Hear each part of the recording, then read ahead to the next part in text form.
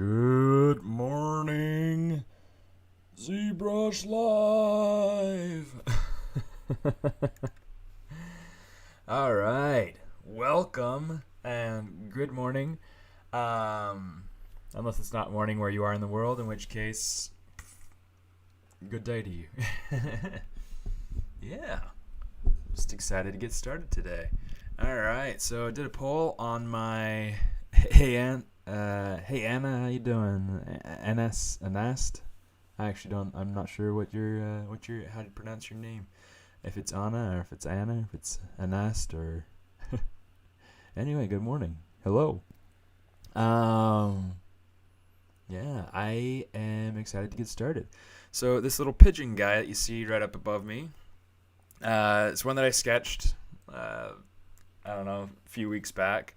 And I've been wanting to get into model him and sculpt him and whatnot. Yeah, I don't know how long ago I did this. But it's in my current sketchbook, and it looks like it was just before the ZBrush Summit, so it must have been in like September. So yeah, I am going to. How can I put the shapes together to look like a one? I don't know what that means. Yeah. Anyway, so yeah, I'll be going through. But what shapes? Yeah, your question doesn't have any context. It doesn't make any sense. Unless, like, you might have asked somebody else, and so it doesn't make sense to me. But yeah, anyway, so let's get started. I put a poll up on my Instagram to see what it is that people would like to see today, and the pigeon is what won out. So I'm just going to go ahead and get started. I got to make sure that my samples are turned off for spotlight projection, and we're good to go. Yeah. Yeah, so I'll get started with blocking in shapes.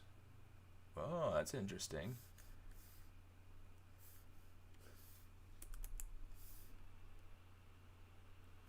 I don't think I'd ever actually used this slider, so it's kind of funny. Do not switch. Yeah, let's go ahead and. Oh, come on, switch.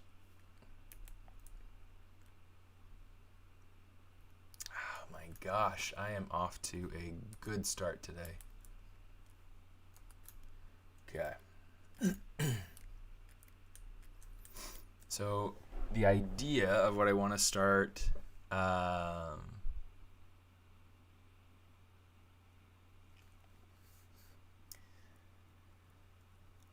want to start with a cube actually. Let's do that. I'm going to say maybe make it. Oh, you know what? Let's go ahead and say make Polymesh 3D first. Refresh that. Initialize. We're going to go down to Y. We're going to give it maybe 4. Whoa, my numlock is actually on when I turn on my computer this morning. That's insane. For anybody who's been around my stream before, yeah, let's make it 3. You'll know that my computer often has the numlock turned off when I first turn on my computer. It's a big pain in the butt. I have no idea why or how it does that, but yeah. Okay, so I have a couple of different ideas about how I can approach this. I do have, let me see, let's actually pull that up since we have it. Social, mine, chicken granny, say chicken granny 04.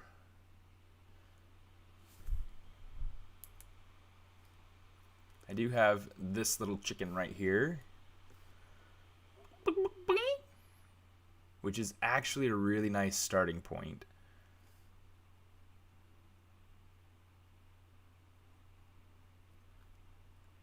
we go. Let's come over here. We'll say insert chicken. Okay, so we got this nice little chicken here that we can start with.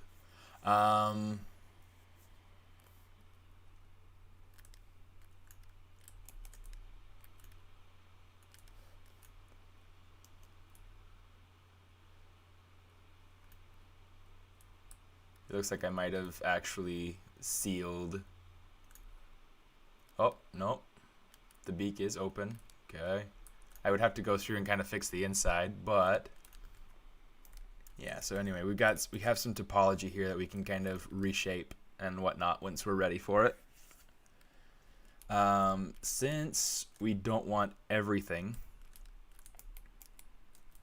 it's so dark. I'm gonna get rid of this this comb. There we go. Geometry, modify topology, delete hidden. Okay, so let's start blocking out our pigeon.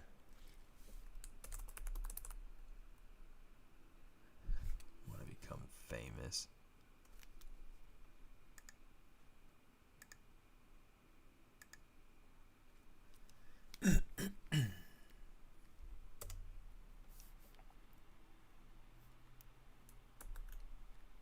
Oh my gosh, go away.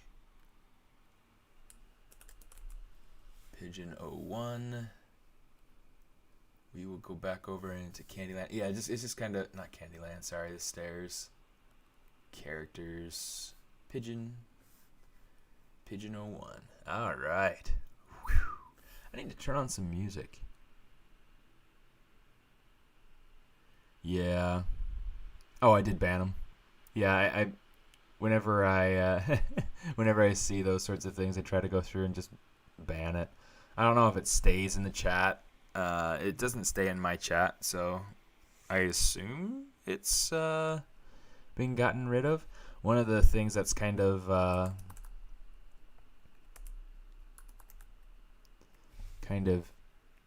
tricky for me is that I don't know if it's just like an account being hacked and it's somebody that's actually interested in in seeing the stream, and it's just, you know, an unfortunate thing that they aren't here and seeing their account be dragged through the mud.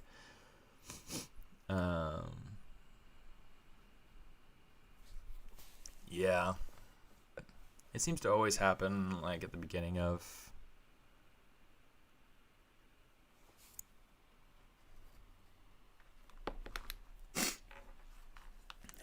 the stream rather than at the, you know, toward the end. Let's explore a couple of these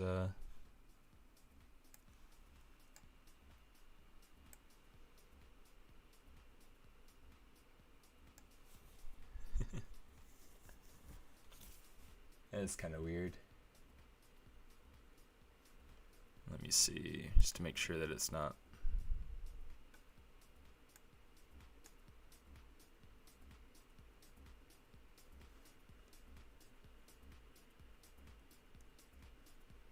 I don't know. Last time I did this this lo-fi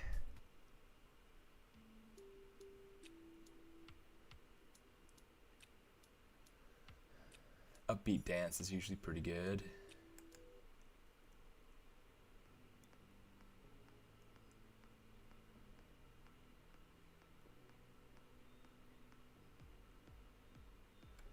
We'll play with that one for now.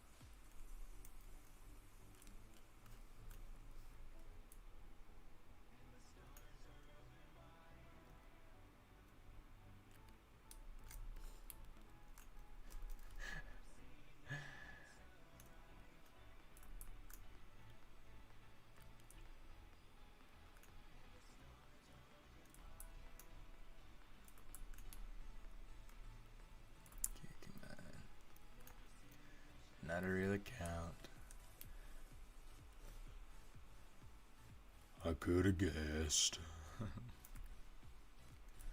Yeah, there are all sorts of just strange bot accounts.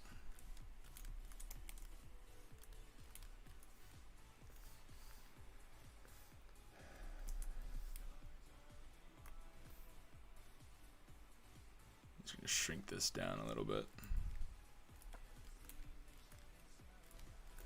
Okay.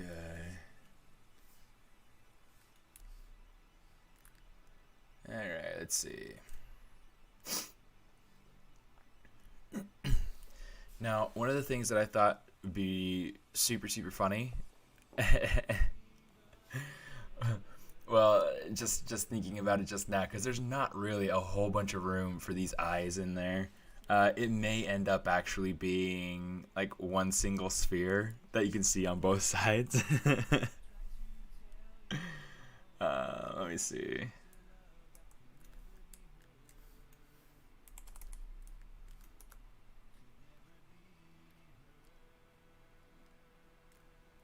Oops. Make sure symmetry's on. Good grief. I'm doing well this morning. Already kicking off well. How did everybody's year-end festivities go? Did you have a good Christmas and New Year? Hanukkah? Kwanzaa? Anything else you celebrate? Birthdays?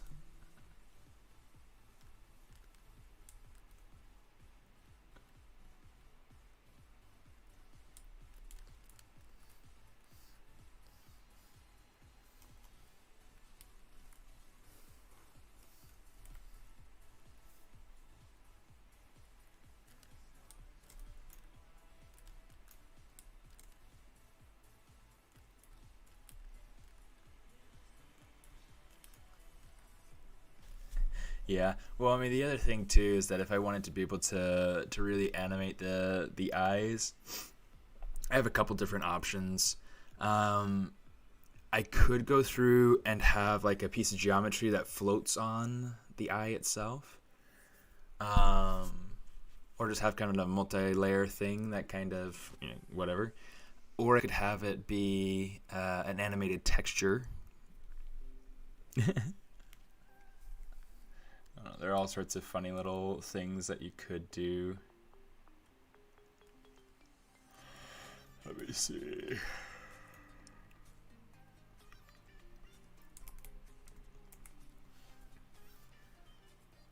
I need my IMM primitives. Cube simple. Let's go ahead and plop that on there.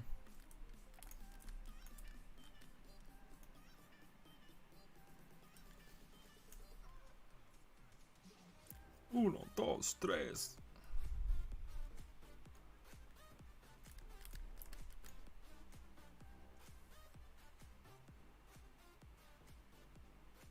Yeah, I think so.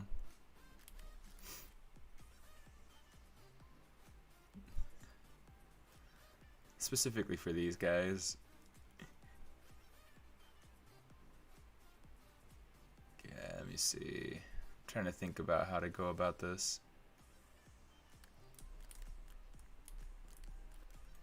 Yeah, I might even just go ahead and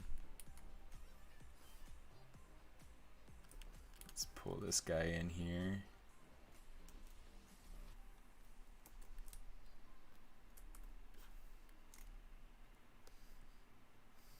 Here, let's do this. I'm going to say new folder, chicken base. I'm going to say split hidden.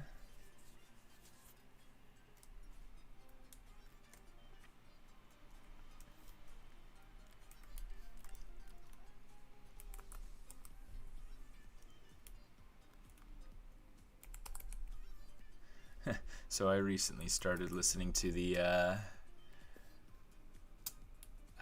what's it called? To the Clone Wars.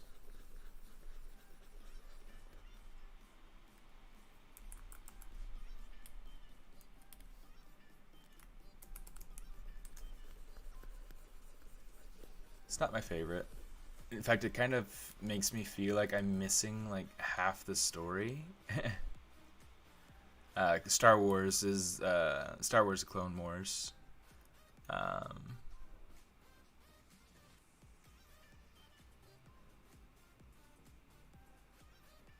Yeah, yeah, it's kind of an interesting. Did I put that in there just now? Must have. It's like, man, I feel like I've got extra edges in here, and I absolutely do.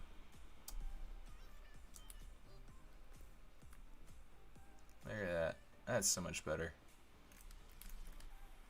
Be happy, little chicken. Be happy. Alright.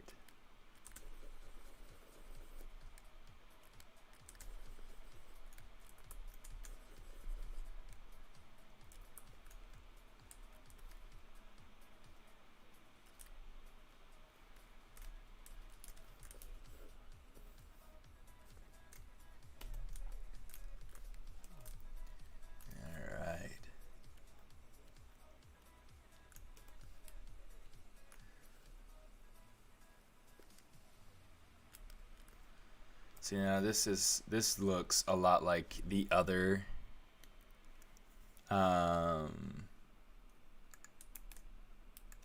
pigeon that I drew. Or another pigeon that I drew. I did so many different versions. I mean, the head shape's wrong still, but oh my goodness.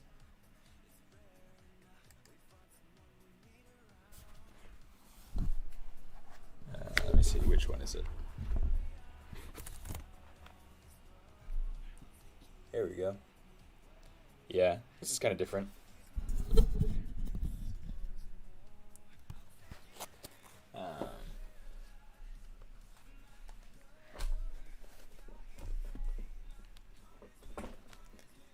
Get ready for the drop.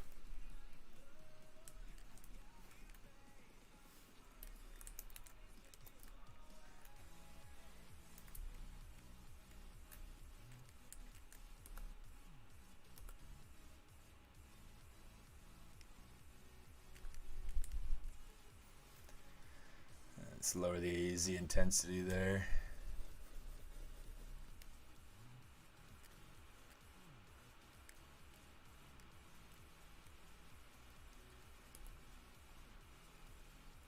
So one of the things that I like to think about, the reason why I have the topology the way that it is just to be able to keep the shape, to keep the flow. It helps to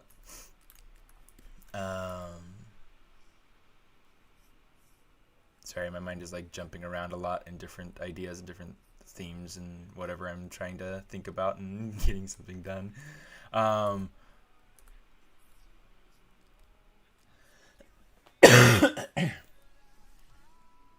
Yeah, so in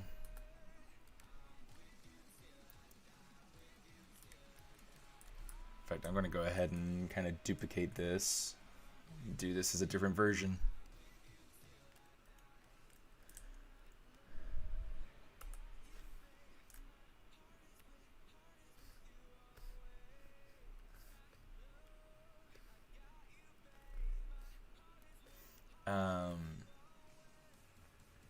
What was I saying? Oh yeah, so the topology flow in this case, it goes up and over the head, and I'll probably have to change it a little bit here to be able to cater for that eye. To figure this out, kind of how we're going to get this to work, because this eye is a major feature on the face.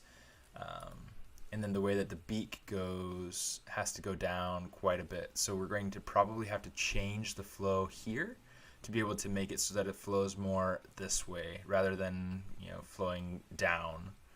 Yeah,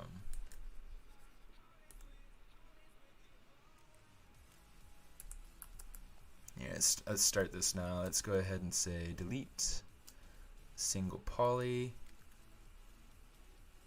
Just going to get rid of that and get rid of that. Okay, so that's the middle loop. And that's going to come, this is going to come through the back here. Let's say bridge those.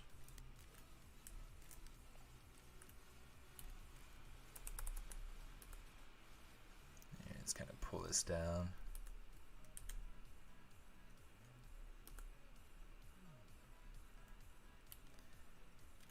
Yeah.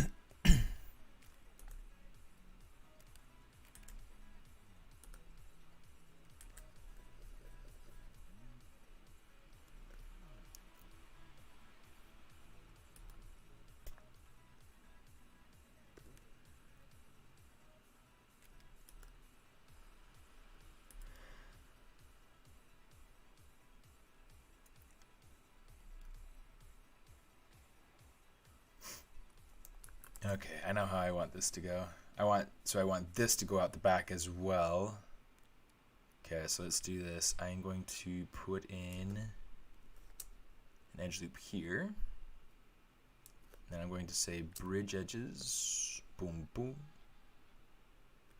Okay. This is currently going this way. I don't think that that's what I want. I want this to go. In fact, here's what I'll do. Watch this. Okay. Let's get rid of that one. There's a lot to do when you're doing topology for a character, especially for for animation.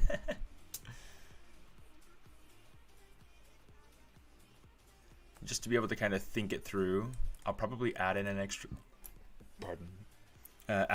edge loop going through the top here. But for right now,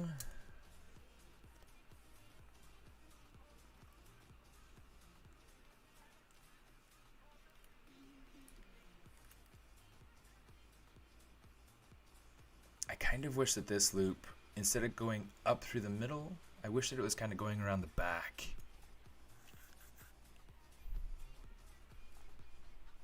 Absolutely.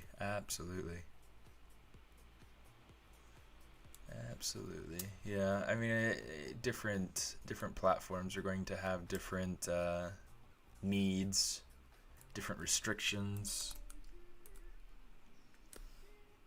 I'm just gonna lower this down. Start smoothing this out. Even out that topology, cozy it on out.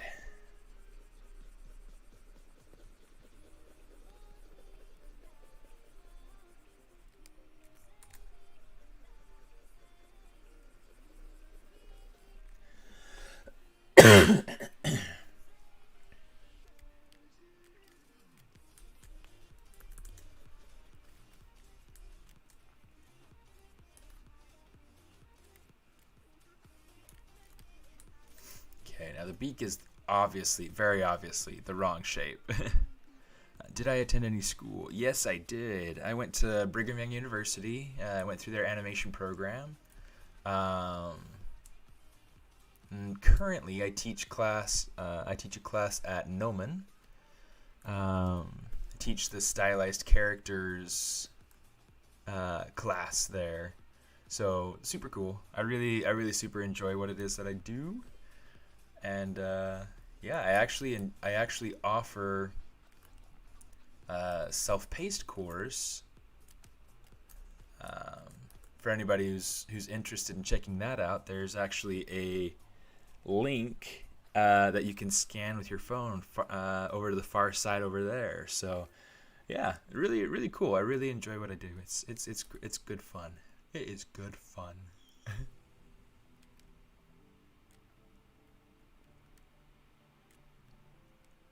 Yeah, in that course, I actually talk specifically about how to, well, I show the full process, and I give lectures about how to think about character design, how to implement that into character modeling, special considerations for animation, all sorts of cool things.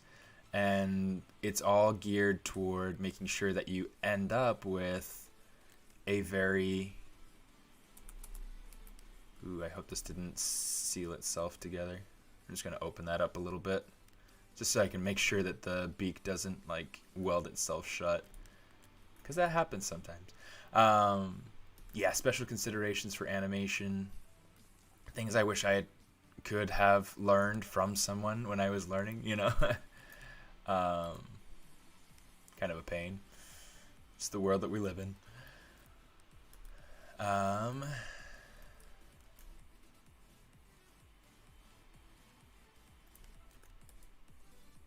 yeah, not too bad.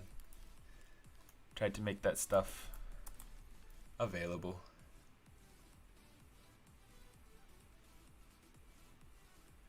Okay. Trying to go through. I might let's do this. I'm going to just do it and then figure it out. So what I want to do, I know that I want the eye to kind of occupy this space up here.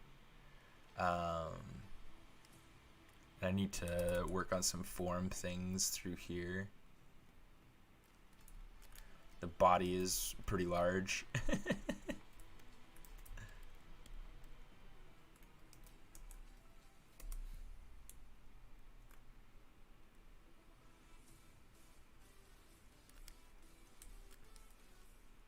That tail's going to need to be reworked, but we'll worry about that when the time comes. We're still in the front end.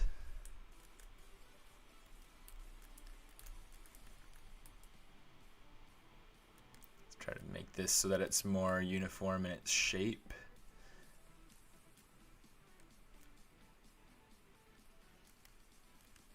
Okay. I think what I'm going to do is...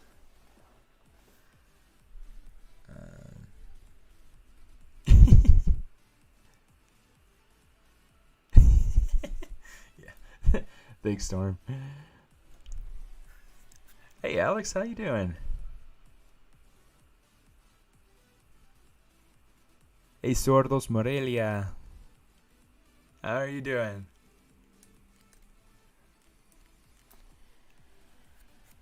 Okay. I may have to change the rules of my flow here before too long. I think I might. Yeah, let's just delete some of this. So with the drawing, the beak goes down, and I'm thinking that I might need to take these points. In fact, let's just get rid of the inside of the beak. I don't need it at the moment. I'll rebuild it when we're to that point.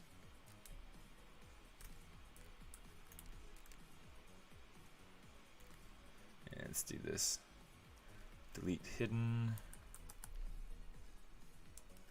Delete island. Okay. Oh.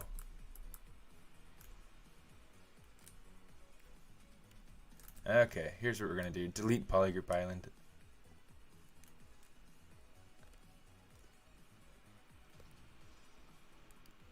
It was just kind of like quick topology anyway to kind of get the shape in there. It was something that I was putting together for 3D print more than anything, so that's why it has all the kind of messy shape.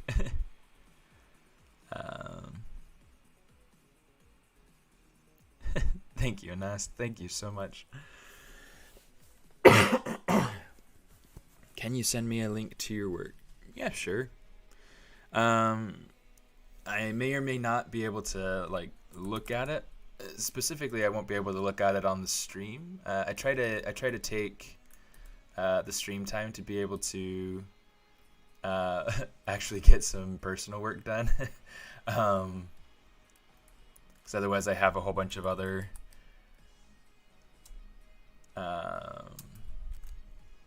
projects that are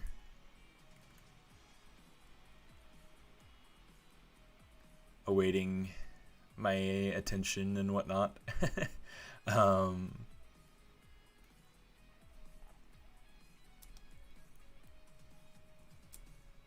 But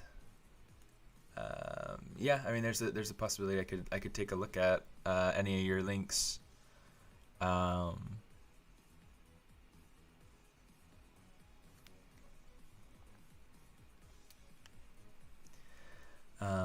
In case you wanted to print it, what with a small would the small gap in the mouth create some kind of problems? It could.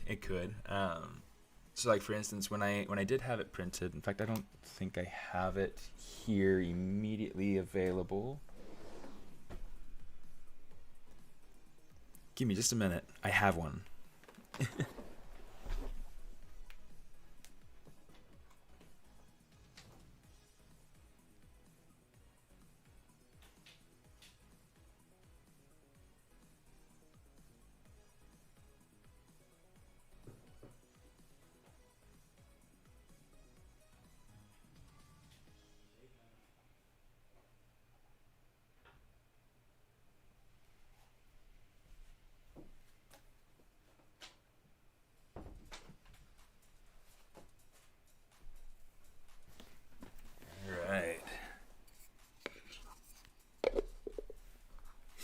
Let me show you this.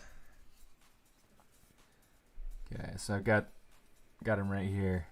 So he's actually hollow. So or she's actually hollow. I'll say she because it's a hen, right? Anyway, yeah. So she's hollow. Okay, and then for the base, I actually have her little chicken basket. So she's chicken in a basket. But yeah, that just fits on there nicely. Can't remember which way is front.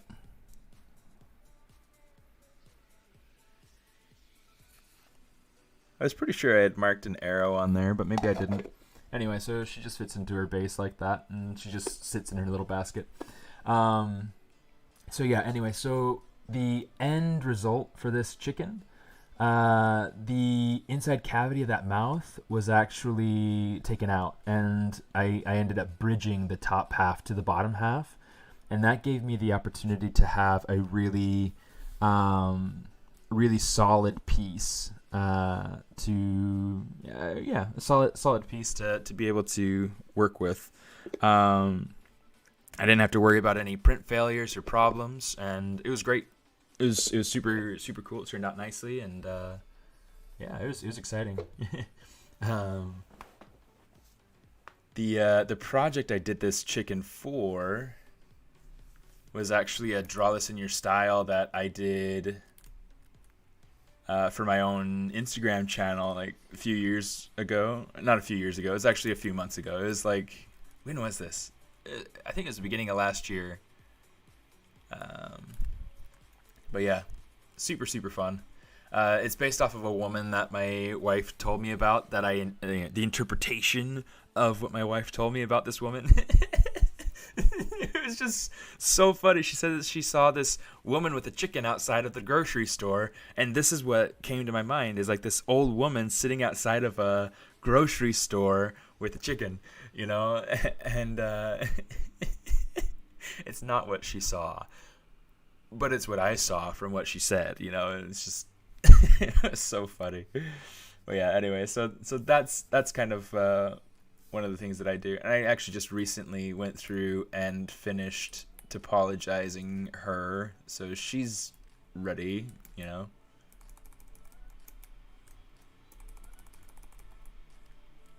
Nice and pretty.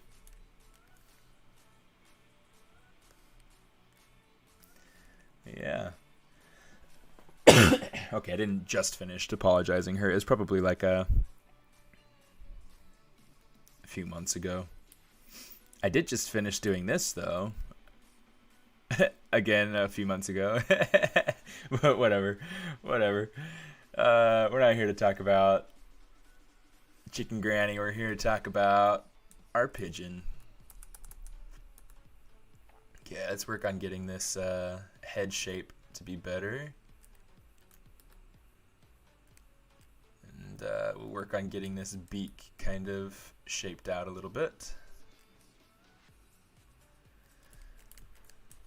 Okay, this area, I'm going to go in and kind of block in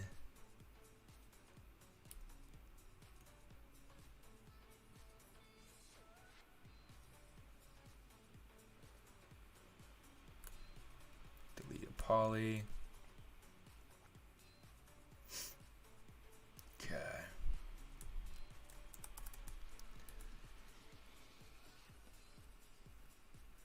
Kind of block in this the shape for this eye socket.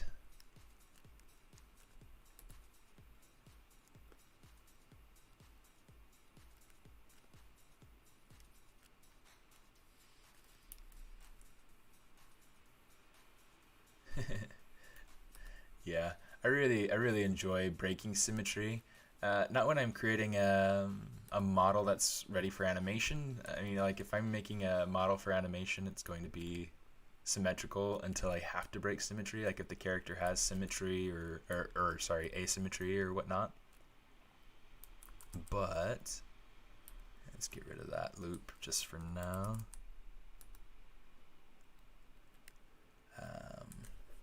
But yeah, good times.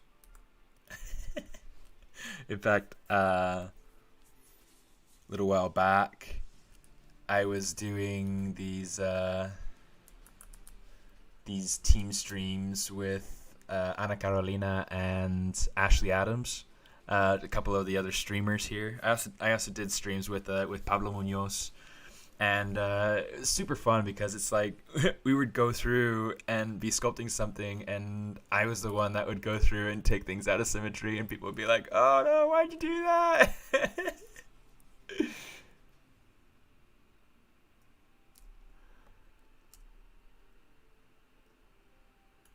No, I don't want that. Let's see.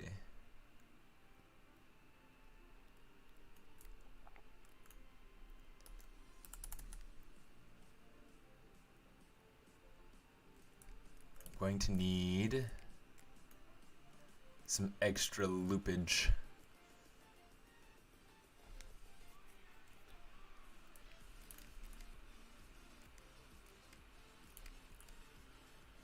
Okay, let me see. Do I have more loops on the top than I do on the bottom? I don't. They match up.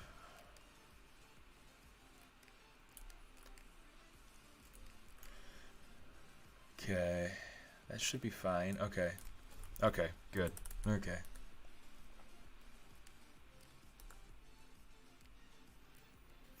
I'm not sure exactly how the flow of this is going to end up. Let's block in that eye. I'm going to go ahead and we'll say insert. One chicken eye coming right up. I might try it with 2 eyes. Just to be able to kind of check it out.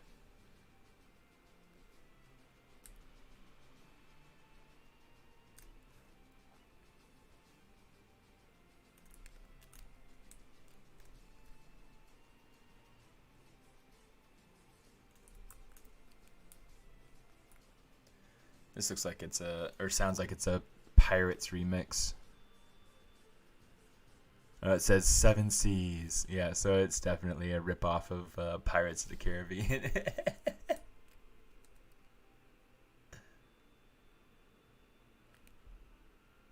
Okay, yeah, I'm probably going to end up having to just make eye planes, like we were talking about, because I think that this is going to not work out the way that I want it to.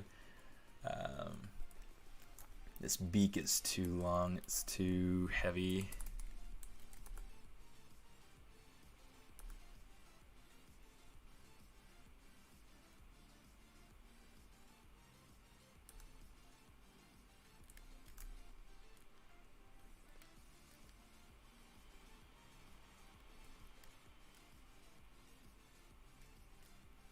Okay, let me see.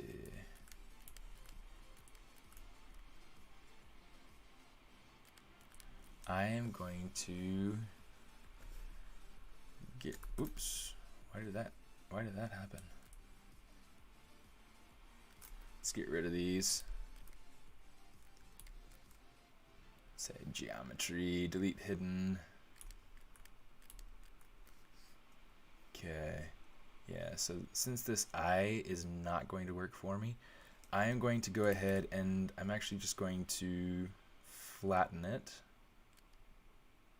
Maybe make it a little bit thinner.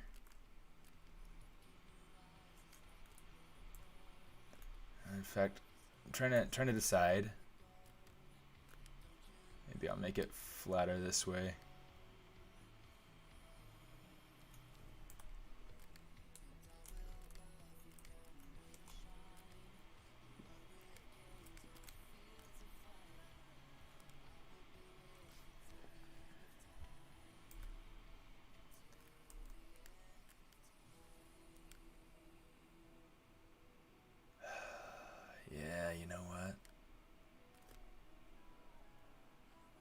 Okay. Here's what we're gonna do. I am going to take this, let's say, expand it out this way. I'll just kind of shrink it this way a little bit.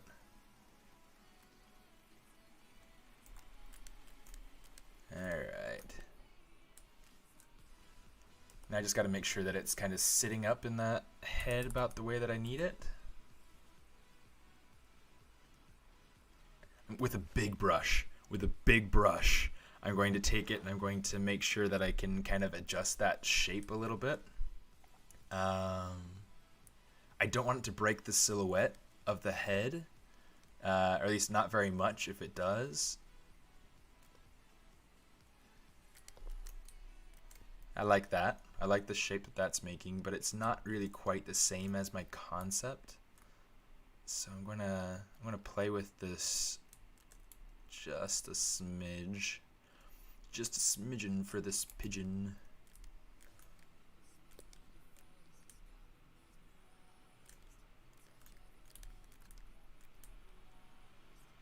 Let's do something like, not that.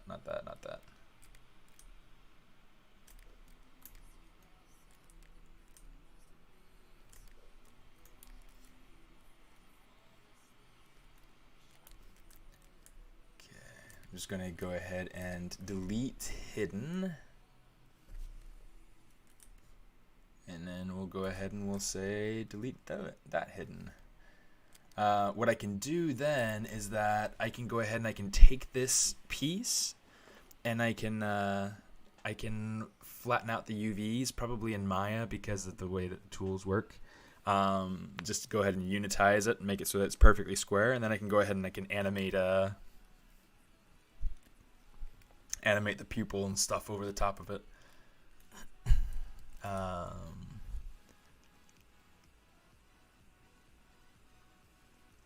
Just drew my chicken.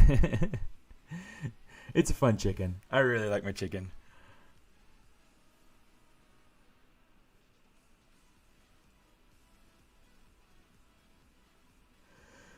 Let me see. What did you use to connect the vertex symmetries? I'm just using ZModeler. I have no idea why that's broken up. I'll worry about that later. Not a big deal right now. Let me see. This needs to be more kind of straight up and down.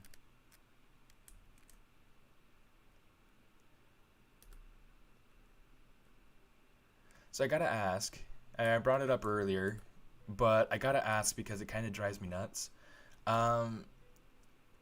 Is anybody here like a super big fan of Star Wars Clone Wars and can help me understand like where I'm supposed to get all the context for what's happening per episode? Because that drives me nuts. How can you add a concept image into ZBrush using Spotlight? So what I did to get my pigeon image in here is under texture, I went ahead and I hit import, and then I imported and got my texture in here. Once I did that, I hit add to Spotlight, and now it's in here. So now what I can do is I can go ahead and use this just to be able to look. You can go ahead and you can add images with black backgrounds if you wanted to, and it'll automatically take the black out. So yeah, that's kind of what I'm left with. It's pretty nice. Let me see. I want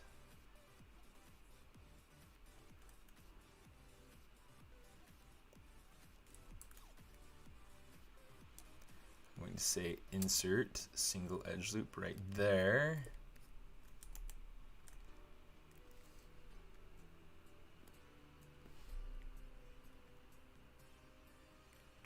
I think what I'll do, let's do this. I'm going to go ahead and color fill object, and we'll go back to skin shade. Just get rid of the color altogether. Okay.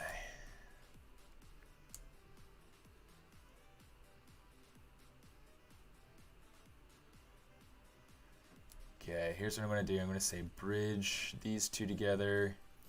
I want to delete this. Insert extra loop in there. Bridge that together, and then I want to add an extra loop that's going to come up in here. Come here, you. Insert.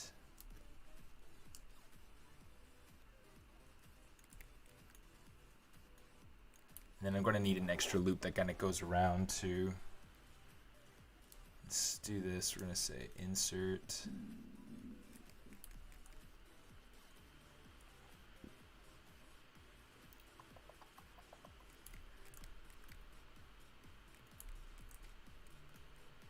Let me see.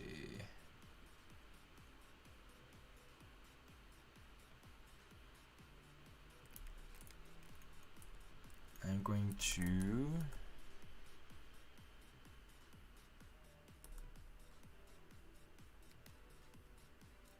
let's see.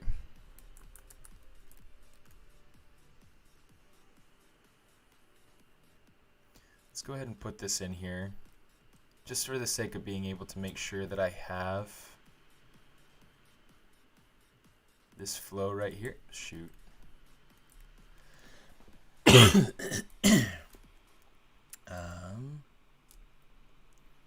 go ahead and hit slide. My brush rate is sweet. Yeah.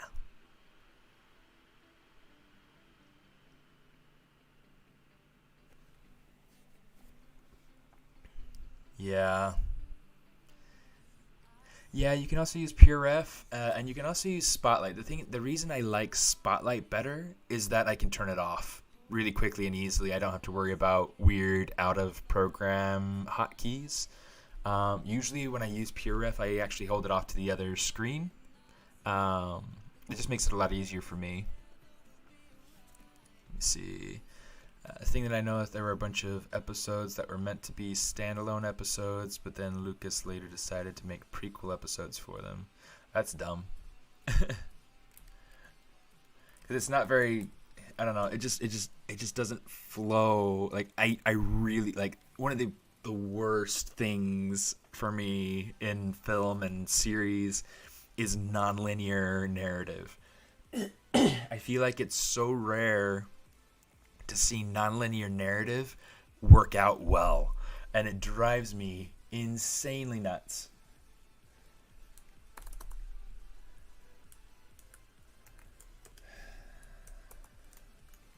But whatever.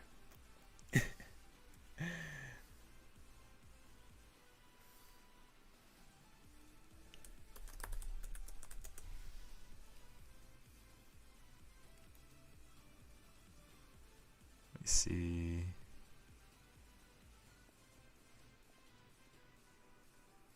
Yeah. Hi, Oscar Raphael here. I have a simple question for you. Is it possible to use edge bevel in Z Core version? I don't know. I haven't actually used ZBrush Core. I might actually get ZBrush Core Mini on my other computer so that I can go ahead and kind of teach my kids how to use it. Which that'll be fun.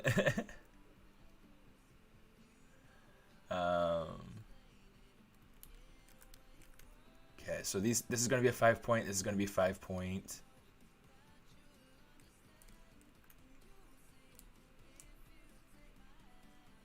Take that, bridge that across.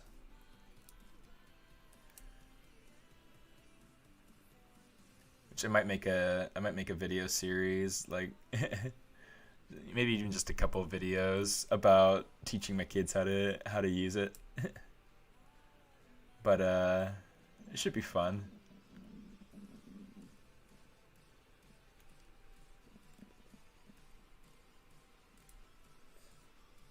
I thought I had my mask lasso on. I guess I don't. Okay, just to kind of make sure all that is good and won't be moved.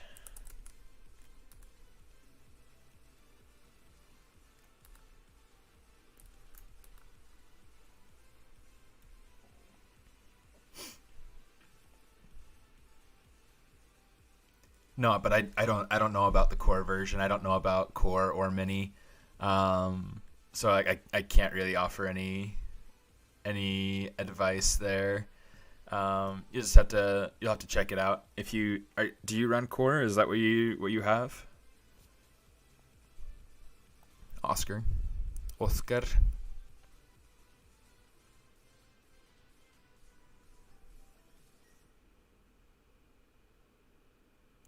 Oh, your name is Rafael. Okay, yeah, no, I'm not Oscar.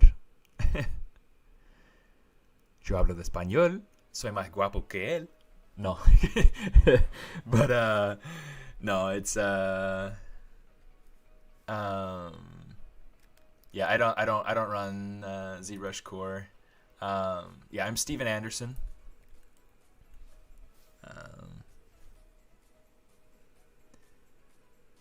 Yeah. My tutorials, you can find them actually if you take a like use your phone camera to kind of take a picture of this QR code over here. That'll actually take you to my latest course on ArtStation. You'll be able to find my other resources there. But yeah, really good opportunity. Lots of stuff there to kind of look through and check out.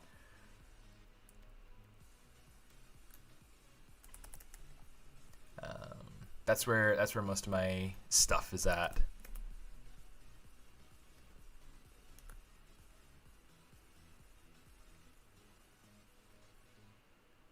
So I've got different things about building characters. That course in specific, in particular, is perfectly mirrored to my Gnomon course. Pretty much. I guess I probably included a little bit. No, not really. It mirrors my Gnomon course almost exactly. So if you want to. No, don't worry about it. Not a big deal.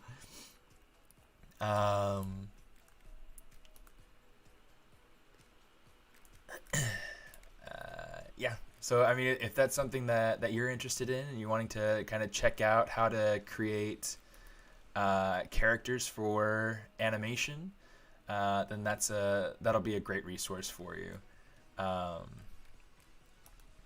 Especially if you can't quite afford the tuition to go to Gnomon. Let's see, 1, 2, 3, 4, 5, 6. 1, 2, 3, 4, 5, 6, 7.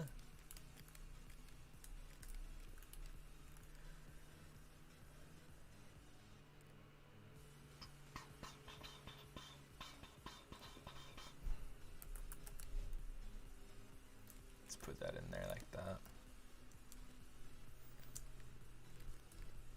Okay, so now this is all like super messed up, so I'm just going to go ahead and kind of I'm going to need to, let's go ahead and bridge, or I guess not bridge, but let's stitch that to that, that to that, that to that, and then I need an extra loop here, so let's say bevel, just to kind of get that in there. Non-symmetrical. I guess it was.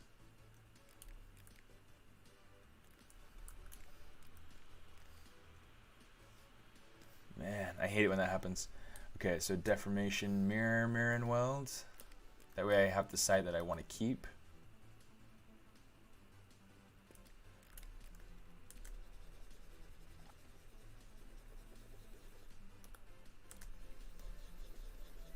There we go.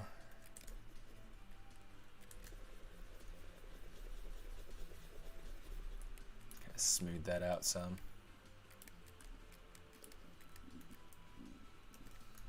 Okay. Let's do this.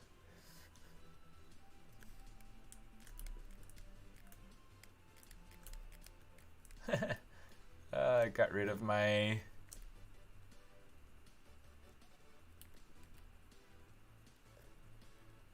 Got rid of the good side from this section there. Okay, so now let's keep that. Okay, what I want to do, let's select lasso. Bring that in. One of the things that I'm considering is taking the beak and actually deleting the bottom half and duplicating the top half and kind of pulling it down. Oh, sorry. The QR code's kind of interesting. If you were to go to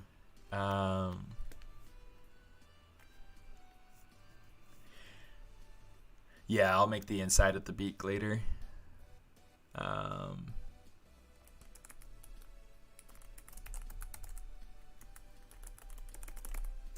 So yeah, if you wanted to, you could go ahead and you could check out ArtStation right there, and that's kind of where I've got my resources.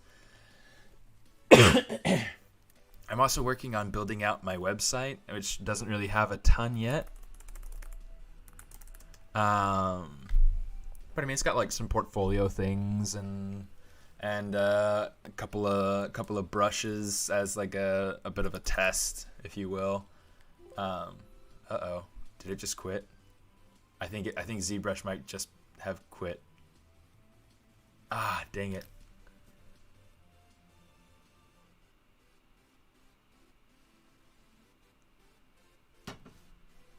What is it doing?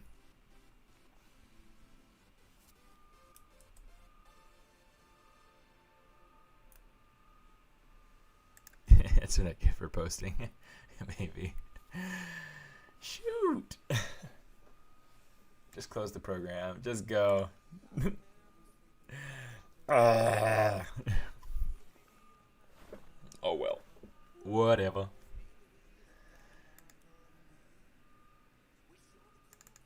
Recover tool. That's one of the things I really love about ZBrush.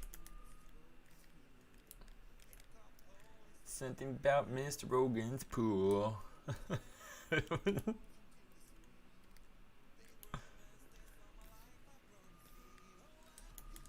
Okay. It's a good thing I went ahead and saved that spotlight, so let's go ahead and load it up. Okay, let's go over to characters, pigeon spotlight. Brush, samples, spotlight projection. That's the most important thing, is going through and turning off spotlight projection. And then opacity, just turn that up. Okay.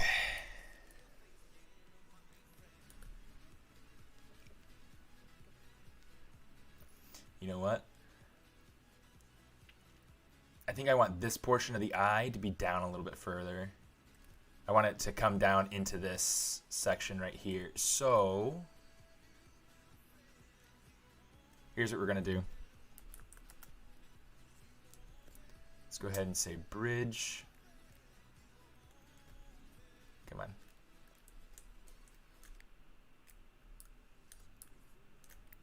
Yeah, let's just keep that there for right now. And then let's go ahead and say insert.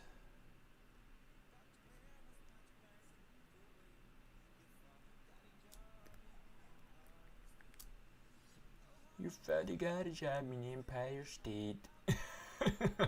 Whatever he said.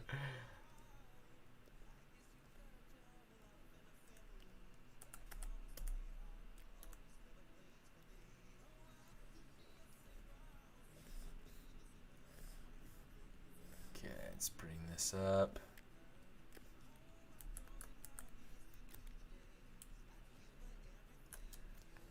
Say delete that.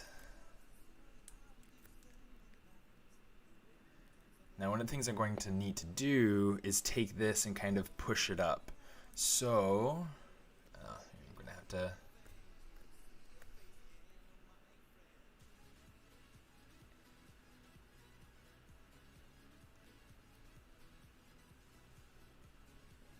Let's go ahead and do this.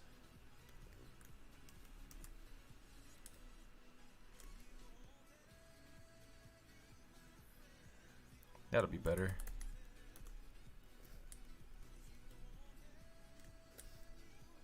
Pull that down in intensity quite a bit.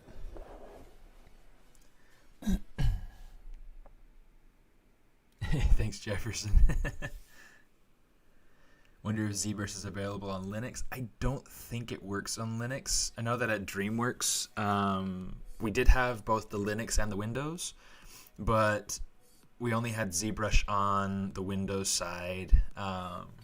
Linux, what do we use on Linux? I think we used our Maya on Linux. We had to use Photoshop on our Windows side.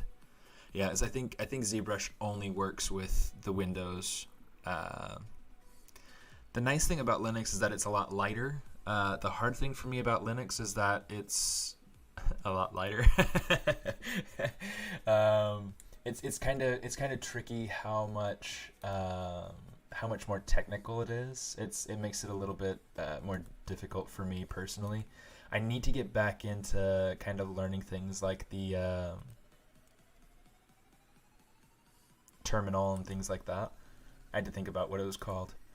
I had started learning when I was in school how to use the terminal, but it's something that I never really grasped super well, and I never needed it again until 7 years later when I was working at DreamWorks.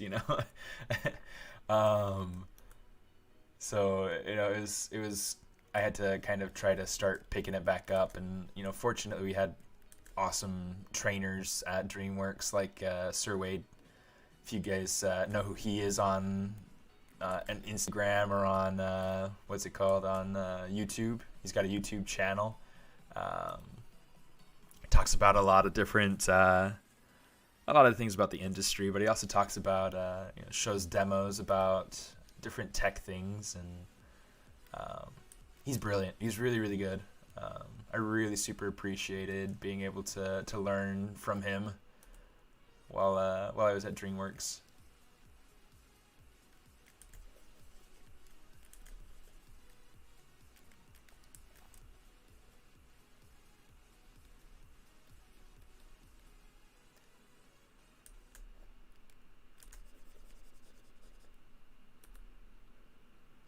So that's going to work better placement-wise for our eye. Oh, that's so much better. Okay. Now this that nasal cavity up top, that bulge that they have over the top of their beak, I want to model that in, and I'm trying to decide how I want to go about that. I think I know what I'll do. Here, let's go ahead and we'll kind of shape this flow right here. And then let's take this.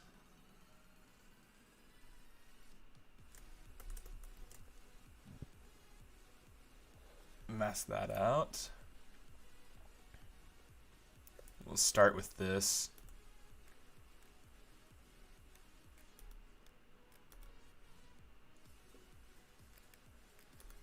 Yeah, I think that's one of the things that I need to get better at, though, is the technical side of things.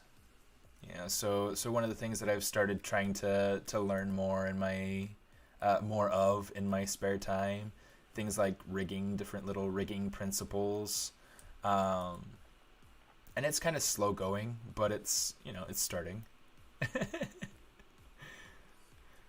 It's not something that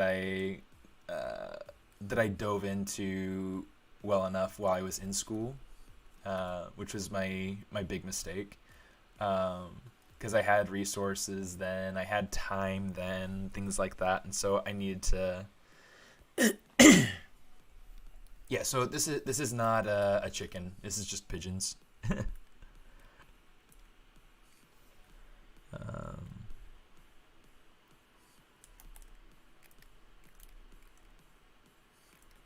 I think.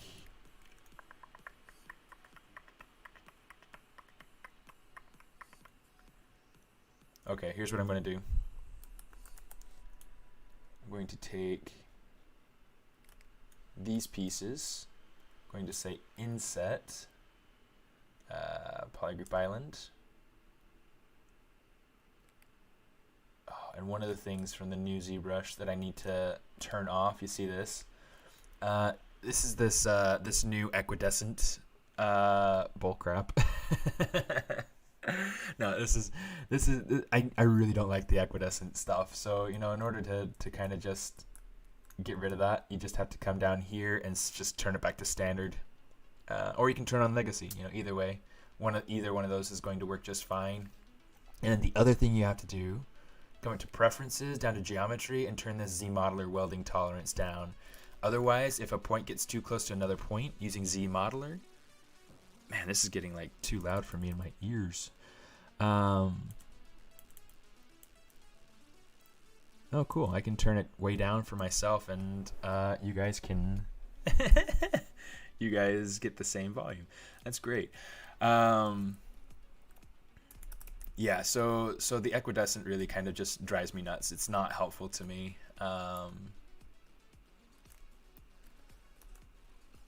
You know, if you're doing stuff for collectibles or whatever else, and you don't need to have actual clean topology, then sure, go for it. But for me, it's more helpful to have everything super clean and continuous and predictable. Okay, so we've got this going on now. And what I might do, pigeons have an actual nasal cavity that kind of goes up and in there underneath this little bump. I may or may not actually model that in. We'll have to see. Tried a lot of distros. Just one just came out that I really love. Garuda Linux.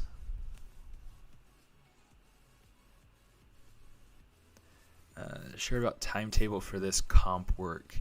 What do you mean by comp work?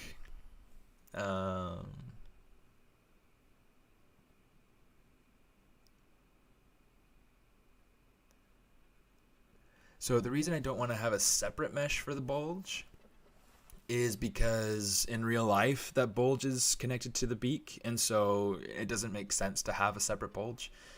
You could go through and do it separate if yeah, it really kind of just depends on your personal needs and whatever. But yeah, so for me, I mean, it's just a matter of preference and needs.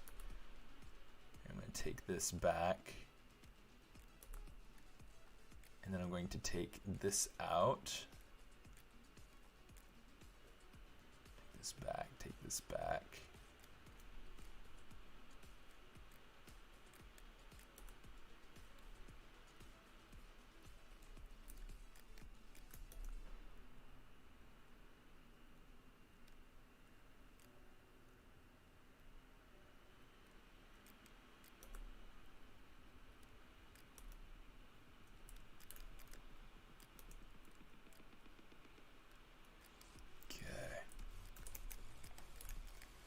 Go. Starting to come along. There'll be a lot of changes that happen in there as we go along, but yeah, for right now, it's starting to be what I need. Okay, so let me see. Let's grab this. Control W. Need to turn my phone to do not distract. Have you ever used Blender? I actually started on Blender. I changed over to... Why does it do that? I changed over to Maya because that's industry standard.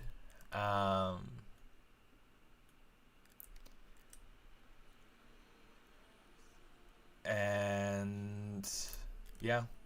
So yeah, I use Maya, and then when I was about to graduate from college is when I discovered ZBrush. A friend of mine was doing his BFA show, like for the illustration program, and he used ZBrush to create these like illustrated sculptures for his like 3D print for 3D print for his BFA show, and I thought it was so cool. So I had to so I had him tell me about it, and yeah, it was awesome. I loved it, and haven't turned my back since. Never will. Love ZBrush. You know what? This I'm going to take. Yeah, let's take this. Pull this out. Pull this in. This might not be an actual thing that happens with pigeon beaks, but I'm okay with that. I was looking at it and I was trying to figure out, it's like, you know what, it'd be better for me to have this this lining kind of going around the full beak. I just feel like that'd be smoother and cleaner. So I'm gonna pull this around. Just kind of smooth that a little bit.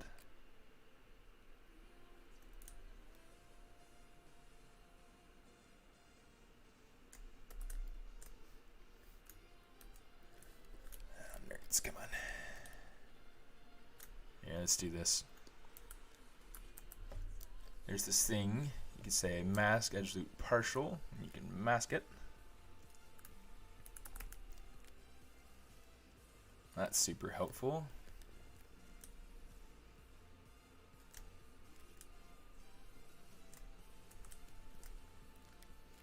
Okay. Now we can take this and start really playing with it. Alright, that's better. That's so much better. Okay. Way to go, little guy. Yes. In production, when creating characters, do you tend to stay in ZBrush or do you go into Maya as well? I go into Maya as well, quite a bit actually. Yeah, since this stream is a Pixologic stream, you know, it's gonna be all ZBrush, unless I use anything that's directly connected to ZBrush, like Keyshot or Photoshop. But yeah, other 3D applications, we don't really dive into those on these streams. This is Team Pixologic. Okay, let's kind of point that in the right direction. Alright, let's work on building out the eyes. See if we can get the eye shape to be the way that we want it.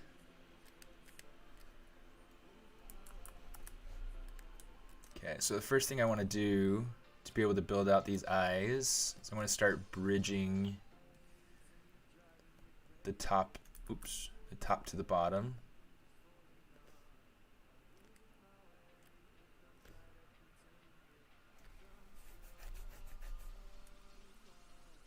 You know what, yeah, let's just do it like this. And then we'll go ahead, we'll insert single edge loop, and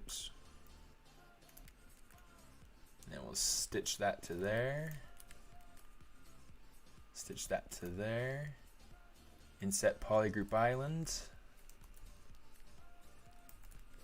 Boy, that sure didn't want to give me a new polygroup there, did it?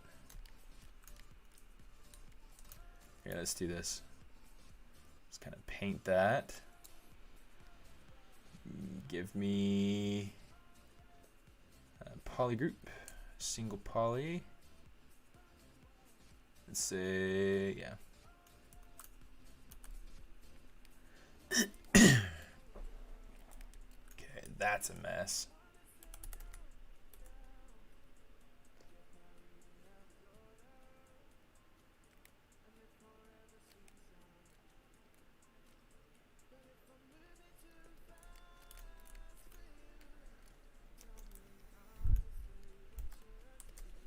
Okay, I'm just going to kind of smooth this out a little bit here and here.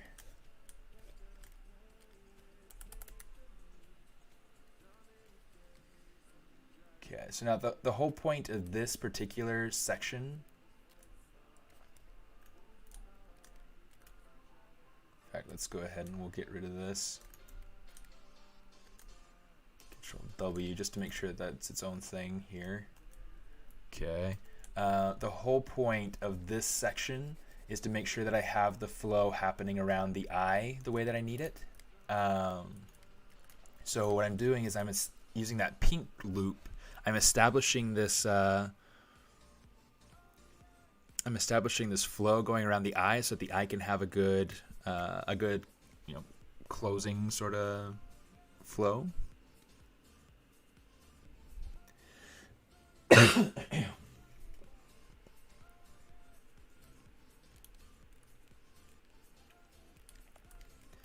Well, I mean, it's not super hard to use just ZBrush for this stuff. I mean, this is quite honestly, I almost prefer having. I don't like it like that. Let's keep it like that. That'll be better. I prefer using ZBrush actually for topology stuff, just because I can go through and I can control forms and I can control shapes and things like that a little bit better. Like for instance, one of my other characters that I've been working on,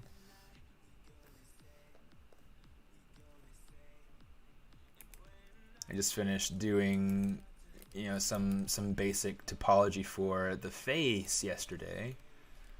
Just doing this in my kind of my own time. But yeah, it's yeah, it's great. I mean, it's fun. There's a long way to go. There's some things left to fix on it, but that's always how it's gonna be.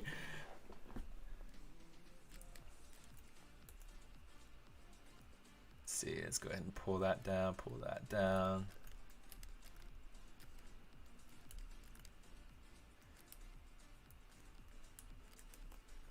Let's see, let's go ahead and use our pizza boxes.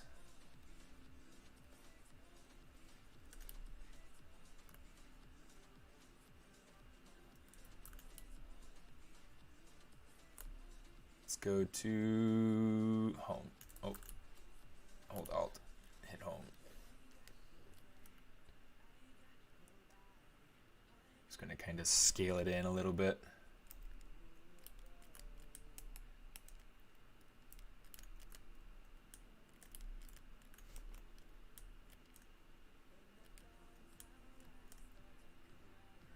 See.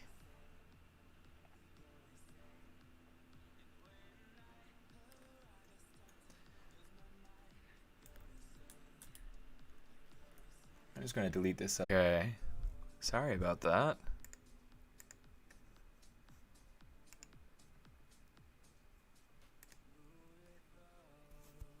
Uh-oh. I'm going to have to restart the Restream chat so I can hopefully see what's going on. I'm so sorry about that. Yeah, that happens sometimes. California might have access to the beaches, but golly, we have the worst internet.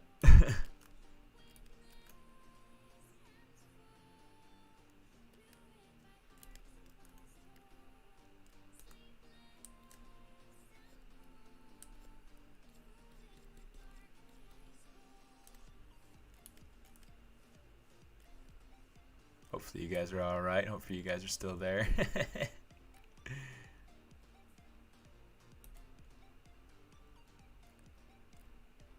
Yeah, one of the things, so when I was going to school, it's in Provo, Utah, and one of the things that I was super disappointed about is that as soon as I was getting ready to graduate and move out of Provo, they decided to get Google Fiber, which is supposed to be like the best internet anywhere. um, and so like I totally just missed out by like maybe a year having like wicked fast internet. Of course, you know, since I don't know what it's like to have that kind of internet, I can only kind of speculate. I can just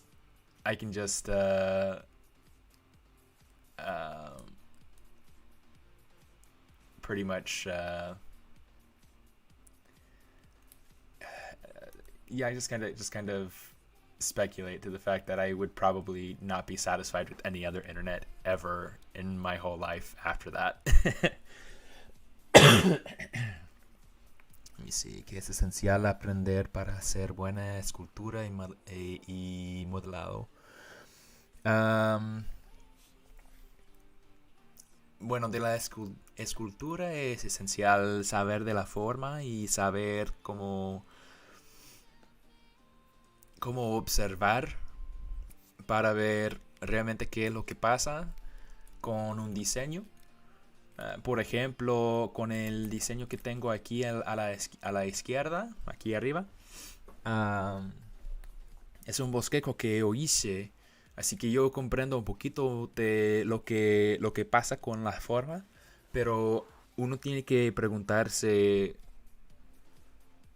como qué es lo que está pasando con cosas como los ojos, como si las cosas salen mucho de la base que sea, para realmente saber. De hecho, ahorita estoy tratando cambiar un poquito de la forma de la frente porque siento que tal vez como la ceja, como este lugar aquí, como que está saliendo un poquito más tal vez de lo que tenía antes. Así que quería tal vez tratar eso un poquito para ser un poquito más tal vez así. Pero siempre me estoy preguntando qué es lo que pasa con el diseño, qué es lo que tengo que hacer con la escultura para hacer que sea lo que tengo que honre el diseño, o más bien el, como lo diga, la integridad del diseño. I did not know you know some Spanish. It's cool that your Spanish is better than my English. That's funny. My Spanish is alright sometimes. Some days, right now, I feel like I'm kind of struggling. I need to get more opportunities to practice.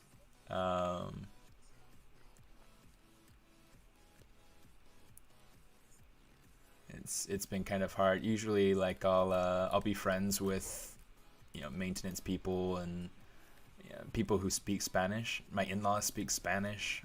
My wife speaks Spanish when she wants to. Oh, that's funny. Yeah, no, I speak English. English is my native language. I speak Spanish. I learned Spanish in Chile, and then I'm learning some French too. So I really like language. I think it's one of those things that helps you to appreciate people, helps you to understand and be able to connect with people. And so I feel like language is really important. One of the things I've been trying to do is teach my kids some Spanish because I want them to be able to communicate with their grandparents better. But yeah, it's fun. It's fun. I really like Spanish. It's a beautiful language. Simple language. So much better than English.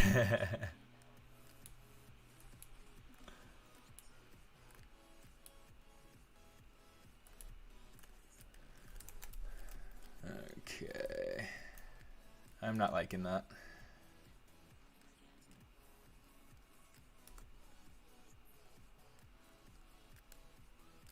Still give it a little bit of a brow, but not too much. Oh, Spanish is so much simpler. Simpler than English. I mean, with English, I mean, it might be spelled one way, but you can pronounce it 4 different ways, you know? Like, oh, it's a good example. Like read, or it could be read, or, you know, or...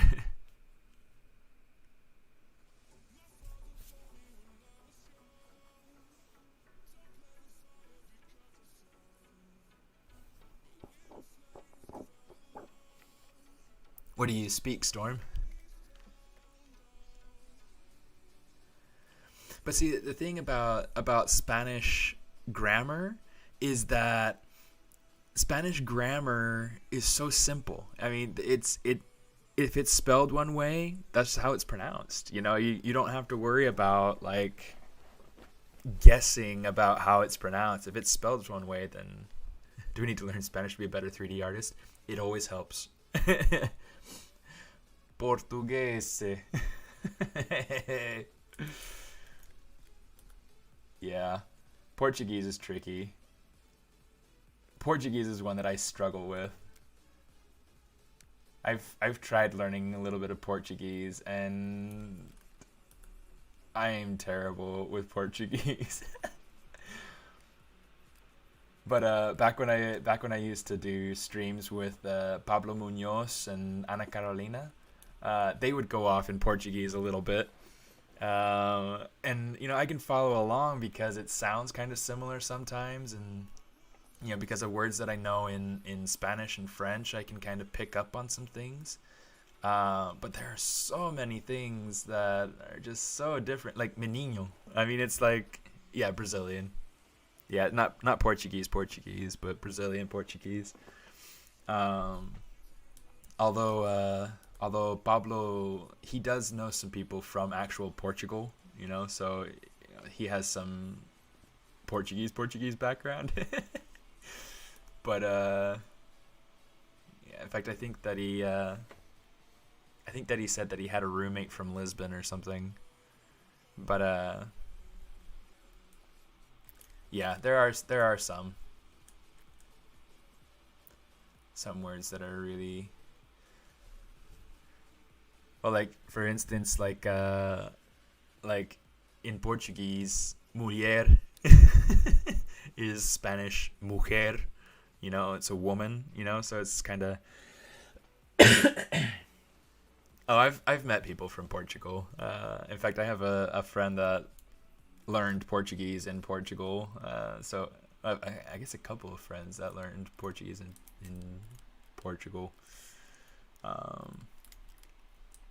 Yeah, I mean it's a cool language, and I think that if you get the right person speaking it, it's really beautiful.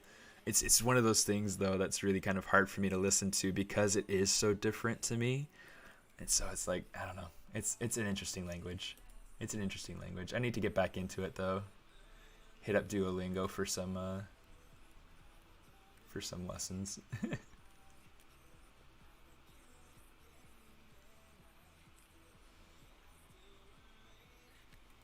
Yeah.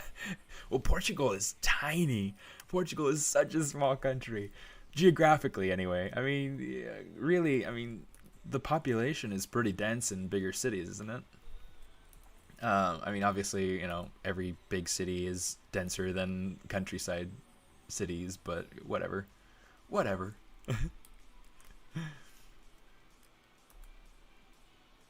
But yeah.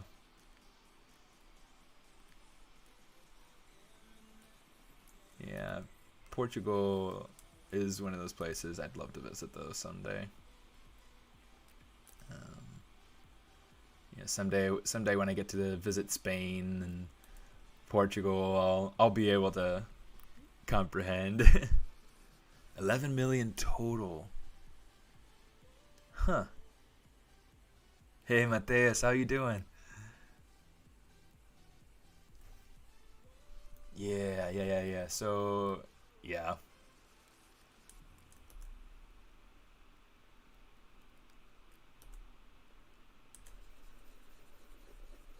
How are things going for you, Mateus, with the course? Are you liking that so far?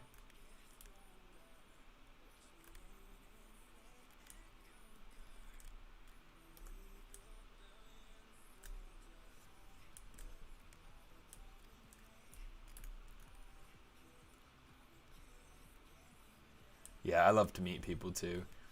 I think that's one of the hard things about this year is that there are, well, I mean, usually we get the opportunity to be able to meet together with oh, Pedro. But anyway, yeah. He's, I know this guy Pedro. He's from Portugal. I can't remember his last name though. But I met him at the ZBrush Summit, and that's what I was getting to. I was like, I love the ZBrush Summit.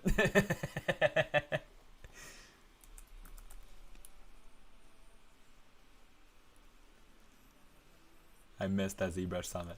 Yeah, it's like, it was nice. It's a typical Spanish name too. um,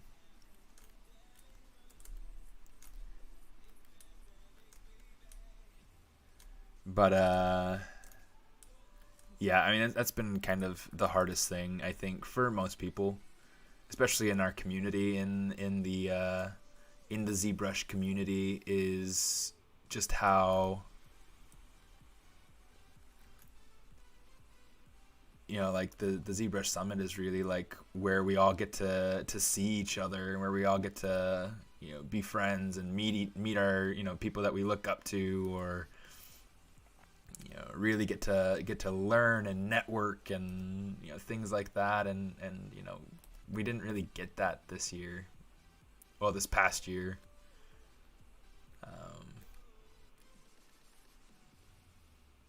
But whatever, I mean, it'll get better.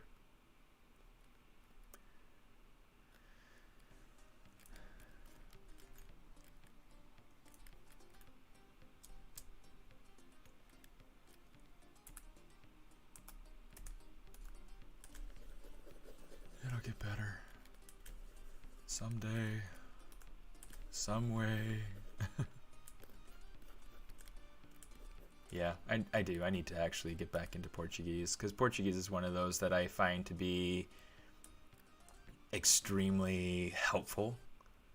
Here in Los Angeles, there are a lot of people that speak Portuguese. Um, and when I worked at Warner Brothers, the lady that cleaned up the trash, she was from Brazil, and so she spoke Portuguese, and so, but she also spoke Spanish, which was good because I didn't speak Portuguese at all at that time. um, so yeah, I would talk to her a lot. She was super nice, this little old lady. No, I'm not at DreamWorks anymore. I was at DreamWorks for How to Train Your Dragon 3, which is back long time ago. Can't speak any Catalan, huh? Yeah, I know somebody. I'm pretty sure Sergi is from that spot over there in Catalan. Yeah, but I don't know if he speaks any of it or not.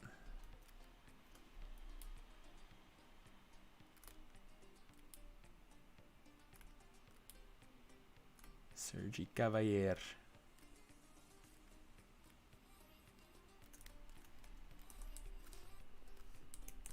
Let's see what that looks like. Yeah, it's looking all right.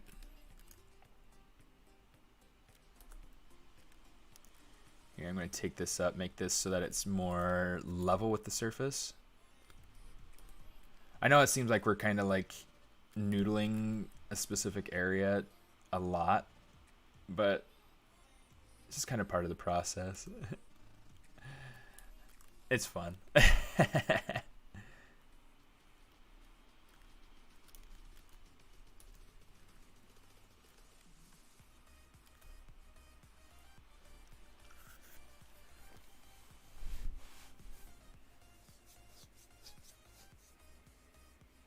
Are you going into topology now, huh? That's good. Cool. Cool. Yeah, you'll have to put something up in the work in progress section so I can see. Proporciones.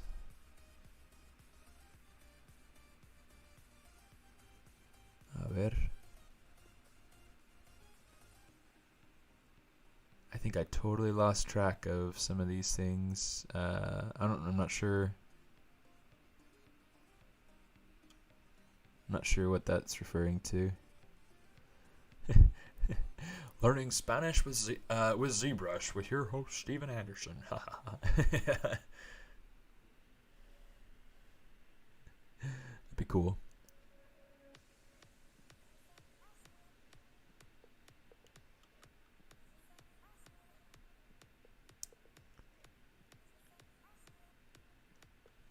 Okay.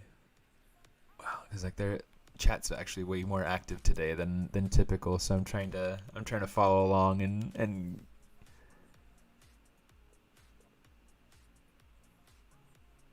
yeah. Yeah, Shift M. Yeah, it's a magnifying glass thing. It's pretty cool. It's useful. It's a great way to be able to show little features around the board. Yeah, I don't use that a ton. I use it mostly when there's like a really small, teeny tiny little button that I'm trying to share. I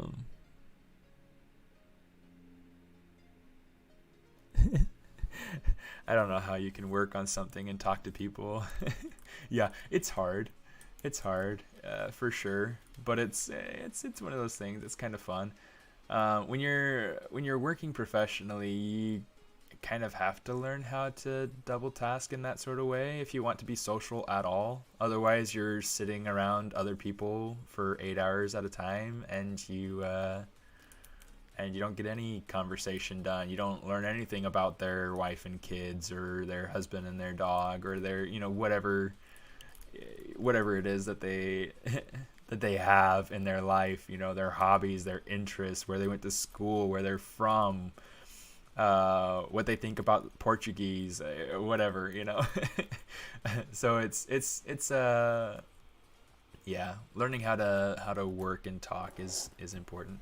And right now it's kind of a little bit different, from the standpoint that that I'm in order to talk, I have to kind of read something. Whoa, Sergi.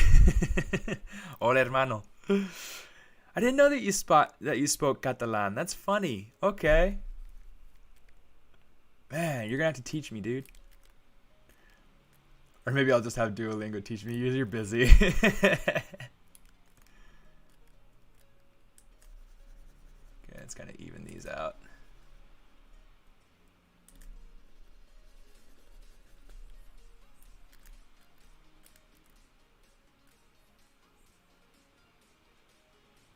Is there another language that'll work your multitasking skills? Oh my gosh. All of them do.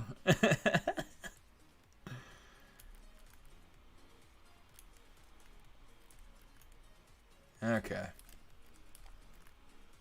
think that's good for now. Let's go ahead and take this body back a little bit.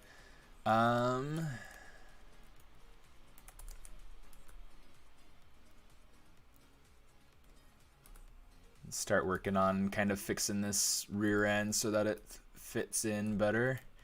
So I mean, currently we have these splits from the old model, and I want to get rid of the splits. I think that it's not really contributing to what I want right this moment with this model. Oh, I've forgotten where you were actually from there. Okay, so you're from Barcelona. Gotta say it right. If you say it without the theta, then it's not really Barcelona, right? Collapse edge.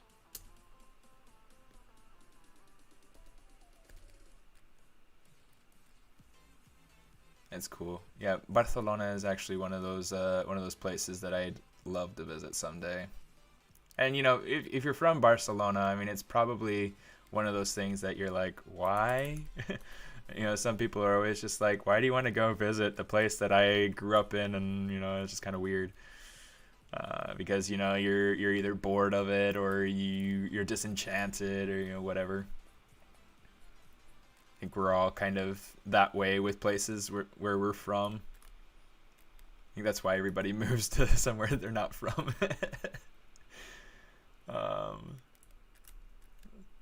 Like you know, in fact, I was actually talking to. I was actually talking to, to Alien Studios at one point. Good while back, but they decided to either not hire or hire internally. I can't remember what it was. That I used to remove edges. So it's not really a keyboard shortcut. It's just a different tool. So it's ZModeler. So what I used for that particular one is I used collapse. So it's just collapsing, and you can, if you hover over your edge and you kind of switch over to the other side, you can kind of choose which way it's collapsing, which is really helpful. Yeah, that body needs a lot of work. Okay, let me see. For right now, I might actually just go ahead and get rid of some of this here. Delete a single poly. Oh, shoot.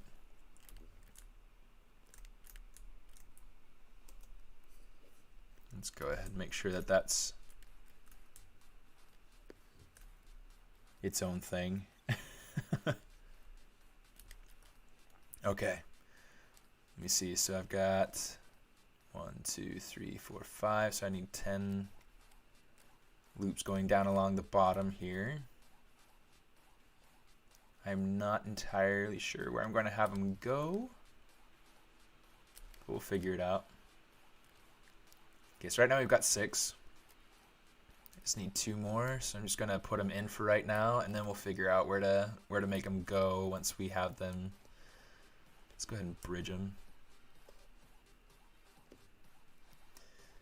So one of the things that, so to be able to kind of like keep up on my Spanish, one of the things that I really love doing is I love listening to, I love listening to my favorite movies in Spanish. Same thing with learning French. I love listening to, I love listening to movies in French just to try to pick up on the modismos, the slang, the jargon. It's just fun. I super enjoy listening to movies in other languages. I feel like it's helpful, especially since there's not really a whole lot of opportunity for me to be able to practice verbally. Oops. Let's go ahead and put a couple of these in here.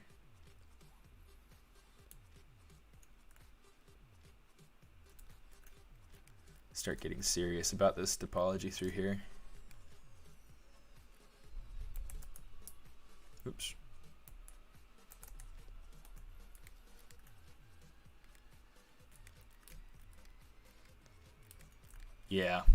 Yeah, movies, music, it's probably the most useful way to learn a language. So cool. And like I had a lot of friends down in Chile who did the same thing. It's like they would go through and they would they would essentially like listen to music, listen to movies.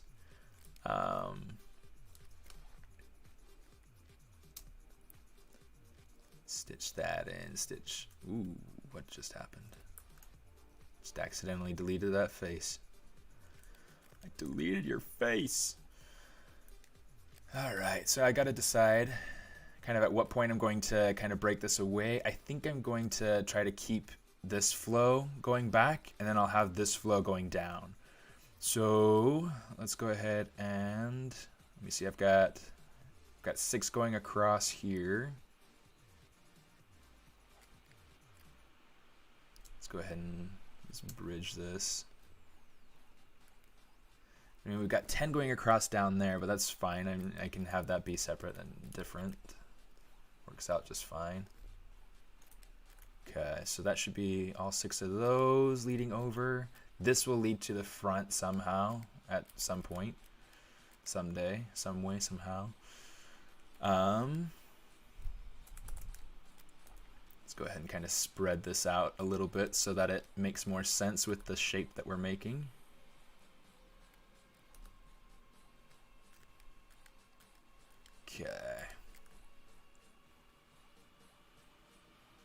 Okay, so we have 1, 2, 3 edges that need to go down to here.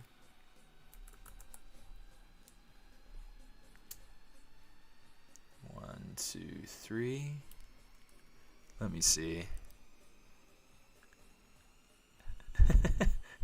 Listening to you makes you seem like a very cool dude. Thank you. Are all artists from West Coast like that? I mean, you talk about learning and languages just so you can talk to more people, not like America. Yeah, America is kind of a weird subject, especially these days. And I won't get into political things right now, just because it's a mess, and I don't think this is the right forum for it. It's really quite sad. But, oh, my back.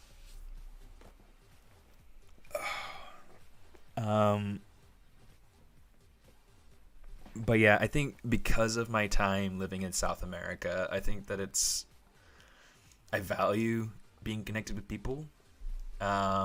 Music and Duolingo. Por supuesto. Okay, let me see. So I'm going to want, this is going to go up, and these 3 are going to go across. So this is going to be probably a 3-point something junction right here. Let's go ahead and start kind of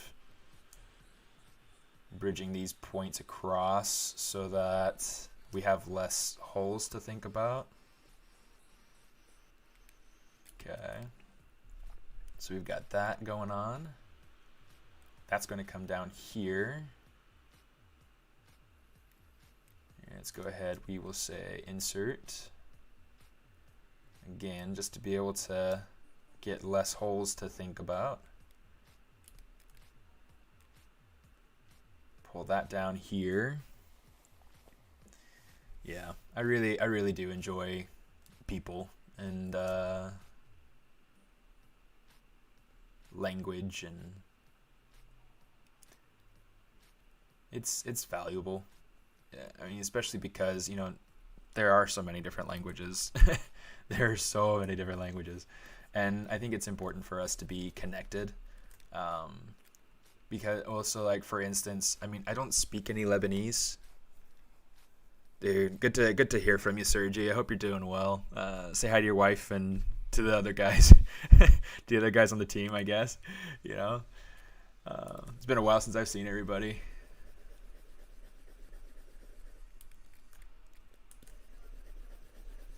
But yeah, I feel like language helps you to be able to connect in a way that allows you to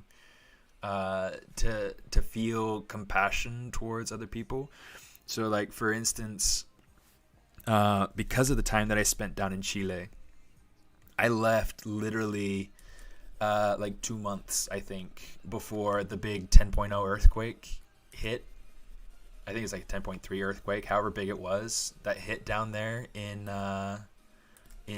Concepcion, right where I was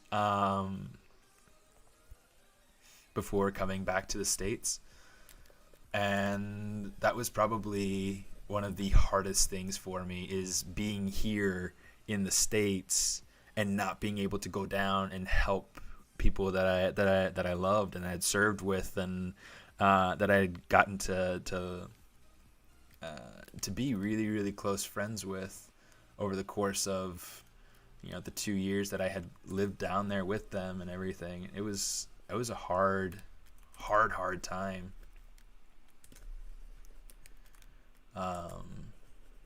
Yeah, that was 2010.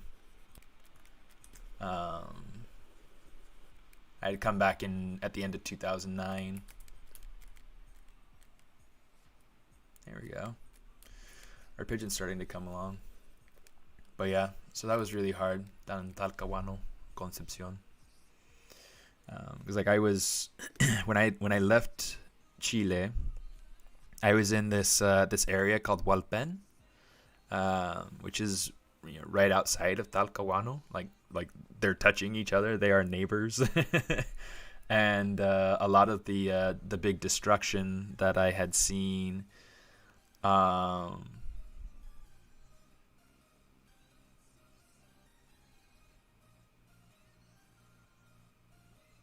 have no idea what that's supposed to be.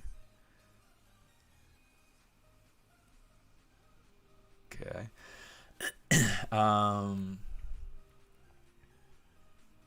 Yeah, it was super destructive. What part of Chile are you from? Because yeah, I was down in the Hualpén area, in Hualpencillo, Bio Bio.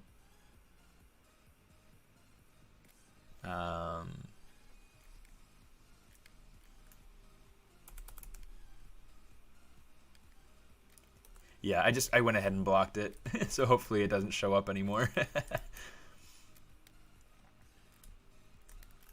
Okay, so we've got that. I think that'll probably work so far as our tail shape.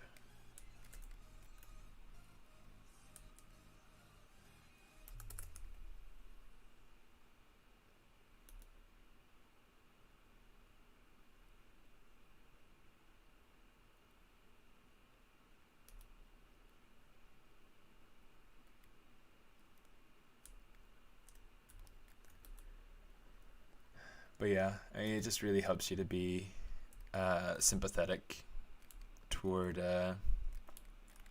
people. You know, so like for instance, when I was at Disney, I worked with a lot of people that were from Armenia. Over there in the Glendale, California area, there's a really heavy population of Armenian people, and so I had a lot of people, a lot of friends that, you know, that had fled Armenia from the conflict and everything that's happening over there. And you know, so because of that, because of the people that you know from places that are going through turmoil, you feel compassion, you know. And it's, you know, I feel like we're meant to feel compassion for other people.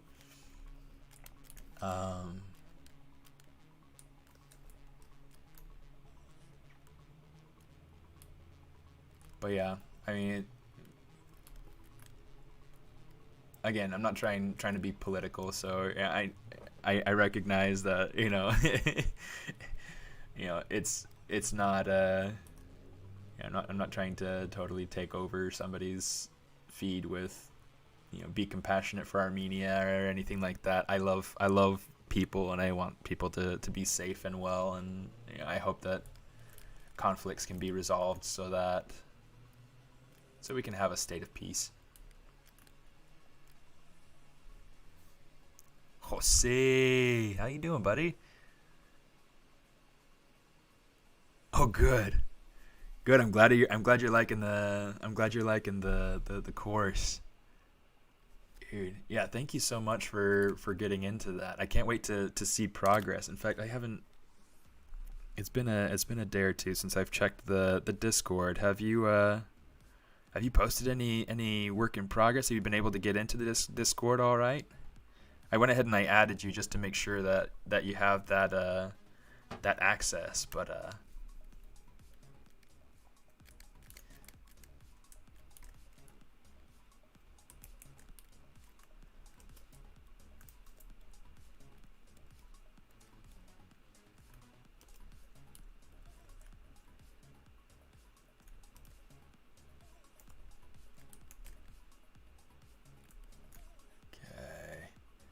This feels a lot whiter than I want. So I'm going to try taking these cheeks in. Let's make that brush nice and big.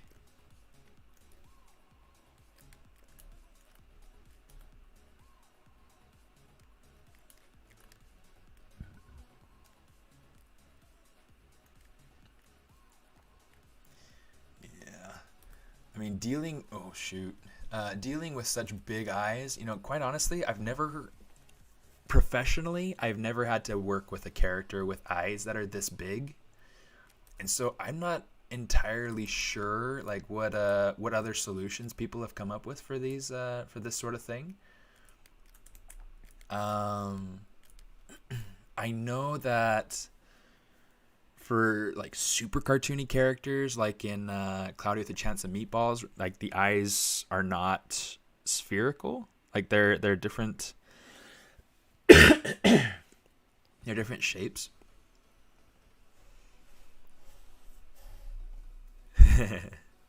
Well, and you're joining the ArtStation competition. So are you using the course materials to kind of guide you along on your journey in doing the ArtStation competition? Because that could be cool. Working on the 3 heads assignment right now. Cool.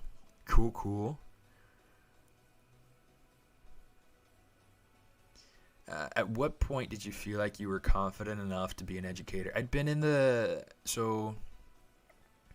had been graduated for a few years, maybe 3 years or so. 2015 is when I started teaching at a university level. I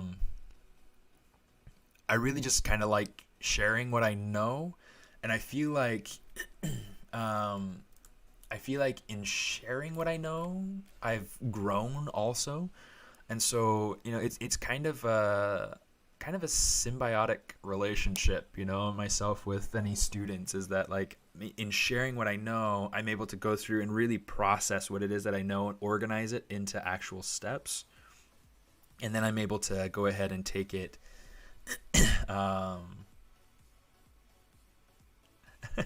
Thanks, Alex. Steven for president. Dude, I actually started writing a book.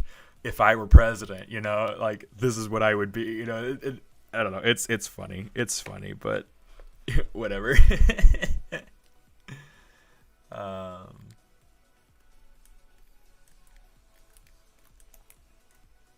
But yeah, it's just kind of funny.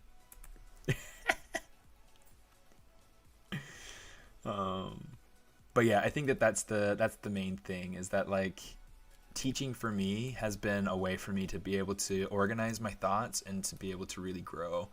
And I've been fortunate enough that in my own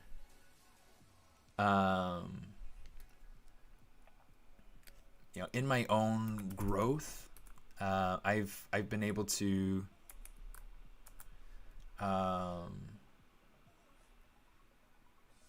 you know what, let's push this further over here. Let's kind of even out these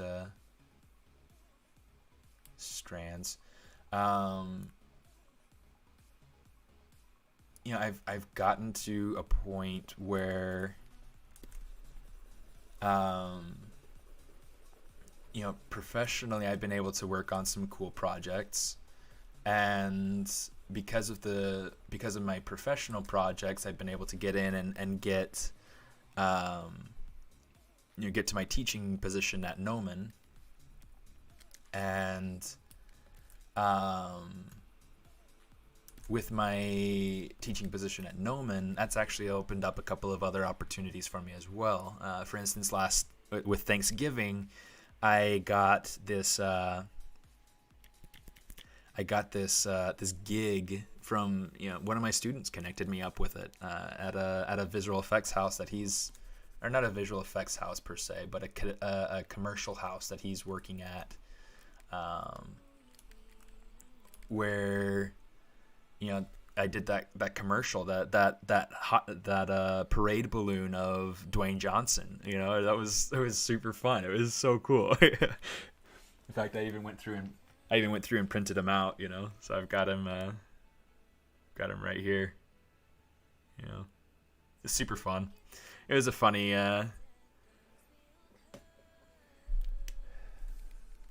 little opportunity. Do you need so we don't need to start blocking the model before starting retopo, or you can just polygonally model it? Yes, you can do it. Like there are so many different ways to be able to go about it, so you don't have to do it any one way. You can totally go through and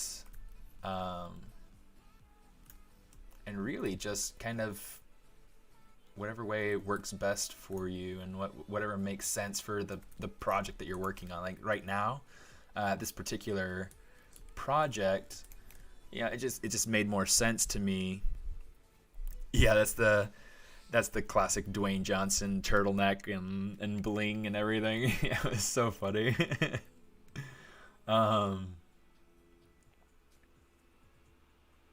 You know what? This is sitting up too high and it's facing up. So I'm going to have to fix that so that it's...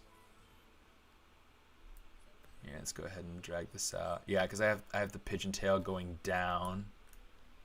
So let's go ahead and fix this. But anyway, yeah, so it was fun. Yeah, so many different ways that you can go about modeling these things out, and you can do it, you know, starting off from scratch, you know, kind of box modeling everything. You can go through and retopologize. You can, you know, really it's totally completely up to you.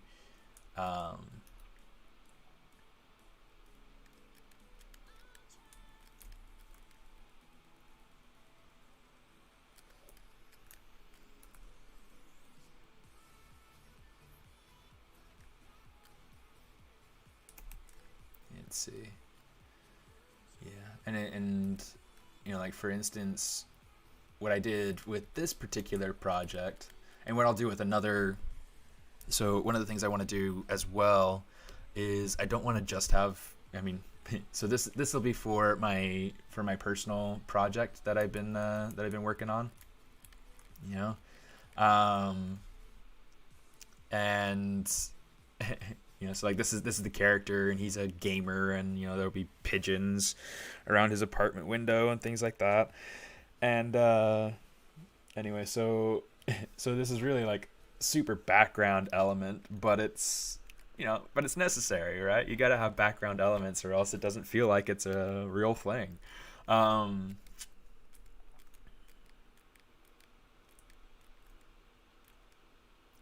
yeah. So one of the other things I want to add in is a cat, and I have a cat mesh as well. Let me see if I can pull up ArtStation, because I know I've got it up there. At least I'm pretty sure I have it up there.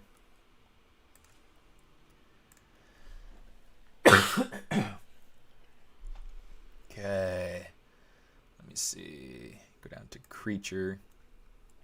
Yeah, so here's one image of my cat. Here's the cat with just like just the basic topology, basic anatomy, things like that.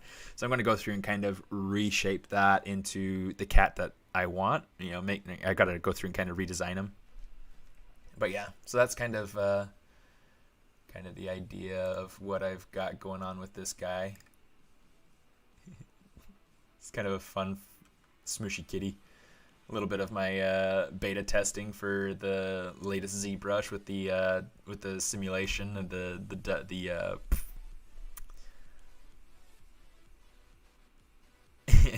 yeah, it's kind of funny because like I was working on these characters, like I designed them back when I was in school, so they're definitely not inspired by Over the Moon, but you can take inspiration from different places long after you start something. So yeah, anyway, so this kitty cat's gonna get a little bit of a redesign, gonna be longer and taller, things like that. Super fun. I really liked it.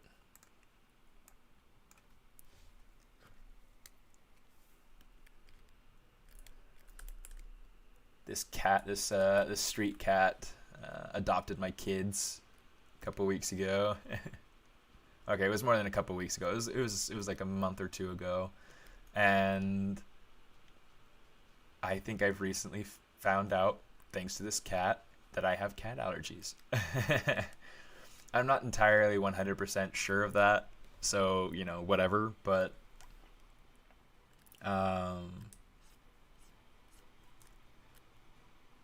I was sick for 2 weeks, and I'm still trying to get over my cough a little bit. As soon as that cat started showing up, I started getting like these itchy eyes and everything, and it's just like, oh, terrible.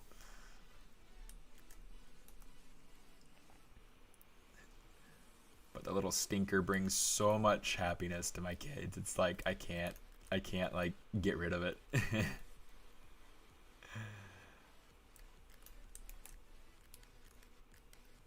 Even though the thing makes me sick.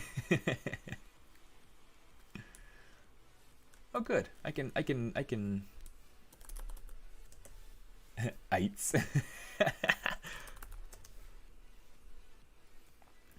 Let me see. Mirror and weld.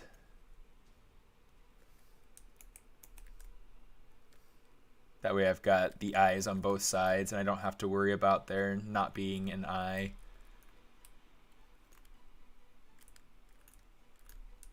But yeah, so that's one way to go through and create something.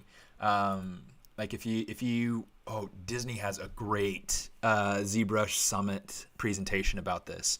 So these eyes are terrible. These eyes are not, like, they won't rotate. I had to come up with a different solution. The solution that I came up with for these particular eyes is an animated texture rather than an animated eyeball geometry. So that's kind of what I'm going for with these eyes. You can see kind of the they're just weird little parts of a sphere. But what's nice is that I can take this this geometry, I can take it over into Maya, give it a good unitized texture.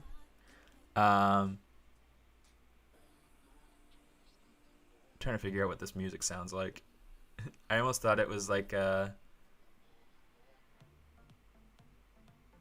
here we go one more time, everybody's feeling fine, here we go now. That, I can't remember what song that is, but it's kind of what it felt like to me. It's kind of funny anyway. Was that Backstreet Boys or something? I can't remember. But yeah, so in that way I'll be able to go ahead and create a good animatable texture rather than animatable geometry. Usually I prefer to use geometry, but because I want the eyes to be so large and to be that size, it just doesn't really work to have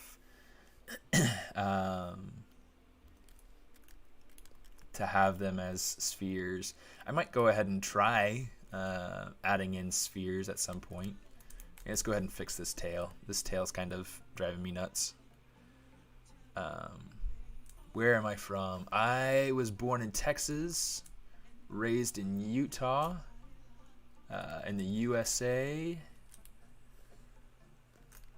Currently living in Los Angeles, California.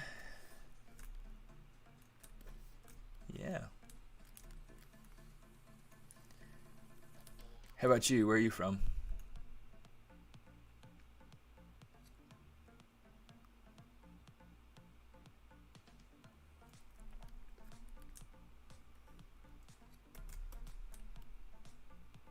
Every man's dream. Well, maybe. Oh, I didn't want that. I wanted the mirror, not the mirror and weld.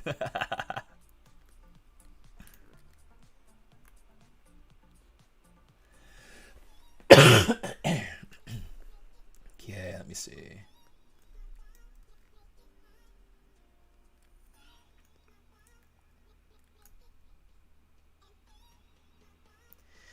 Yeah, I might go through it, and essentially that's using things like lattices, right?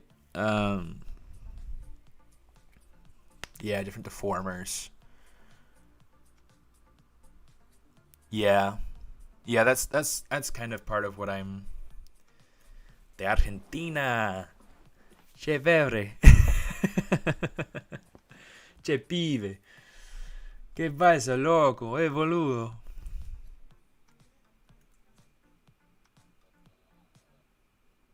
Lattices are the most common way, but other deformers can work as well. Yeah, I'll probably use that then. But this will at least work for me in getting the shape for now. Okay, let me see. I'm gonna take this over like that.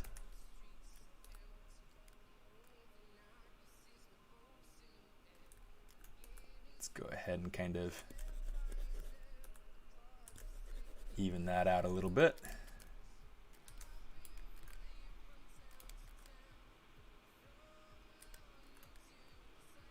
I'm trying to decide. I think that the bottom is a little bit too long for what I want. Oh, I like that better. I like that better. Sometimes you kind of have to like play around with the shape, push it a little bit. Just kind of clean up that silhouette a little bit better. But I like that better. I like how it's like tall and long, and then it's like pudgy at the bottom. I think that's kind of fun. I learned Spanish in Chile. In Chile, so like when I was living in Chile, I would always tell people, soy más chileno que los porotos. In Chile, porotos is the same as frijoles. It's beans. Did I break your concentration?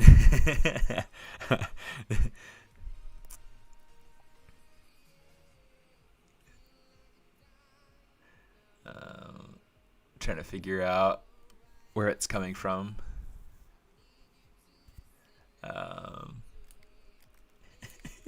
I lose concentration way too easily, so it's all right. Tips to learn anatomy. Lots of practice. I always have I have anatomy models close by all the time. I got these from 3D Total. They're super nice. They're simple. These ones are half muscular écorché, and the other half is just anatomy. It's just the skin model. So it's I want the magic pill. Yeah. Hola, venezolano.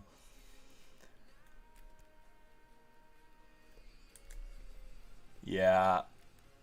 Venezuela is actually one of those places that I want to visit someday. I've always wanted to visit like Caracas and yeah, lots of different places. It's someday. 1, 2, 3, 4. I want to get rid of one of these.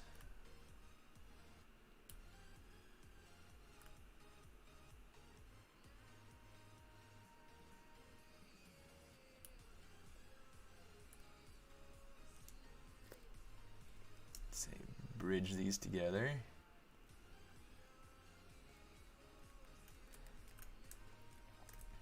That'll work pretty well. Let's go ahead, delete that. Since it's on the inside. Okay. Now let's see. Right now, I might have an extra loop in here that I kind of want to get rid of. Here, let's go ahead. We'll say bridge that to there. Yeah, I think what I'm going to do is I'm going to kind of consolidate this a little bit. Let's, oops, that's not what I wanted. Insert, please. Kind of bring that down.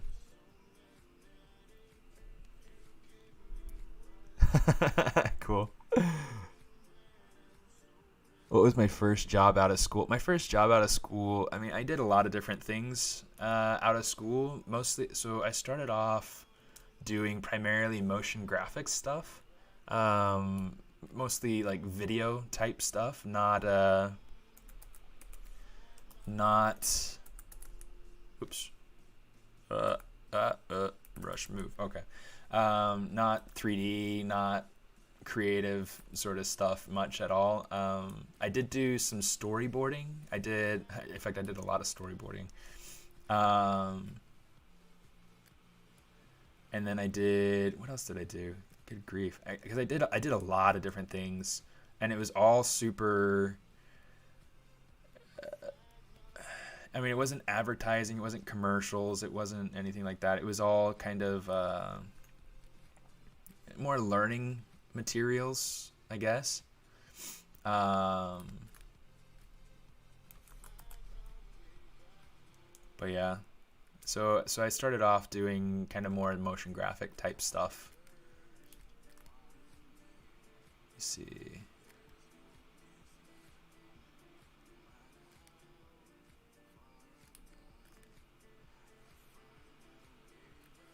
Let's go ahead. I'm going to collapse this.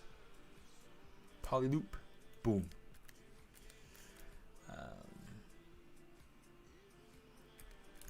Ooh.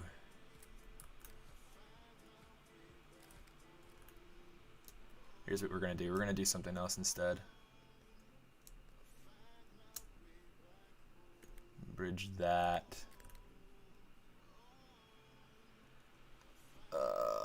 Let's see.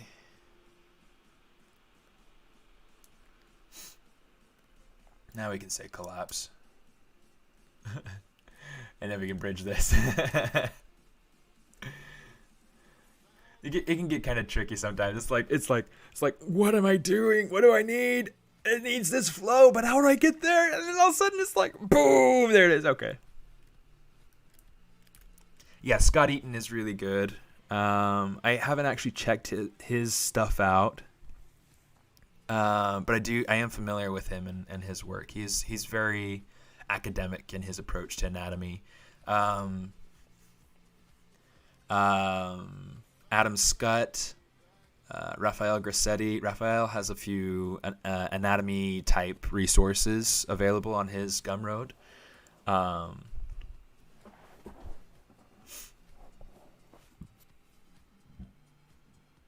Pardon me. Yeah, you don't just learn ZBrush, you learn Spanish. Thank you so much. How do you like the updates with ZModeler? And you'd say it's somewhat close to other. There are some things that I like about it. I love the extender, like the extrude functionality that they changed it, that they modified it to have. It's insanely helpful. I use that all the time. In fact, in my course that I have advertised over here in the corner, I talk about how to use that sort of stuff and how to create clean topology for characters, for animation. Something that's ready to go for the animation pipeline.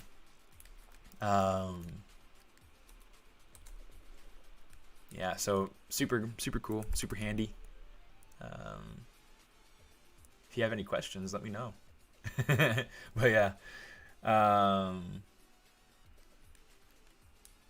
lots and lots of fun.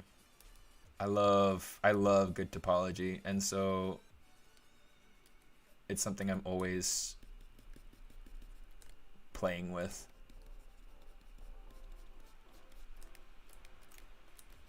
Okay, so something I want to build in, and this particular pigeon is, I'm not going to go through and build like a base layer and then have feathers on top. I might go through and add like a couple of, I don't know. I'm still trying to decide if I want to go through and have like separate feathers for the wings, or if I want to go through and build it in kind of like chunks. So have like the main, kind of chunk going around there. Yeah, MSMA on YouTube. Yeah, absolutely. In fact, if you go to youtube.com/smartist, that's how you can find my channel. In fact, pretty much anywhere you go, if you can find me by Smartist. You just find it right over there, the name. But yeah, and then they've got like the feathers kind of coming out from their fingers. Well, fingers. They don't really have fingers, but they have like, fingers kind of, or feathers coming out from, like, I don't know. I'm trying to decide how I'm going to model out those wings. I do know that I want the wings to be modeled into the bird, and I want to model out the legs. And those are things that I want to get done before I hang up for the day. Okay, make sure that's keeping that shape that I liked.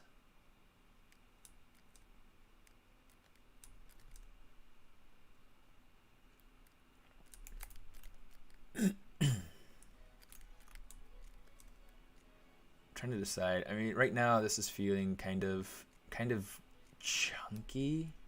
Like it's got like this weird like ebb and flow to it. I don't want it to have too much of like this like wobbly sort of shape. I want it to have more of a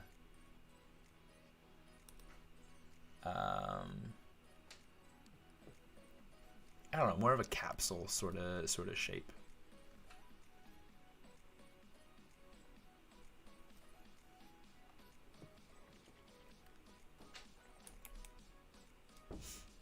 You know what? I think it's a little bit low.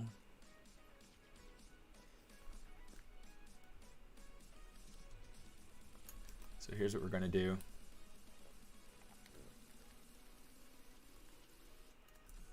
Oh, but I want to keep the top of the head still. Okay.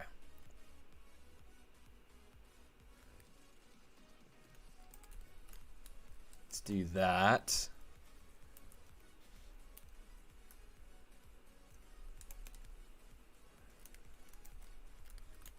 I'm liking that better.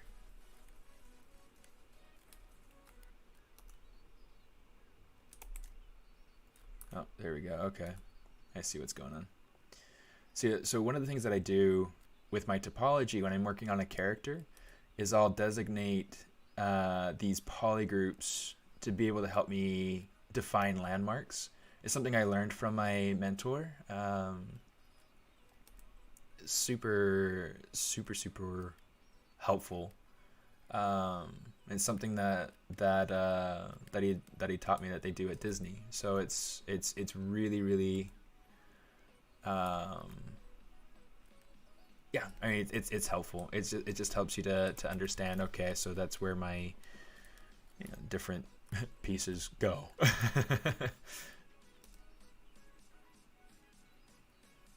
Oh, nerds.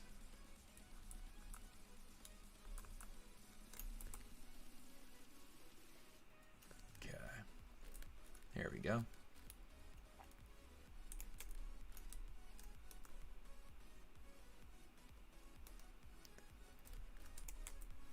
That's sloppy. That's okay. Okay, let me see.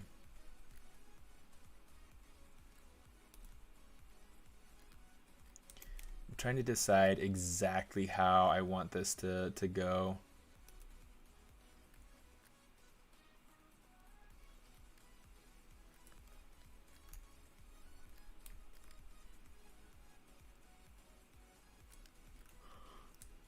Let me see.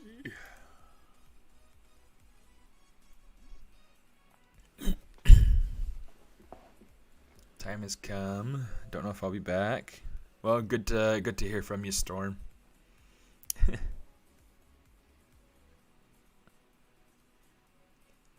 At what point would you just sculpt a character, then re-topo versus start with low poly like you are now? It kind of depends. Like, for instance, this character is one that I started with a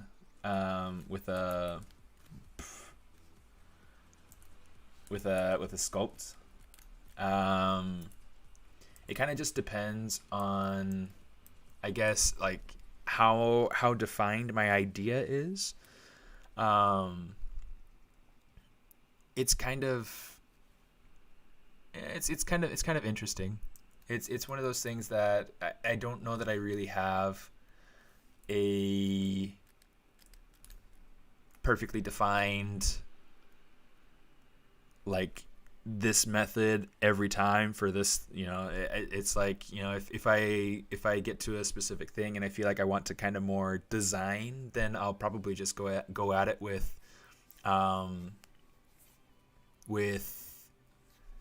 what's it called, Dynamesh, or Sculptress Pro or anything like that. But if I have a pretty well defined idea of what it is that I want to do, I'll usually just stick to just modeling it out.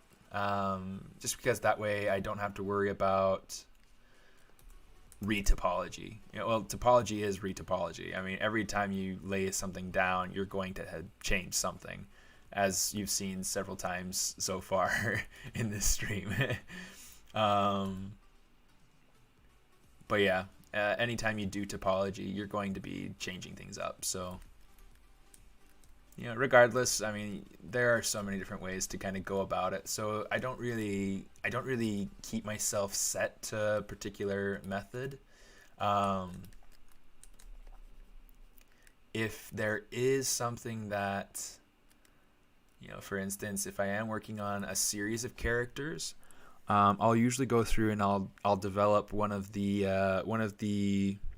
kind of more neutral in shape characters first, and then I'll use that character's body as a base to be able to develop the rest of the characters from. That allows me to be able to reuse textures and UVs, be able to reuse blend shapes, things like that. So yeah, super, super helpful. I'm going to come over here. Got to figure out kind of where I want the feet to come out from.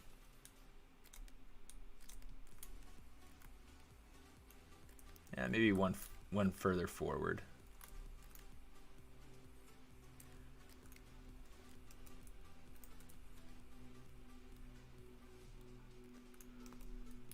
I do kind of want to take these and just kind of pull them back just a little bit. That's about where I want those legs coming out. And then I want these legs to be like chunky. I want them to be like short and stubby and chunky,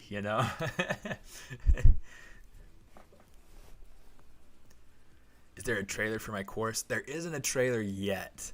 I need to put one out. I wanted to get it out.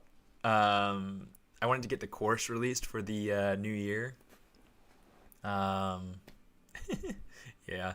So hopefully, hopefully I can get a trailer out, because I think that would be helpful to me in getting the word out. Make a trailer and then put it out onto YouTube as an ad or whatever, so that people know about it. Put it out on Instagram and things like that. But yeah, life is busy.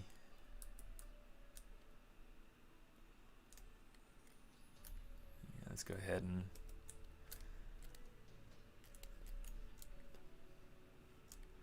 you know what? Let's just go ahead and say split point.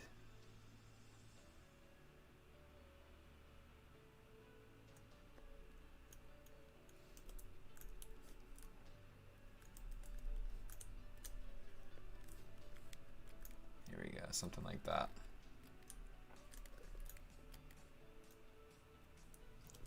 Just kind of get rid of that temporary poly group. All right, let's extrude these legs out. Hopefully this is thick enough, because oh no. Oh, let's not have that.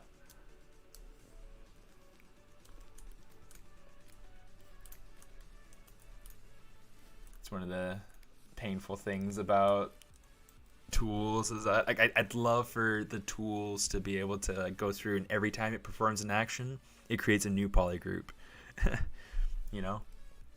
Obviously it's not it's not good for every instance, but for this particular instance it definitely is. Ooh, and you know what, I am going to take this. In fact, let's do it like this. We're going to say mask edge loop partial, just to make sure that center edge stays in the center. And then what I want to do, hold Alt and kind of click and drag to get that to line up. And then I'm just going to bring these in closer. I think that having the legs close together is funny.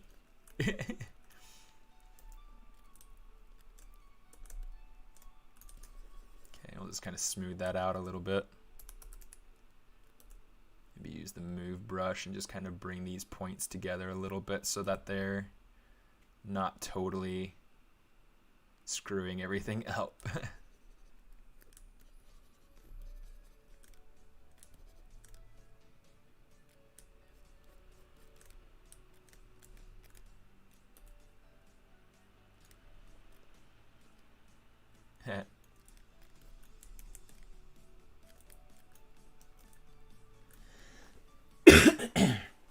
No, I haven't printed the dragon yet. I need to. I haven't gotten to a point yet where I feel like it's like finished. I mean, it feels super cool, but I mean, there's still some things I want to do to the base to make it feel a little bit more complete, a little bit less simple. And I'm trying to figure out exactly what I want out of that base. It's kind of interesting. Okay, pigeon feet. I need pigeon feet. Oh, the kitty cat. Yeah, look at the kitty cat. Oh, it's a pigeon feet.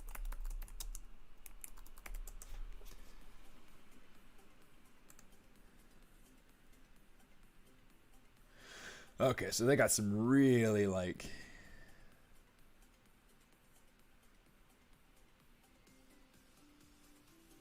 really kind of simple.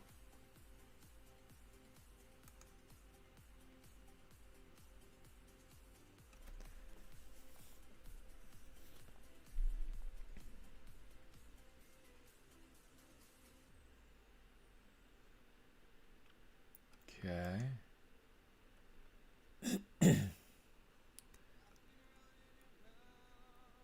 Well, it's like obviously like pigeons have like all sorts of weird, I don't know if it's malformities or if it's like some sort of accident that happens with because I mean pigeons don't live in the cleanest of conditions, so I don't know, it's one of those things that I don't know, but I'm going to keep it pretty simple. So we have 3 toes going forward, 1 toe going back. And I'm going to do that for our base. So what I want to do, trying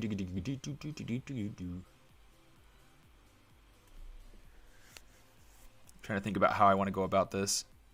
I started this inside a ZBrush. So this is all done just inside a ZBrush.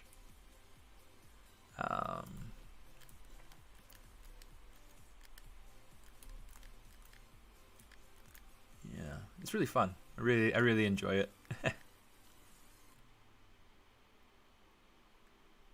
Okay, let me see. I am going to say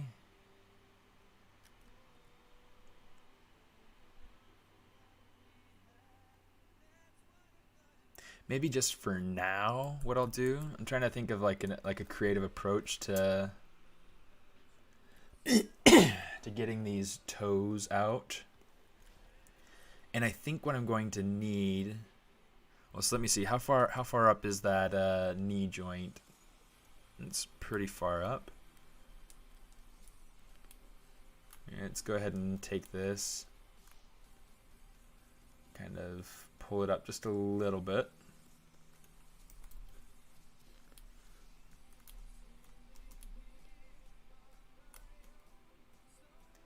Just kind of scale this up some. Make the feet a little bit chunkier. Okay, so what I want to do is that I'm going to need more points down here in this lower area of the foot, because what I'm going to need is for the, let me see, I'm going to need each toe to kind of come out, but I'm only working with like I'm only working with 8 edges going around, so I'm definitely going to need to kind of build something out here. Let's see. Let's go ahead and pull this. We will inset, polygroup island.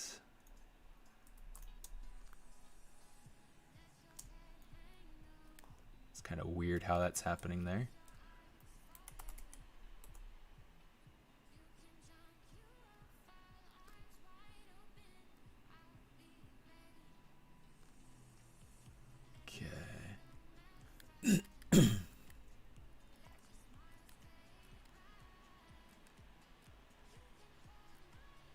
Here's an idea.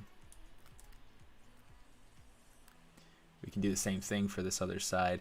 Now this will create kind of an interesting... Yeah, let's do the same thing.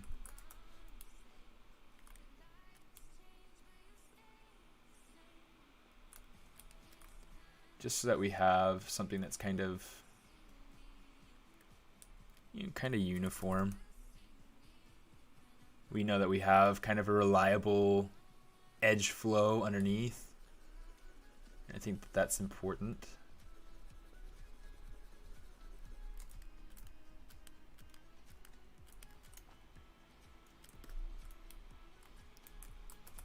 Okay, I'm going to make each toe its own polygroup. So I'm going to say polygroup.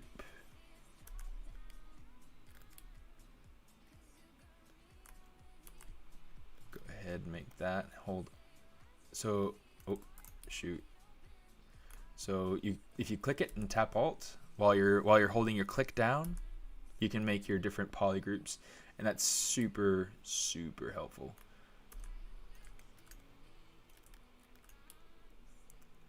And let's make the bottom of the feet its own polygroup, just to be able to keep things kind of separate.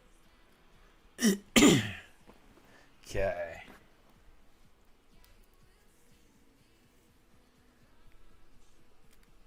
Yeah, I use the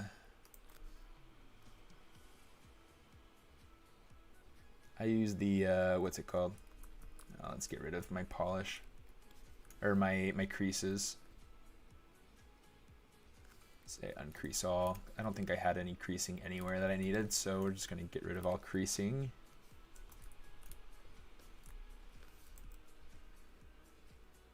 Let's say polish by groups.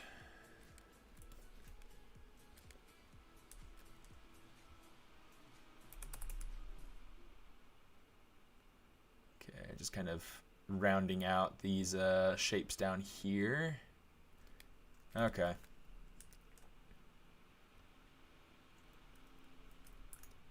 Here's what we're going to do. I'm going to grab this, and I'm going to say slide edge loop partial, bring that down a little bit.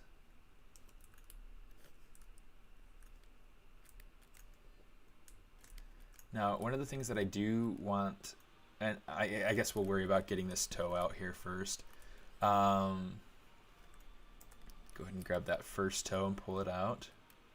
Okay.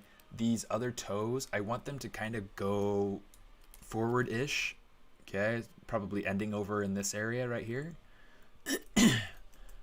In order to make it so that it's facing the direction I want, I'm just going to come over here and just kind of rotate. Just super pulling in whatever, whatever tricks I can pull out just to test it out. If this doesn't work and get me quite the flow that I want, like topologically, I might have to go through and kind of retopologize this section of the foot and then figure out how it works into the rest of the leg. But that's okay. I mean, it's just kind of working through it. Oops. Bring it up to about right there. Just kind of pull that in so it's something like this. At the moment, the toes feel long.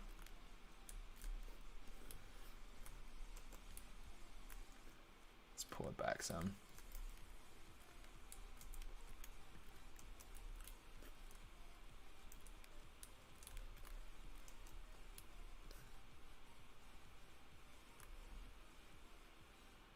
Let's kind of scale it out a little bit so that it's a little bit wider. work on kind of refining that shape just a smidge. I mean, so far this is like super terrible, and you know that's just kind of how it works. You know, it's just how the process goes. But the more let's go ahead and hide everything else. The more you kind of work through and figure these pieces out, you know, the more of a grasp you get on what works, what doesn't. And right now we're getting a grasp on what doesn't. So yeah.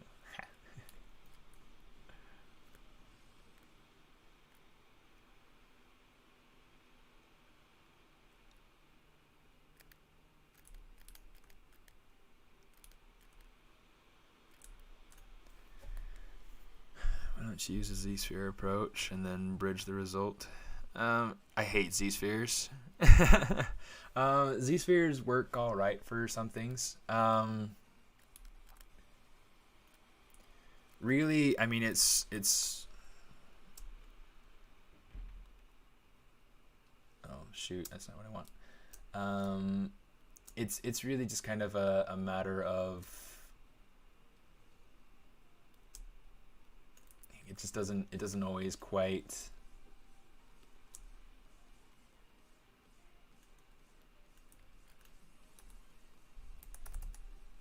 Yeah, I didn't like that. It's not always. What am I trying to say? Good grief. Yeah, Z-spheres just doesn't really get you a very clean result very easily. You have to kind of really fiddle around with it, and then if you're lucky, you'll get a good result. At least with you know, controlling my topology in this way, I know exactly what I'm going to get, and you know, things like that. So yeah, that's really kind of the. I guess the difference. The menu that I'm getting, yeah, you can hold spacebar. Spacebar will give you all sorts of different menus, but if you're using the, yeah, not predictable, not controllable. So that's why I go about it this way. But yeah, so and then when you're using your Z modeler, you can hold spacebar over the different components. So right now I'm over the edge actions. So I did it over an edge. If I hold it over a face, I get different options. If I hold it over a point, I get different options. So yeah, Z modeler is great, and spacebar is how you get there. You just have to hover over a component, hold spacebar, and that'll tell you how you can control that component. But yeah. Yeah.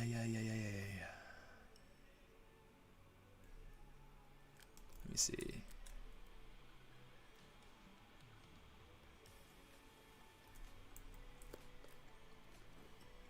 You know what? Just to make it easy on myself, delete that.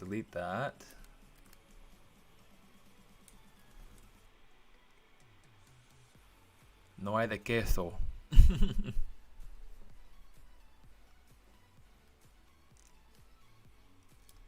Let's see, it's a slide.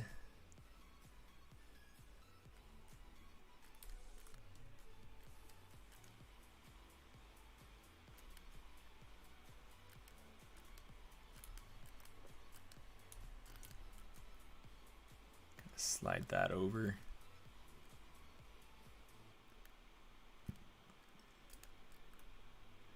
Oops.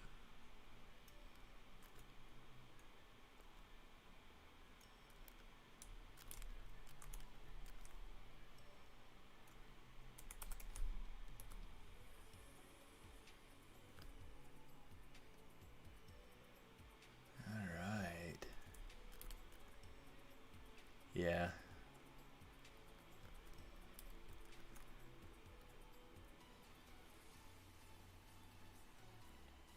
Okay. I think what I'm going to do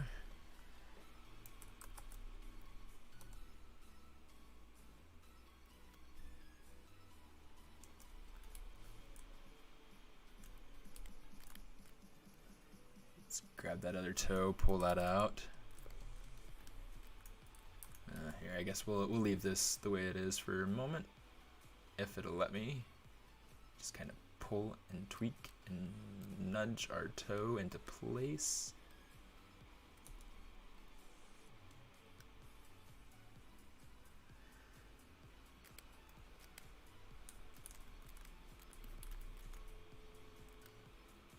Okay, I'm just going to use extrude, pull that edge out.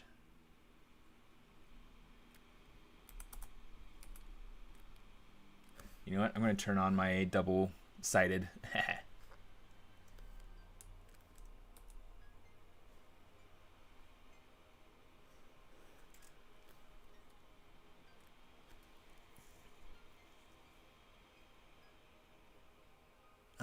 Yeah, so I actually have a course that I just released about using about creating topology for animation ready characters. In fact, you can get to, if you use your phone and scan this QR code here in the corner, that should take you to it. Otherwise, if you look for me on ArtStation, that is the other way to kind of get to me, to kind of get to it. You go to my ArtStation store and it should be there.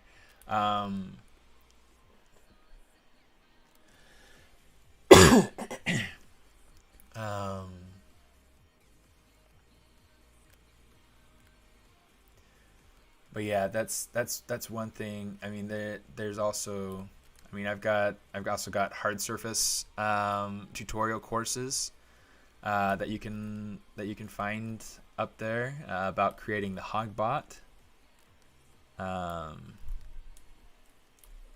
Thank you very much. Yeah, so a lot of what you can do to get better with ZBrush is really just practice. It's just mileage. I think a lot of the secrets for the masters out there, even people like Steve Lord or Raphael Grassetti, or anyone out there that anyone can herald as somebody who really knows their stuff. It's just that they put time in and they're patient and they try different things, and it's one of the things that I try to do is I try to experiment. I try to be experimental with what it is that I make. I try to push the software. I try to figure out how it really works, and I think that helps me to really know how to better manipulate the software to do my bidding.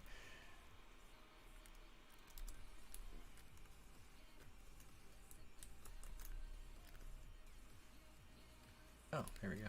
I was like, why isn't it going? It's not.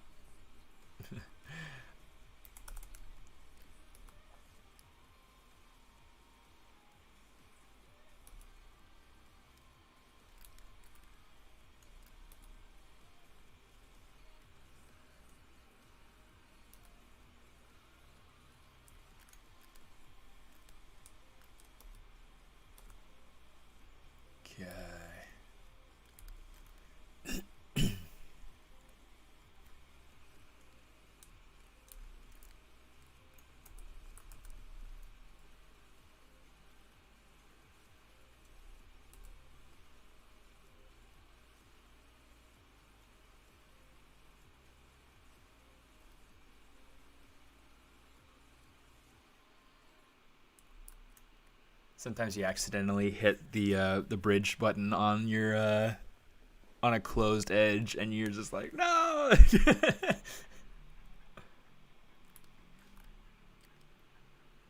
Okay, I do want that to go across. The rest of this I need to figure out, because I don't think I just want to simply pull this across. Maybe.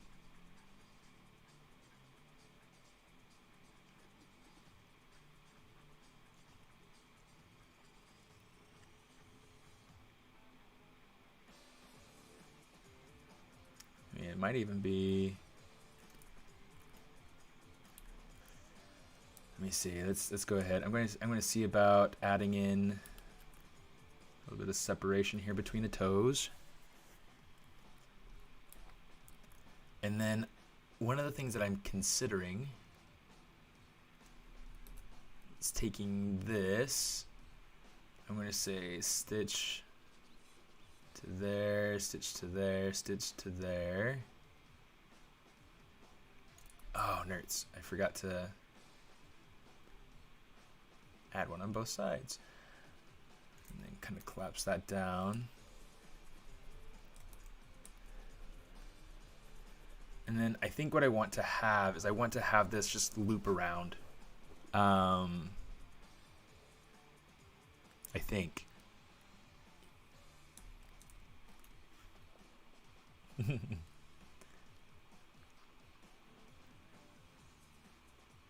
In fact,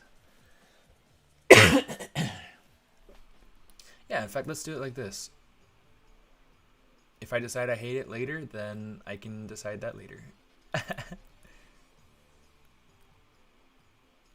Hook that back to there.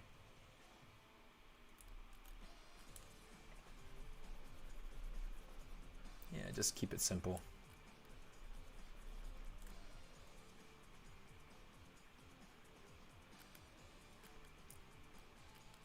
Okay.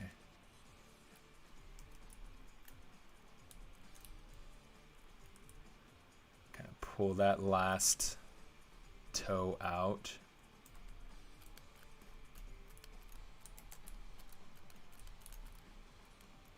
Those feet aren't really quite as pudgy as I'd like.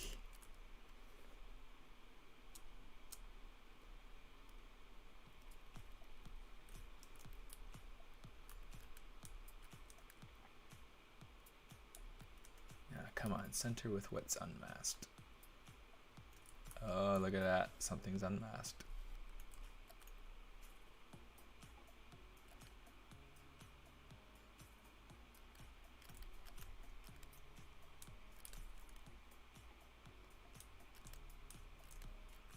Okay, here we go. Let's kind of bring them closer together.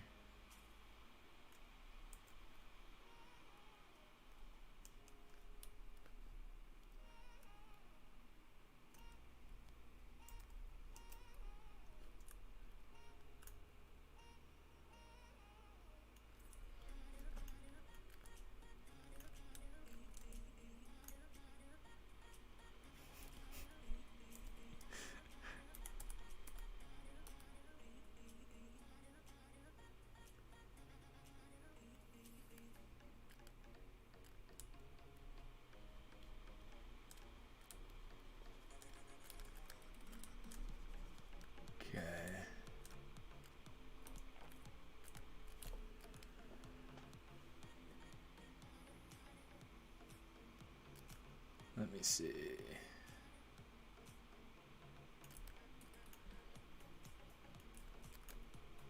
I want to figure out. One of the things that I'll do sometimes is I'll split a piece out if I need to figure it out, kind of separate from the main body. I might do that with these feet, just because it's easier to think sometimes when you can see just what you're trying to look at.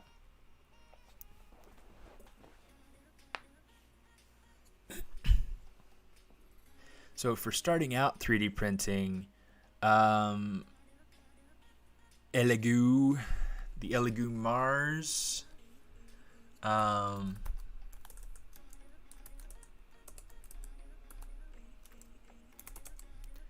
3D print. That's if you're ready to actually buy a printer and materials and things. Otherwise, I would look at maybe like, making sure that you understand kind of the principles and getting something ready for 3D print, and then maybe send to somebody, pay somebody to print it for you. That's one of the things that I do pretty often. Like if my students or if my friends' students, or anyone else who needs to just 3D print, I'll often go through and 3D print things for people. That's been fun. But yeah, in fact, recently that mermaid. Maybe I'll just pull out the head and the hair. I have her 3D printed. She's really kind of delicate, and so I'm trying to be a little bit careful. But yeah, anyway, so I've got that mermaid from over there in the far side of the screen. I have her all printed out.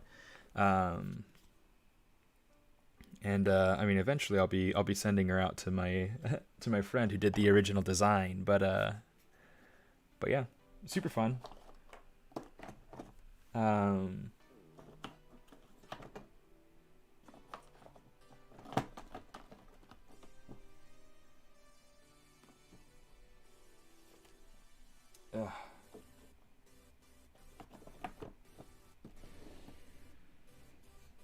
I feel like that barely made it into the desk drawer. There was something that I needed to fix in the digital file anyway, so that it would be so it would print a little bit better anyway.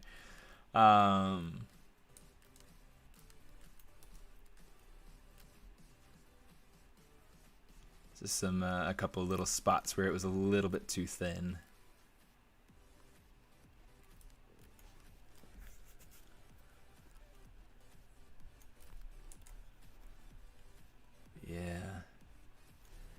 Yeah, the photon is supposed to be really good. I'm trying to remember. I have a friend that, in fact, I haven't saved this whole time. I need to go through Pigeon 1.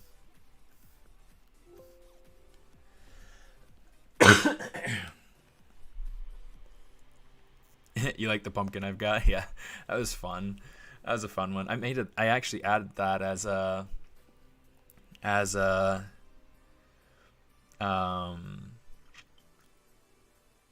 added that as a download for people on my Patreon page. Oh, I guess I haven't split it out yet. I was like, where are the feet? Why don't I have the feet yet? It's because the feet are right here. Right, let's go ahead and rename this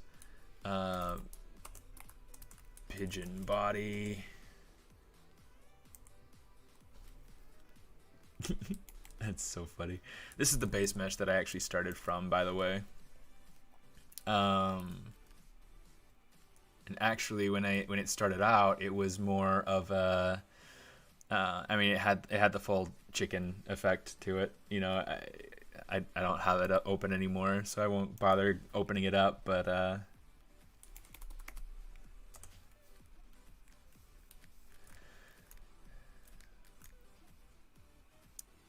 yeah, it's kind of funny.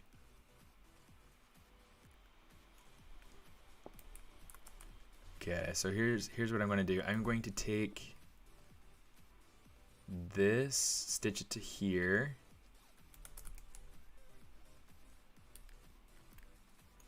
And then for this part, maybe what I'll actually do is I'll take this forward.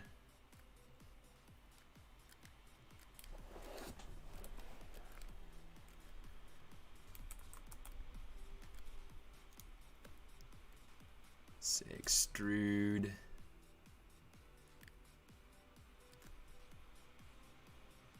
Pull that up. And then we can say bridge edges.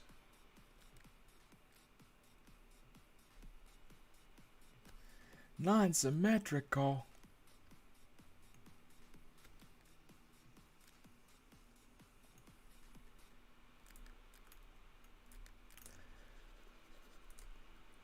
Just kind of pull that in like that.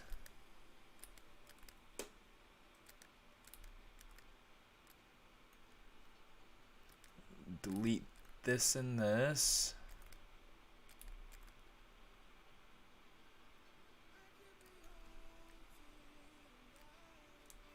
Okay, and say extrude here. Whoa, that got a little bit too intense. Kind of extrude that, pull that in.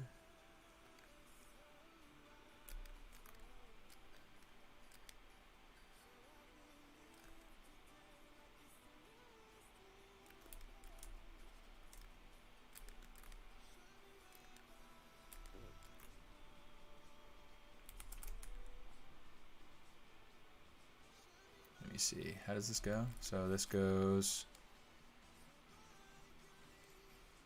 up.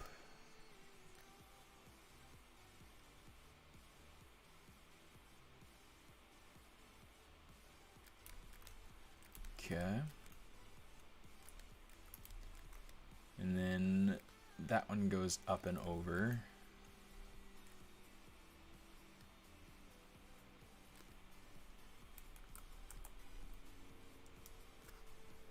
Let's say bridge these together. Okay, so let's go ahead and kind of slide this down. Slide this up. Slide this forward.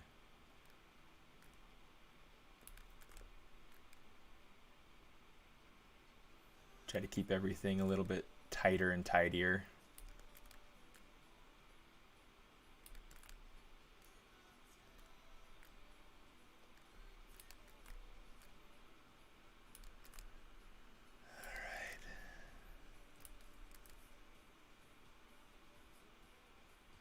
So this is going to need an edge up.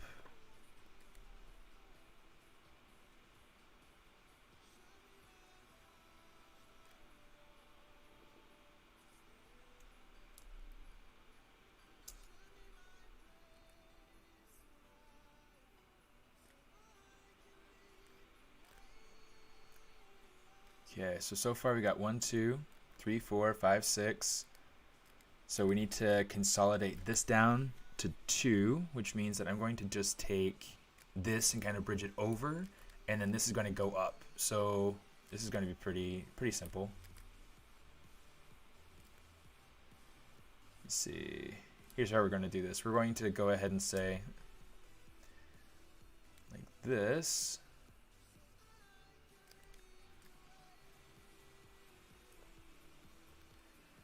Just for now. Actually, let's do it this way instead. Let's go ahead and we'll bridge that to there. And we'll insert single insert. And then we'll bridge.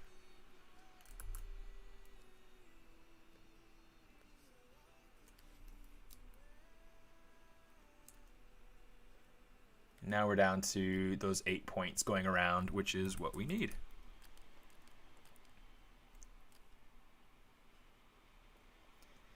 Do you think the precision of resin printers will improve in the... Yeah, absolutely.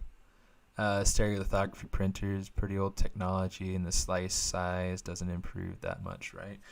Well, it's like, for instance, my Form 2 can do a 25 micron layer height, which is awesome, and the stereolithography versus the the single point laser, like SLS printing versus SLA, gets like a single point laser, so you get a nicer shape to your top down silhouette of the layer because it's a rounded shape. Now, you do have SLA printers that are printing at 4K resolutions now, which is amazing. So really, like you're almost better off going with something like, I think like was it the Photon? What was it that Crystal got? Now I feel like I gotta look it up. Crystal's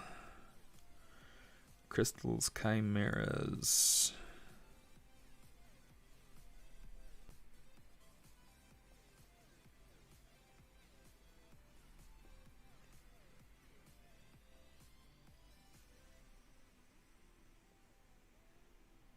how do you spell your name, Crystal? There she is. All right. Oh, so she got the Frozen Mini. What is that? What company is it that makes that? I can't remember. But yeah, I mean it's amazing. So it goes through and has. Let me see. She told me exactly what the model was. I'm trying to remember what it was.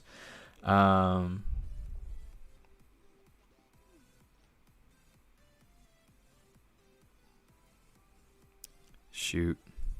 Maybe she didn't.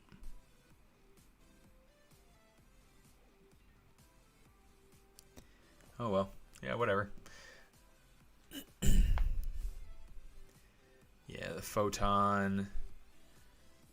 Yeah, I think what she said she got the I think it's the Photon Frozen is the name of the company, right? Because I mean it does an absolutely stunning job. I mean, she got these super smooth prints and looks great and holds all the detail, and it's awesome. And that's the kind of thing that you need if you're doing prototyping for casting, or if you're doing even if you're doing your own collectibles, or if you're printing things for visualization or for cosplay, or whatever, you want to have the best resolution and everything possible. It definitely seems like that's a huge, amazing, great little option, and less expensive too. So I know anybody listening who knows how long I've been involved with Formlabs, knows like oh my goodness, he's blaspheming,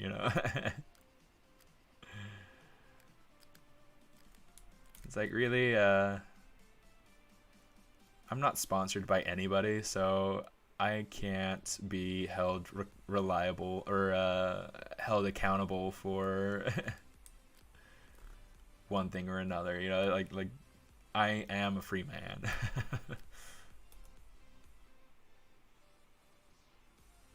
That being said, if somebody does want to sponsor me, I would be more than open to talking about it.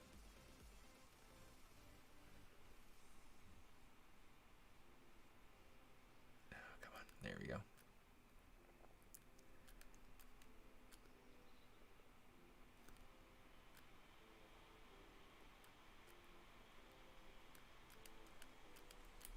Okay. So with each of these, let's go ahead and let's kind of add. Here, let's actually go ahead and say, Control W, just make these whole things the same. Control Shift X, Control W, Control Shift X, Control W, Control Shift X, Control W. That way we have the toes being their own separate. Control Shift X, Control W. Only got like 45 minutes left until I'm gonna call it a day, but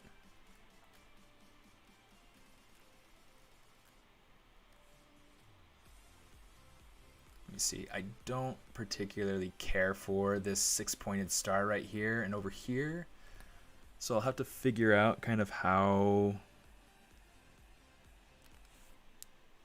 I'm going to get rid of that. And this might be my answer, but I'll have to see kind of what it is that I do for that.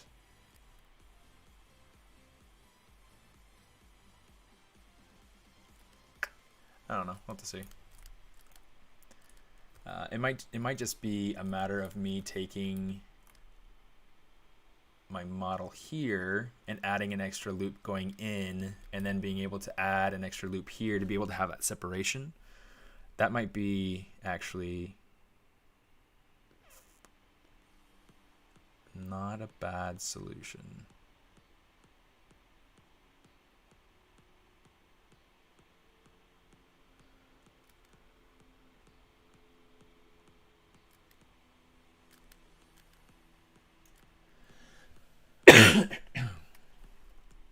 Let's see.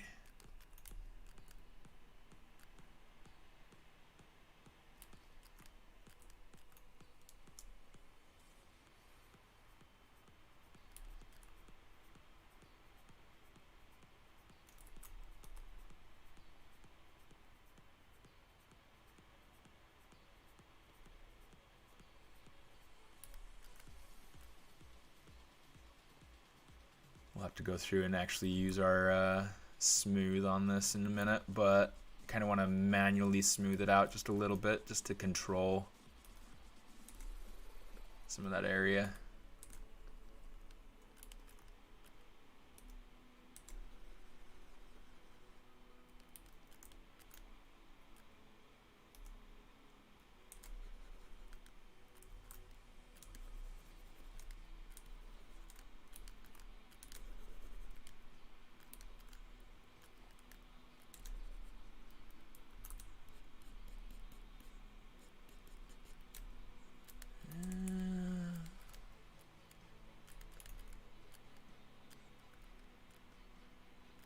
I like those pudgy little feet. That is so great.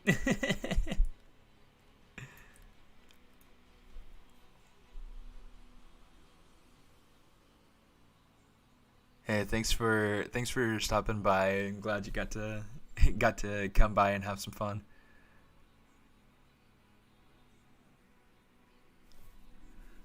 Oh, that's good. 2K? Yeah, 2K is pretty good. 2K is pretty good.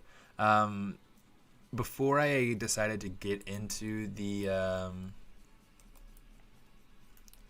3D printing world, I had tried the what's it called? Oh my goodness.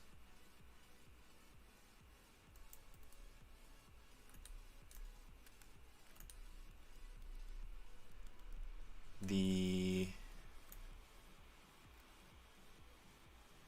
Sprint Ray, the Sprint Ray printer, and it was I didn't own it. It was something that the company they were interested in being able to chat with me and being able to try to sell printers and things like that, but in the end, I mean, for me, it came down to that principle of having that single point laser and the roundness of the layers for that better print resolution than getting, I think it was like a 1080p resolution projector inside of the Sprint Ray at the time, which to me was not. It wasn't enough. Like you could visibly see the pixelation of the layers, and I didn't like that. So it's like you're stepping in two directions instead of just one. So that was my deciding factor for going with the Formlabs printer. That being said, if I were to go ahead and kind of choose a printer all over again, I'd probably pick something more like what my friend Crystal got. I really quite loved seeing the caliber of the prints that she's been turning out, and I'm just like, I want that.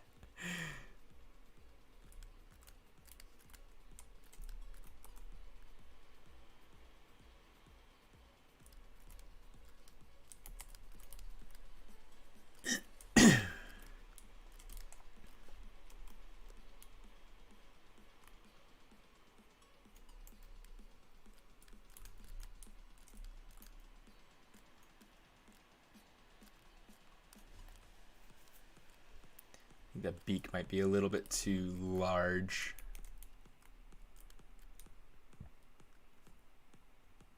Pardon me.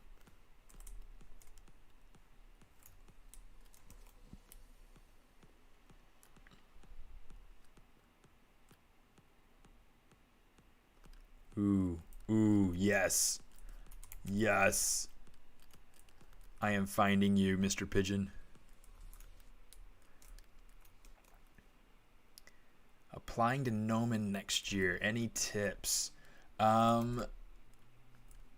Be as good as you can before getting there, and network. Networking with the professors, networking with the students, finding friends in the industry that have that are willing and able to give you feedback, because I'm pretty sure, if I remember right, there's a portfolio submission required to be able to get into Gnomon. And then if you get in, don't get cocky. Because I know I've had a lot of students, and the ones that do the best are the ones that are very positive but very hungry, that are supportive to others. They don't criticize, but they're willing and able to give and take critique.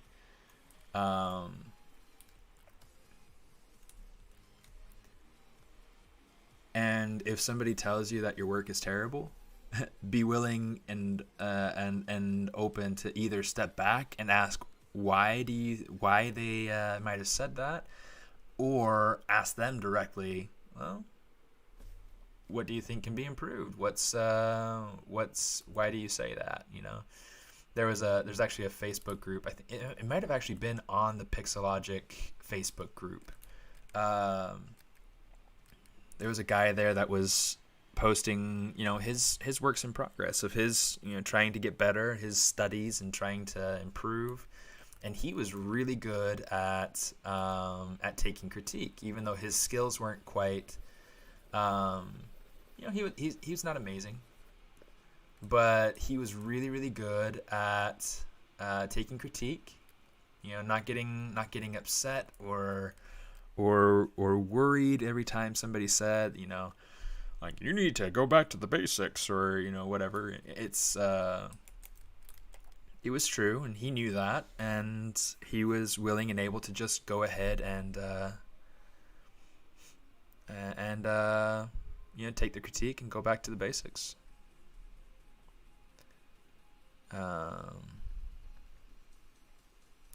I have noticed the ceramics material from Formlabs. I haven't tried it. I've thought about ordering the sample, but yeah, I don't know. It's kind of a cool idea. I wonder if it's like usable ceramic, or if it's just their like ceramic for the sake of looking like ceramic. I guess either way, it's kind of cool, but I don't like that.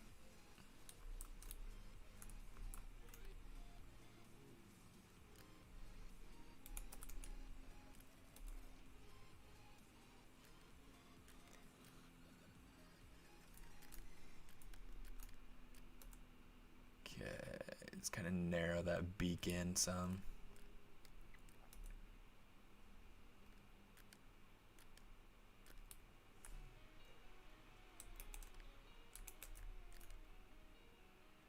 I'm trying to watch the topology of the actual model to see kind of where to align that eye to.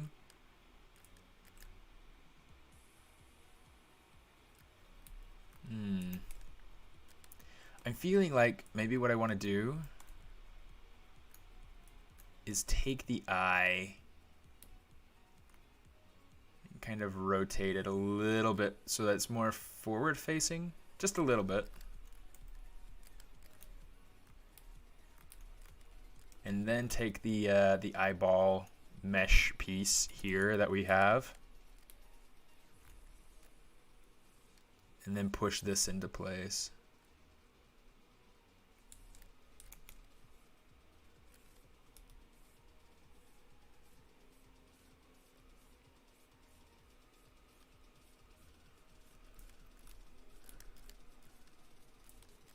I'm liking that better. Sometimes you just got to kind of take a step back That's a lot better. Okay, I need to go ahead and build out those wings too.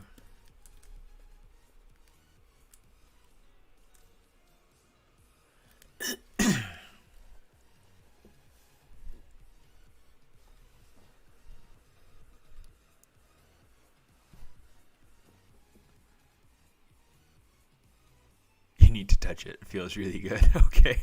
It's like, I saw your "you need to touch it feels really good" comments, and I was like, that makes no sense. What are we doing? What?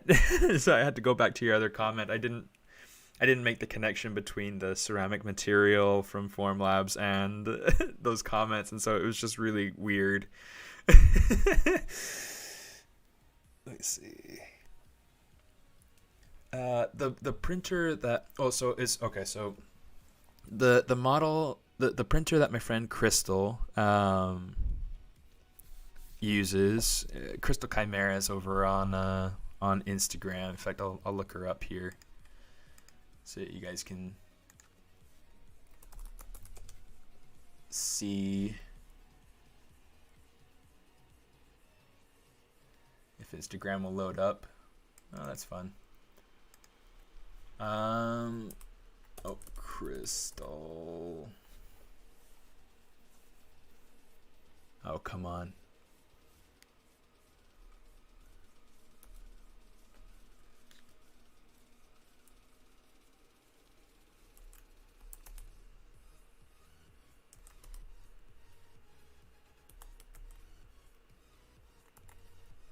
Oh, come on. I just barely looked her up. We'll just type in her. Oh, it's... There she is. Okay. So yeah, this is Crystal.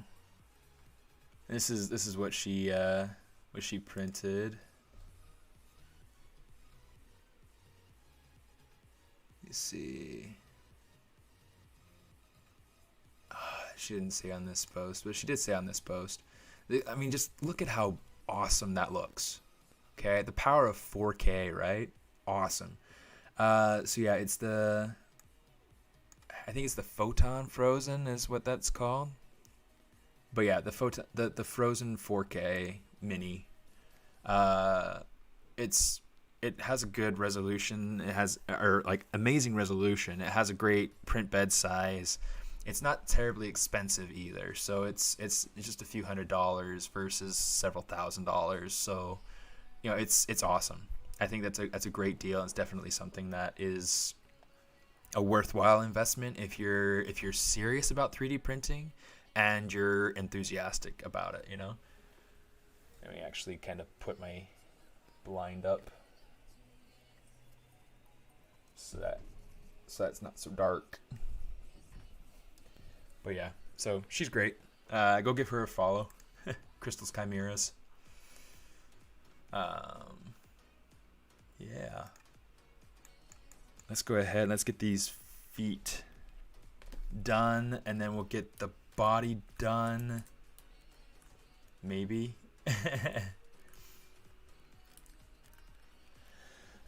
Let me see.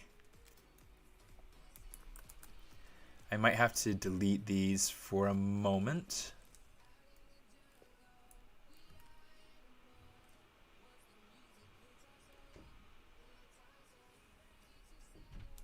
Let's go ahead and insert that. Bridge this back to here.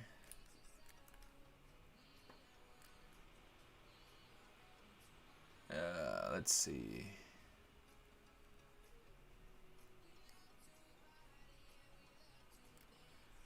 Let's do this. We're going to say bridge edges, sweet,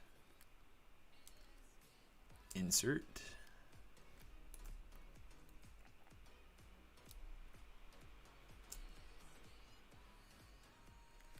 Stitch that out to there. And we'll bridge those together. Come on, you. Pull that out. Okay, so this way we still have that flow going around the toe the way that we had originally intended. Okay, we can kind of pull this down or whatever. Okay, we can pull this over. Okay.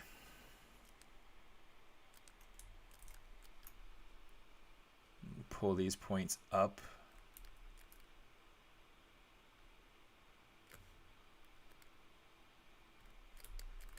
Okay, we're going to want to do the same thing over here.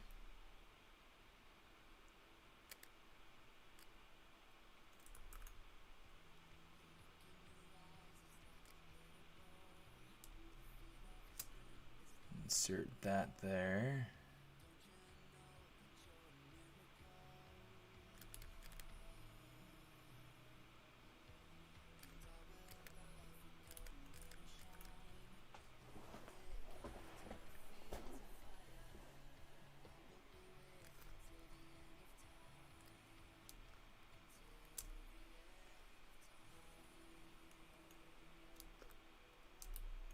I think I might have, let me see, hold on. Yeah, put it back.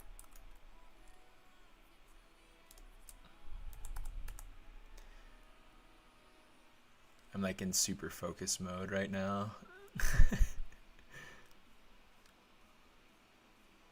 I have like this major love-hate relationship with focus mode.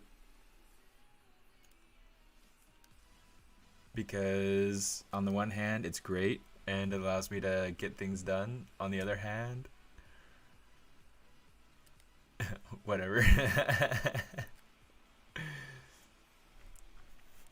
Let me see.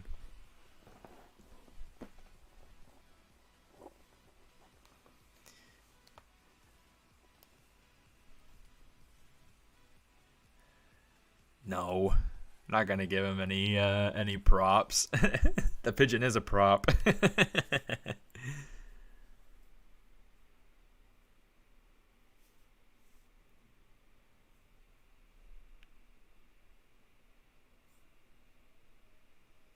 Yeah, FDM. Yeah, FDM can be really good too. It's really kind of tricky though. It's like it's a totally different process for sure, but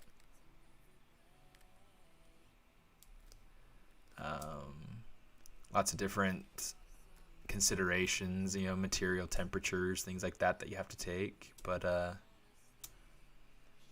print bed temperatures, yeah, I don't know. FDM printing does not have my heart. But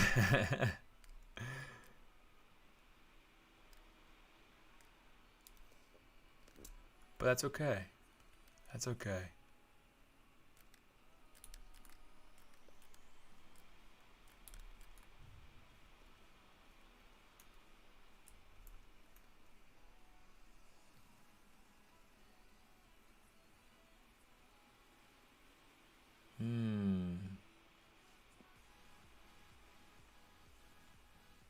I've got an idea. Okay, here's what we're going to do. We're going to bridge these two across because I do want those to be like that. I'm going to say slide.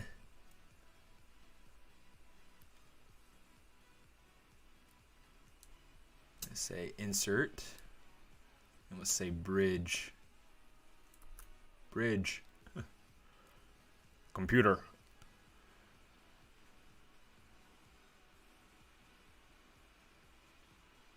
Okay. So that's going to go around this. I'm going to add in an extra one here. And it's just going to go through. Try to make it a little easier on myself. And there we go. Oh.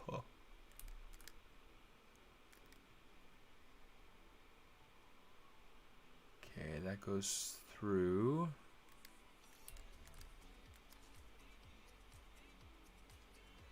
A ver.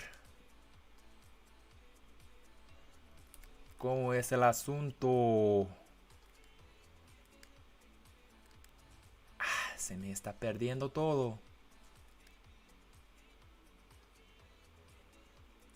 Okay, that flows up. Okay, so this needs to go over here. Let's kind of move this forward some here like this, and then we'll say stitch to there, and then we'll say bridge to there.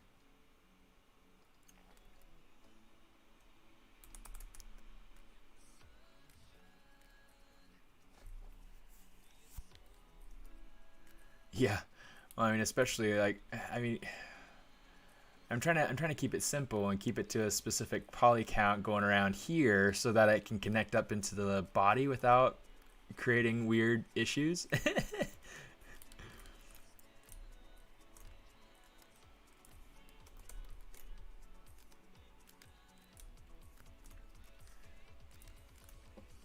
And but yeah, anyway, so whatever. Put in one edge loop in the middle of each of these toes. It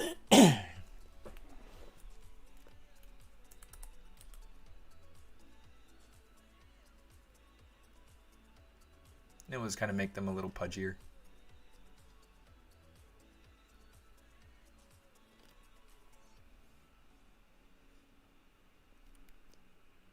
I know that's not really how pigeons' feet go, but I don't know. It's just kind of how I want the pigeon's feet to go. So it's like I'm basing the structure off of what I learned from my reference building or my reference finding, and then I'm using my own design intention to kind of make it the way that I want. So base it on reality, and then create your own reality.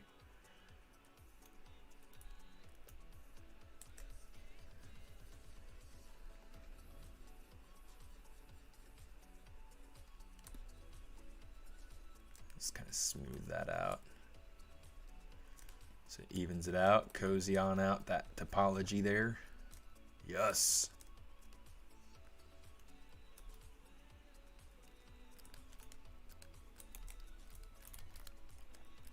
Cool.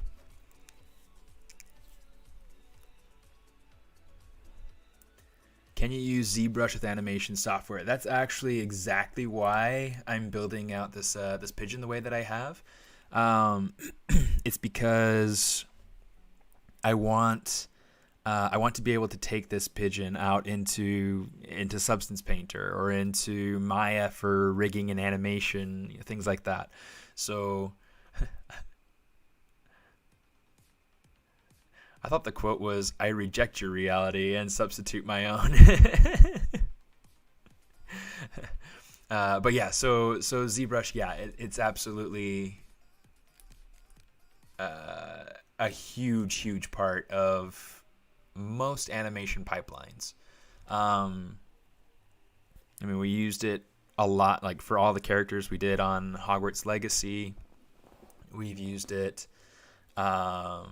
You know, we use it at DreamWorks for environments and characters and creatures, and I even used it at Disney, making stuff for the Disneyland parks. So, you know, it was there's a lot of stuff that you can do with it. It's great. Lightwave. I've never actually used Lightwave. To my understanding, that's really kind of like a super old piece of software, kind of outdated. Now, Lightwave is the one that's responsible for the OBJ format, which is kind of interesting. But yeah, kind of an interesting thing to know.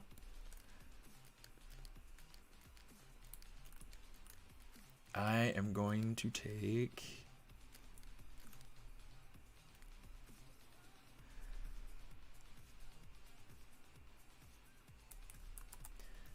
I'm trying to decide. You know what? I'm trying to decide. You know what? Maybe I'll give them like short little, like a nubby little claw on the end of their on the end of their talons there. Because I want it to have the claws, but I don't want it to be.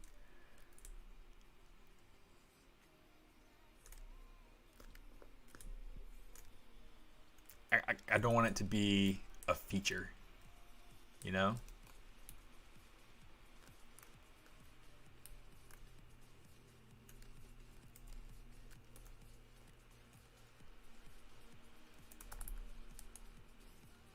Okay, let's kind of move this up a little bit. All right. I'm going to merge that down.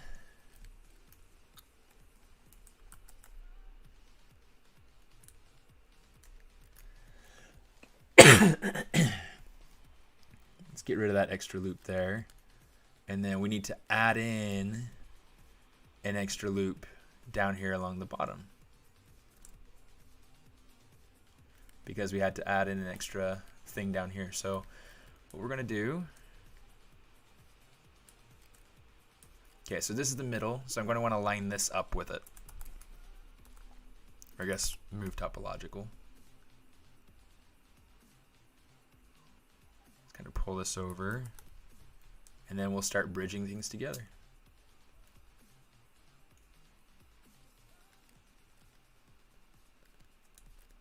And there's some things like this point right here that's going to have to be cozied on out, but you know, we'll fix that in a minute.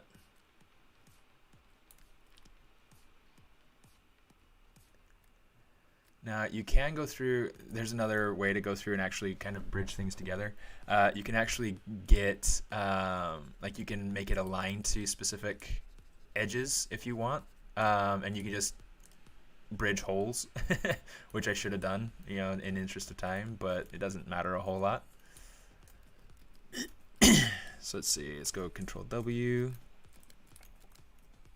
Okay, so now I've got the feet connected to the body. The mouth still needs a mouth bag, but you know, let's see.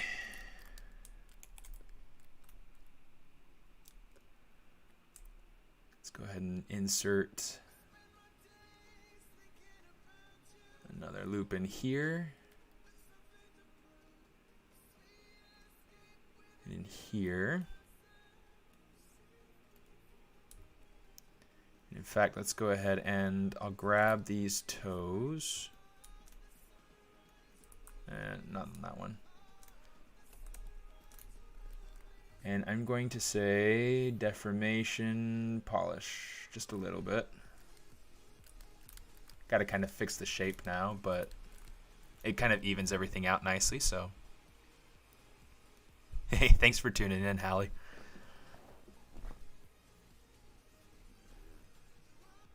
Am I an Avengers fan? Yes. Sorry, I didn't answer your question until you're like just tuning out. Yes, I love the Avengers. In fact, I got to work on the Avengers campus for Disneyland Paris. Here, local symmetry.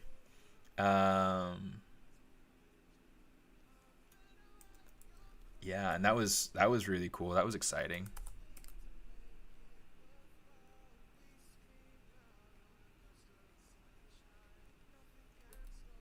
Okay, fix that shape down there some.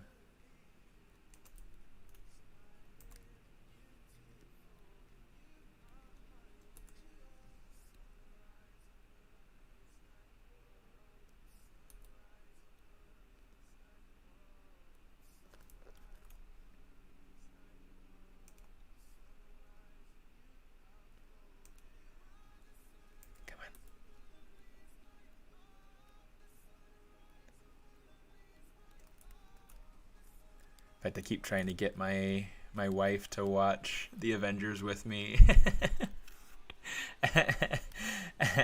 But she's very not into that sort of stuff, and so Still haven't. In fact, she did go with me though. One year for my mother's birthday, my mom wanted to watch the Avengers in theaters, and so that's what my dad did. You know, he took everybody to the movie theater, and we all watched. Oh, you know what? Maybe I won't actually make a talon. Maybe I'll just make it like kind of more of a sharper shape here on the bottom.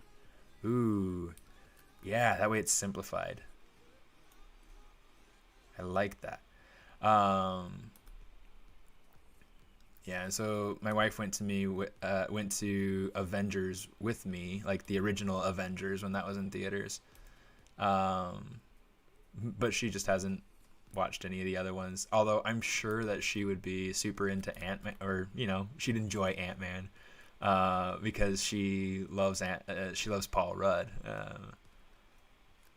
So she's a big Clueless fan. That was like her big jam. It's one of her favorite movies.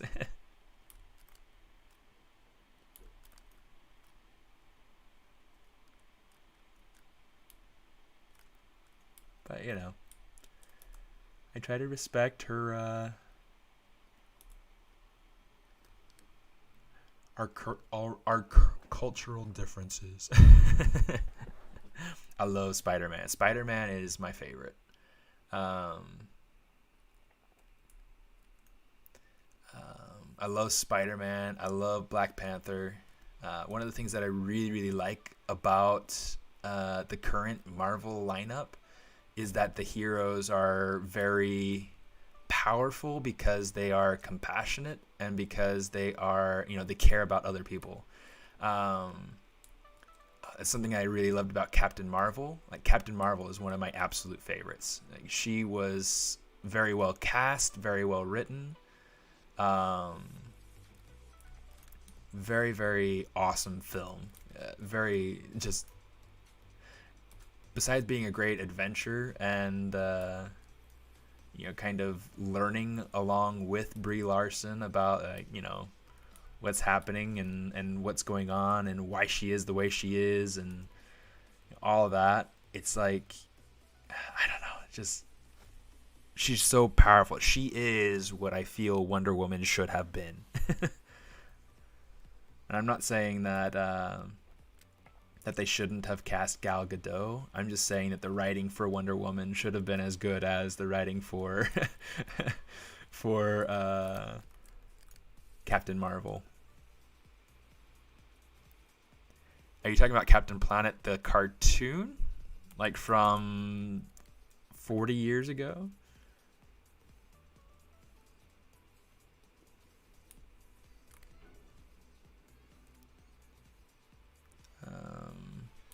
The old Fleischer Brothers. I think it's a Fleischer Brothers cartoon, right? Maybe it's from the 90s, actually. Yeah, I love Doctor Strange. Doctor Strange is hilarious because he's witty and he's, I don't know, like there are so few of the Marvel films that I like. I don't think I don't like any of them. The first two Thor movies weren't my favorites, but I love Ragnarok. No, I don't think they removed Brie Larson. If they did, I'd be disappointed. I'd be insanely disappointed. I think that would be a huge mistake if they were to get rid of her at all, because I think that she totally nailed it, and she's a very relatable character, and you feel her character the way that she plays her, Yeah, I really, really, really liked Captain Marvel. In fact, that's one I'll probably watch again soon.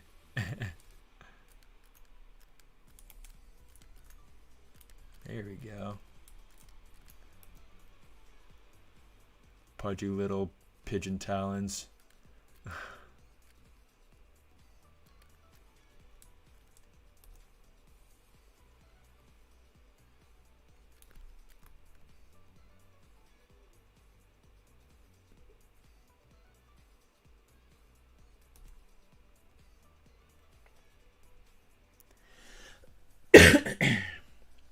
Privyet.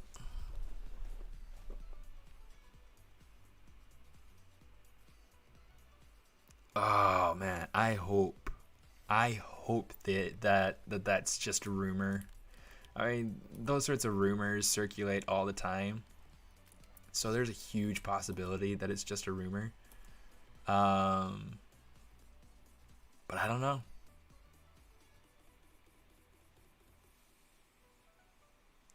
The cat. No, I don't actually speak Russian. I do know how to say da, ya, gubaru paruski. But that's about it. I know how to say borscht. I like borscht.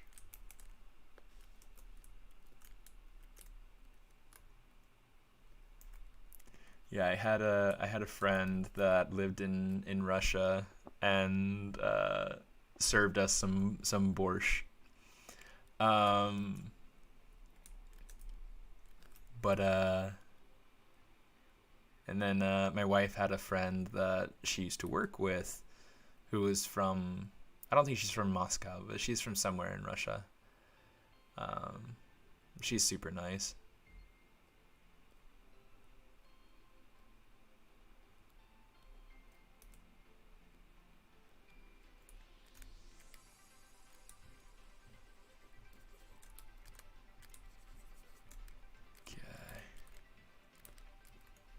Oh, borscht is Ukraine? I didn't know that. Oh well, thanks for telling me. It's like the dish that, because I mean he said that it was something that they ate a lot in that in the area of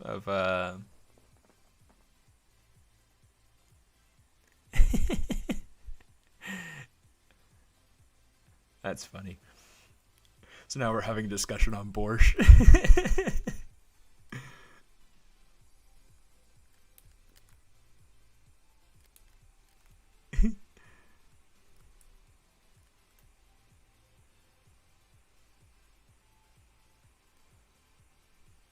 Oh,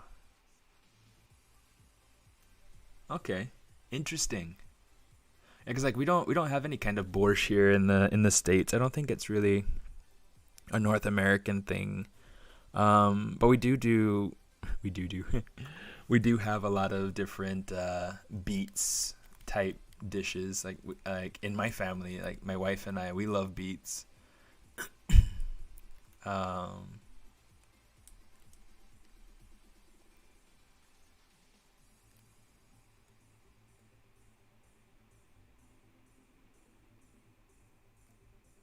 huh. Yeah, Russian is so hard to me. Like there are some languages like different, some of the different Mediterranean languages, you know, like Greek, or I mean even if you going up into places like Sweden, or you know, like where like the languages are not um I mean you think about the languages that, like, you know, Asian continent, you know, they think about Russian, or you think about you know, the different languages that you see down through India, or up through the Middle East, up through the Arabic nations, and you know, all those very cool characters down there, or down through the whole African continent, anything that's not English based, or any of the Asian languages, of Chinese or Japanese, Korean, Thai. It's just like so many cool little characters. It's like, oh my goodness, I cannot even begin to understand. Ya, Alex, casi voy terminando. Estoy tratando de terminarlo prontito porque pues no quiero estar modelando todo el día. Eso sí es mentira. Uh,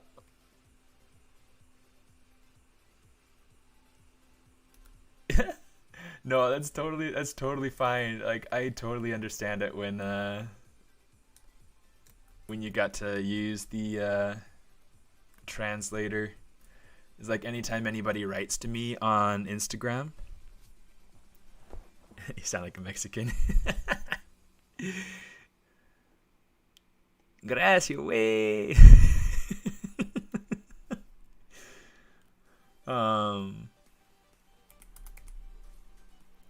But yeah, anytime anybody needs to talk to me on, in Russian on social media, I'm always getting into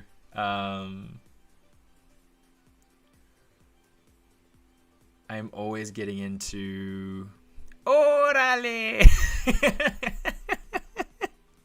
I'm always getting into translate and trying to hopefully get something that makes sense.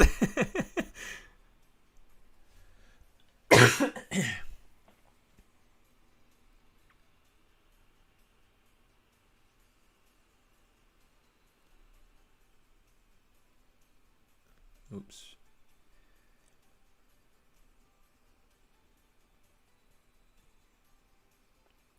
Let's give it a little bit of a curve there. Hit accept.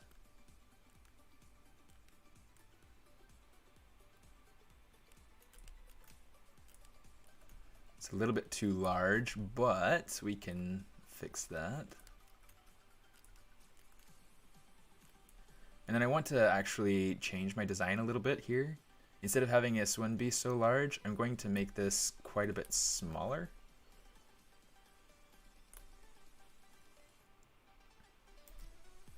Make it shorter. It gives it a little bit of personality. It's kind of funny.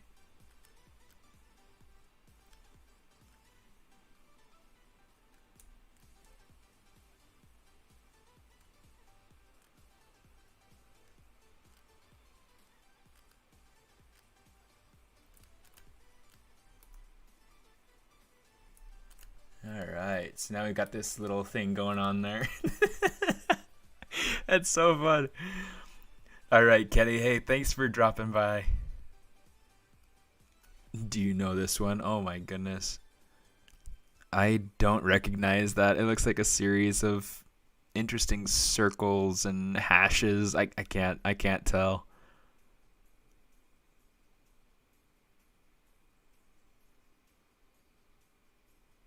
Yeah, I have no idea what that's supposed to be. Nah, he's a smart pigeon. He doesn't he's off with the drugs. You know what? I should probably split this out. Split hidden, go down, rename. I'll call it hair, just because that makes sense. This is a pigeon after visiting Russia. Oy vey.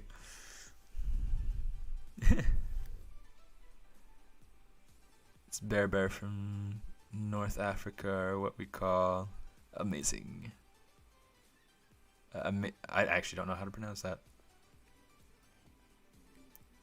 Oh my goodness. Smoking's bad. Yeah,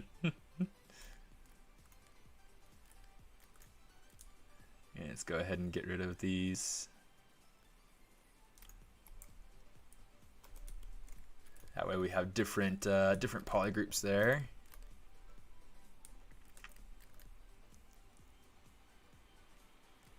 I'm thinking about, let's see, let's do it. Just to kind of test it out. We'll say split point.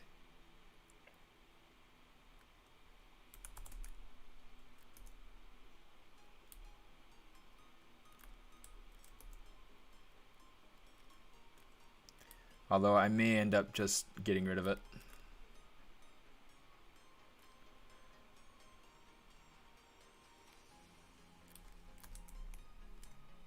Stop it. I keep hitting Shift G instead of Shift F on accident. It's a pain in the butt. I'm just like, why? It's like, don't do that. Don't be a doofus.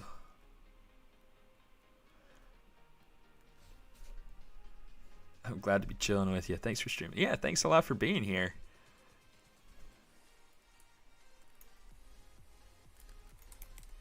Yeah, I really enjoy streaming. It's relaxing to me. It's an opportunity for me to be able to, yeah, let's get rid of all the creasing.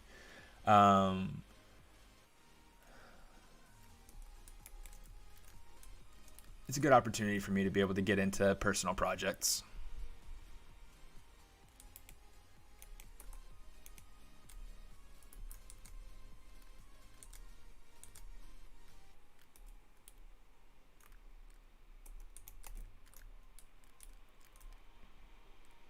Yeah, so this is part of a short film that I'm working on for myself. Yeah.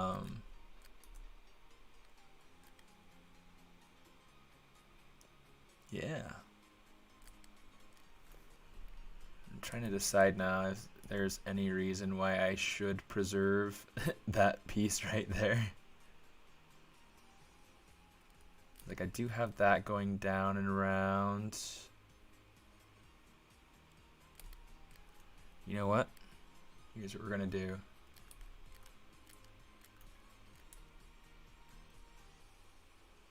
I got lost anyway, so that's fine. Say collapse edge. Collapse that across. Oh, there we go. So it was just some weird blooper that happened. I don't know why that happened. Okay. Okay. Whatevs.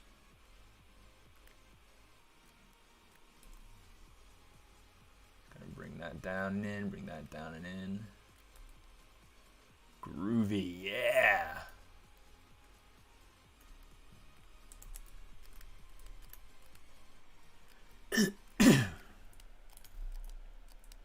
Okay, so I'm trying to think about taking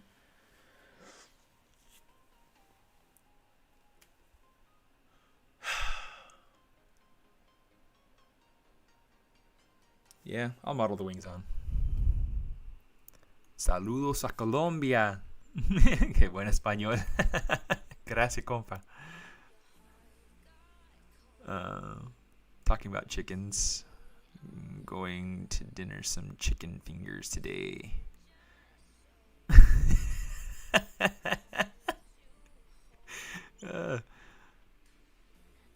Means free man. Wow. Well, Happy New Year then. That's pretty cool. And what country did you say that festival, that tradition? North Africa. Okay.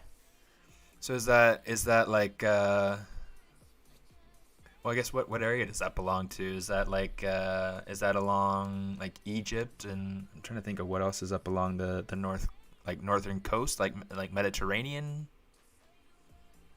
Africa, or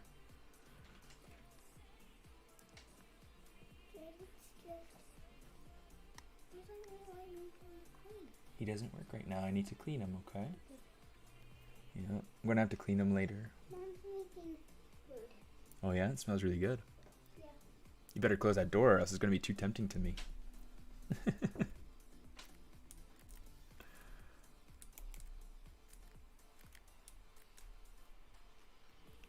I'm gonna kind of bring this down.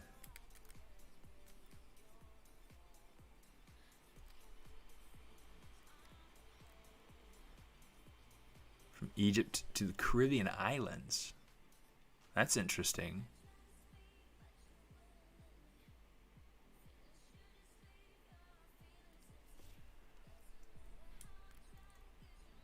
What traditions surround that? What's I guess what are some of the things that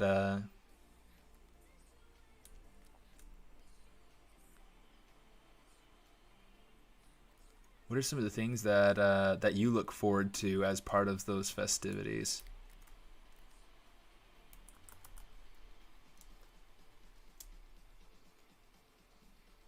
Because this is something that's totally new to me. Like, I've never heard of this before. It's pretty cool.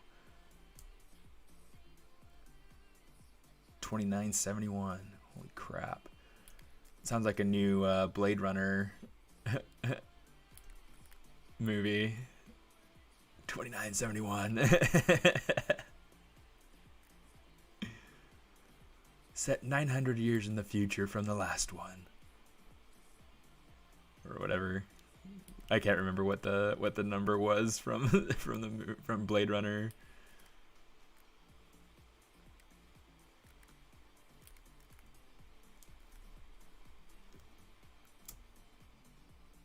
Let's bevel that.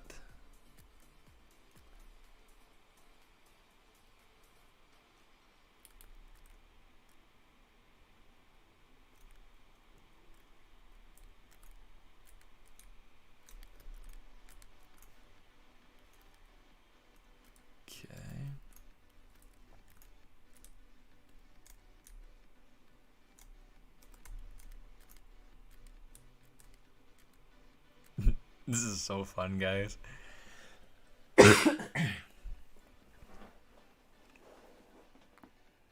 Yeah, the next Cyberpunk. Yeah, all sorts of things. Oh my goodness. So many things are possible. Setting something in the, think about this. Think about this. 950 years in the future.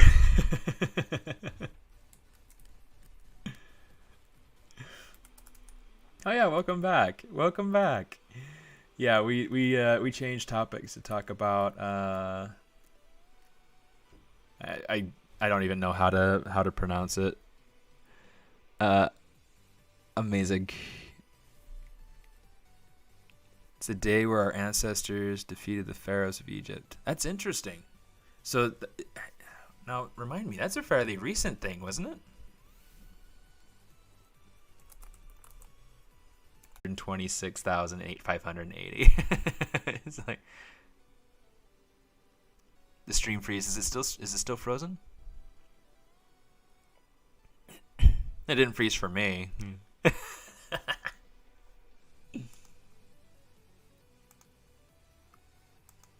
Maybe it did. Maybe I'm having connectivity issues.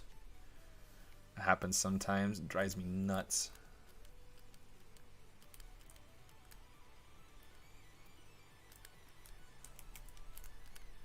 Okay. Yeah, let's get the wings on there.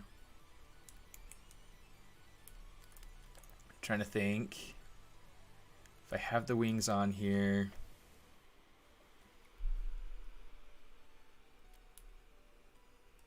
I've seen Steven retyping the same thing 10 times in a row now. Oh my gosh. That's boring.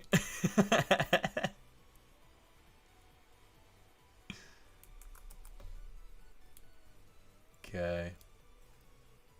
Let's say inset.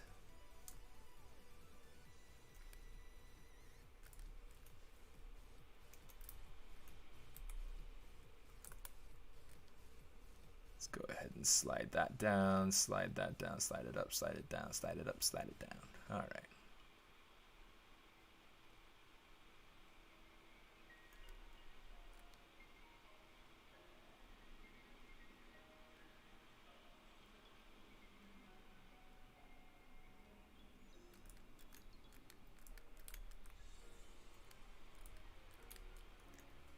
Trying to think.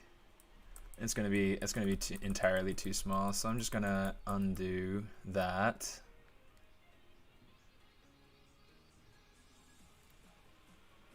But I do want it to come out from about that region, so let's keep it for now.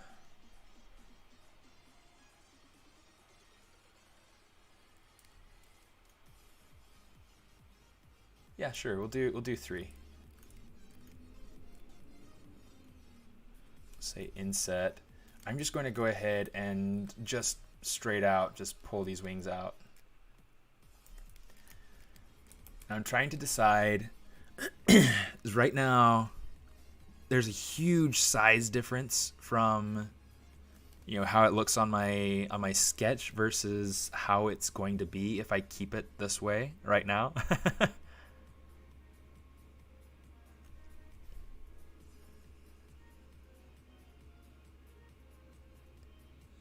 Got a notification that the channel is streaming. That's funny. Is it working though? Is it working for everybody? Because it's a pain in the butt when it doesn't want to work. Okay, good. It's working. Sweet. That's good.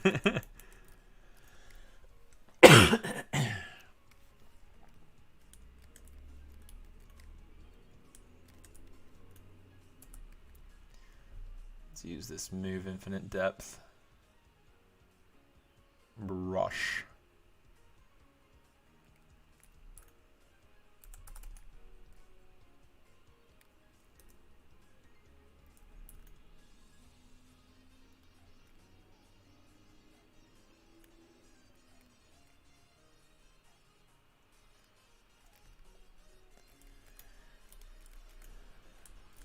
Okay, so here's what I'm going to do. Not a crown.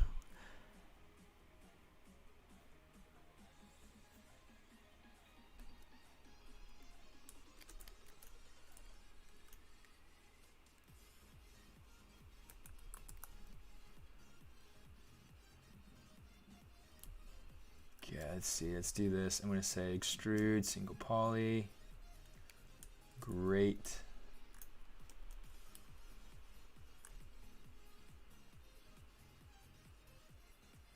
This way I can get like a good flow. Pardon me. From oh no, Corona.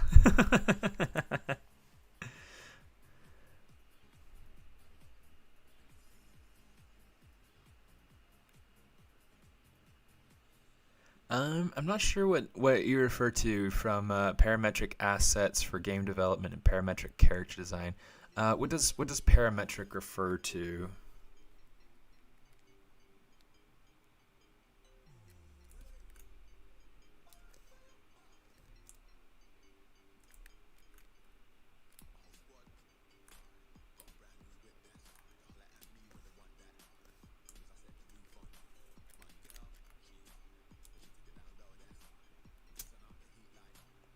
Stitch to midpoint.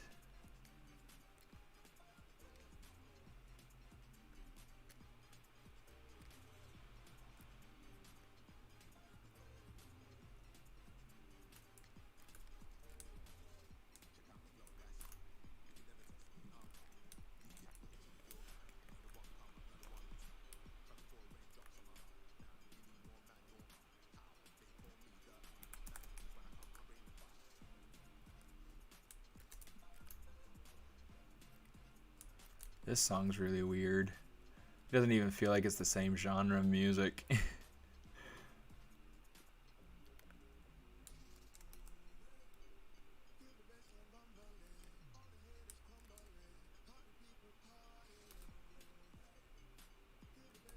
Yeah, so the thing that I'm trying to think about, COVID? Coronavirus? Ay, de mi corona, corona de azul celeste.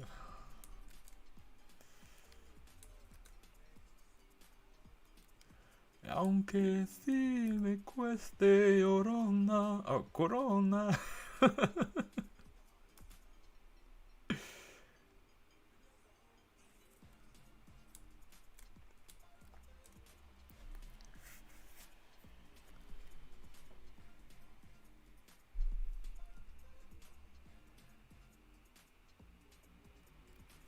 Yeah, let me see.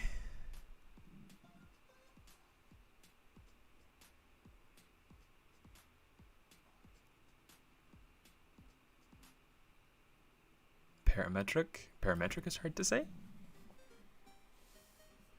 I don't know if you answered this question while I was gone. What do you think about parametric assets for your game development?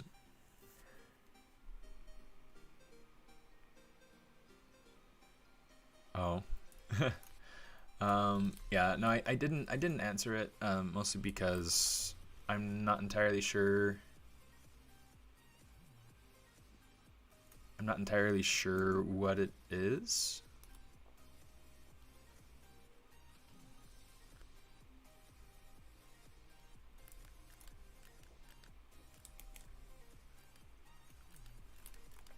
Got most of the shape in there.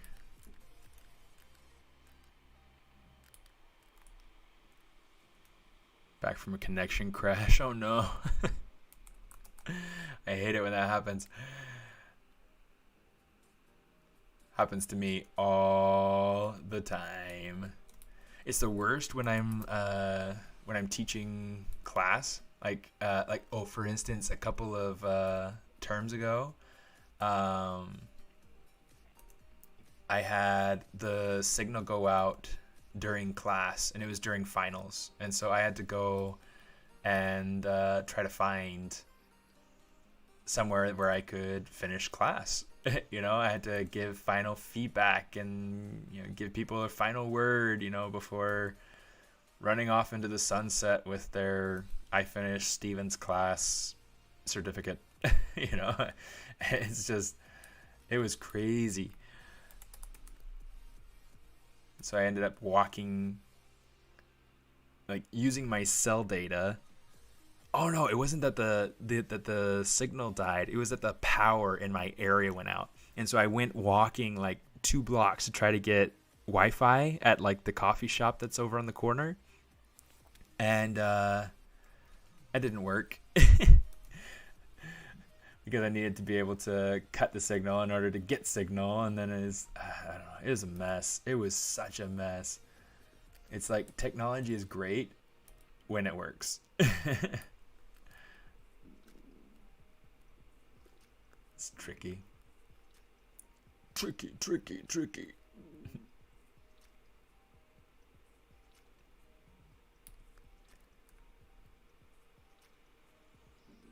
English is good. It's hard though.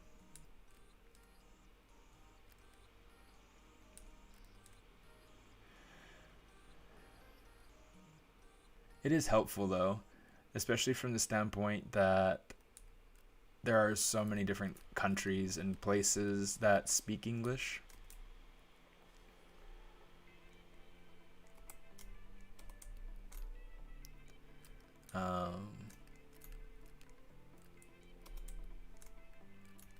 Yeah.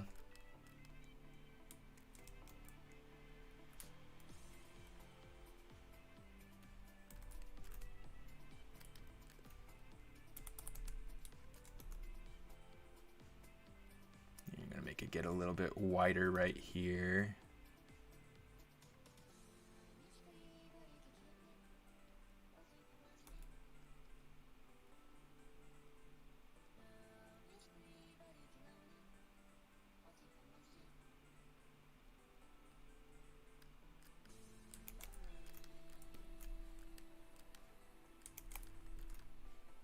Okay. So now what I will probably end up doing eventually, I'm not going to do it today. I need to get off and probably go and eat lunch and figure out what else I need to do today. Russian is crazy, but it's such a cool language. German is one I want to learn. Portuguese is one I want to learn. Right now I'm currently working on French. Mais c'est très difficile. But yeah, I like language. So there's a school in Germany that one of my friends teaches at, that she wants me to teach at. I just think it'd be good, since it is a German school, to have that base. That, and I like German. It's fun. It's so hard though. Some of the words and the glottal sounds when you're pronouncing things, it's just crazy.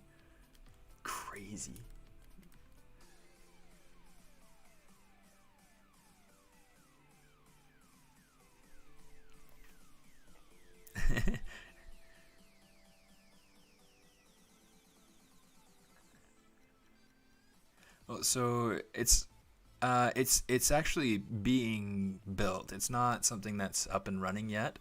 It's going to be an online school. That's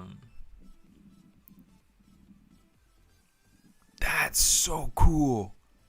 Grew up in the Navajo Nation. That's awesome. Yeah, that's super cool, dude. That is super cool.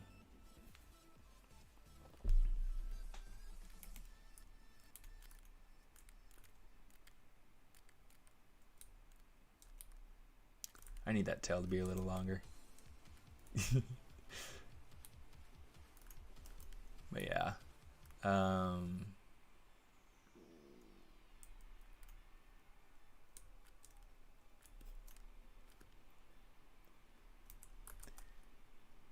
But yeah, so that's kind of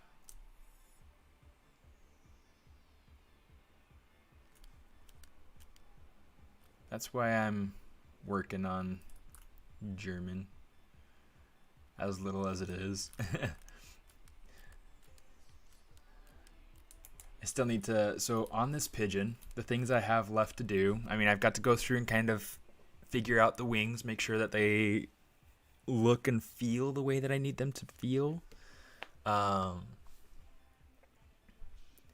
will probably keep them pretty basic in shape like this, and then maybe have some add-in feathers that are floaters, so that like and kind of keep them tucked away inside of the wing when the wings aren't being used, but when the wing comes out to flap, it'll kind of like get a little bit more of the wing detail.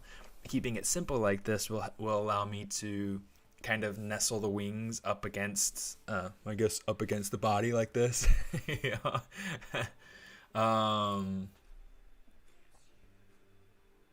But yeah, and then I need to go ahead and make the mouth bag. I need to make the eye bag, and then I need to refine some of this shape here. I don't really like how that's got that break right there. I want it to be a little bit more streamlined, I think.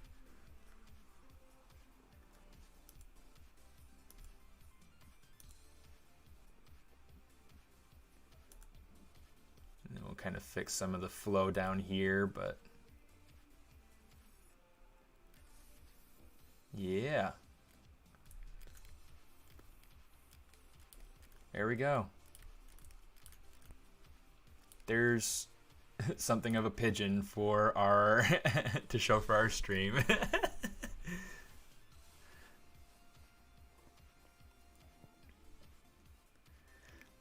Yeah, sometimes when you make, so let me show you that real quick. So eyes are kind of tricky, and eyes are not perfectly spherical.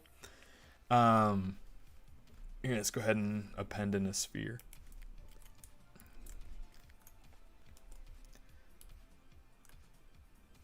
Oh, let's go to the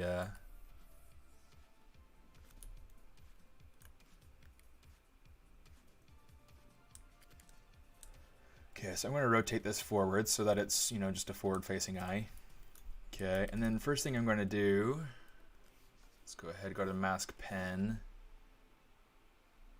I'm going to mask that out, kind of designate. Oh, that's super terrible. It's big too.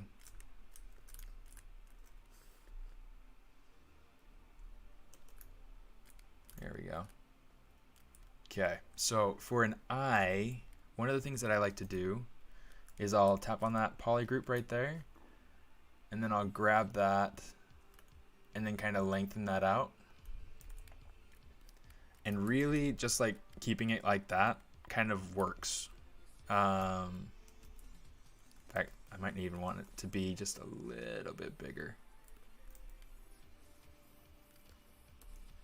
And then what I'll do is I'll take this and we will say, yeah, let's change it to slide. It's just a little bit too solid of a transition right there.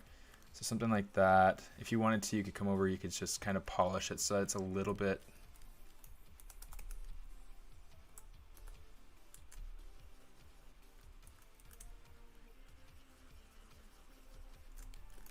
less. I mean, something like that works really nicely for an eye, for like a realistic eye.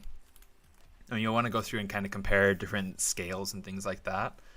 But yeah, I mean something like this, and then let's go ahead and make that a little bit bigger. Might actually be a little bit too big, but yeah, little things like that.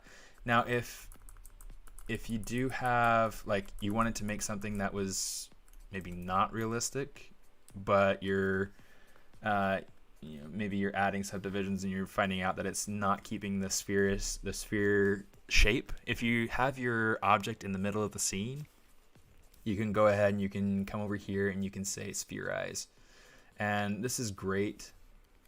Here, let me do this. Say spherize.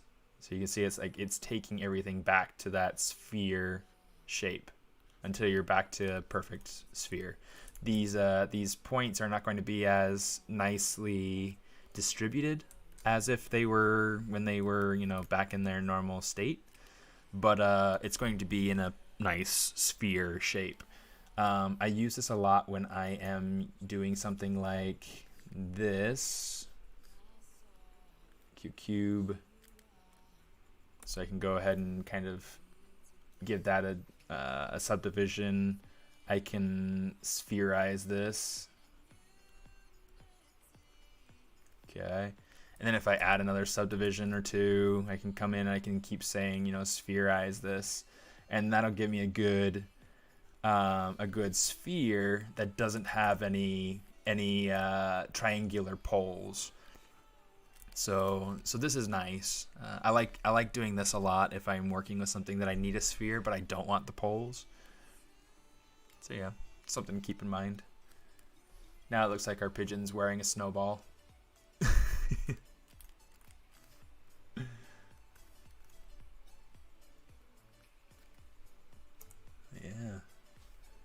Let me see, I can get rid of that. Let's see, delete. What's the other thing? Oh, it's the eyelashes from the chicken. I'll leave it there for now. Let's see. Rename it so that I can see what it is. There's the hair and there's the body. All right. Cool.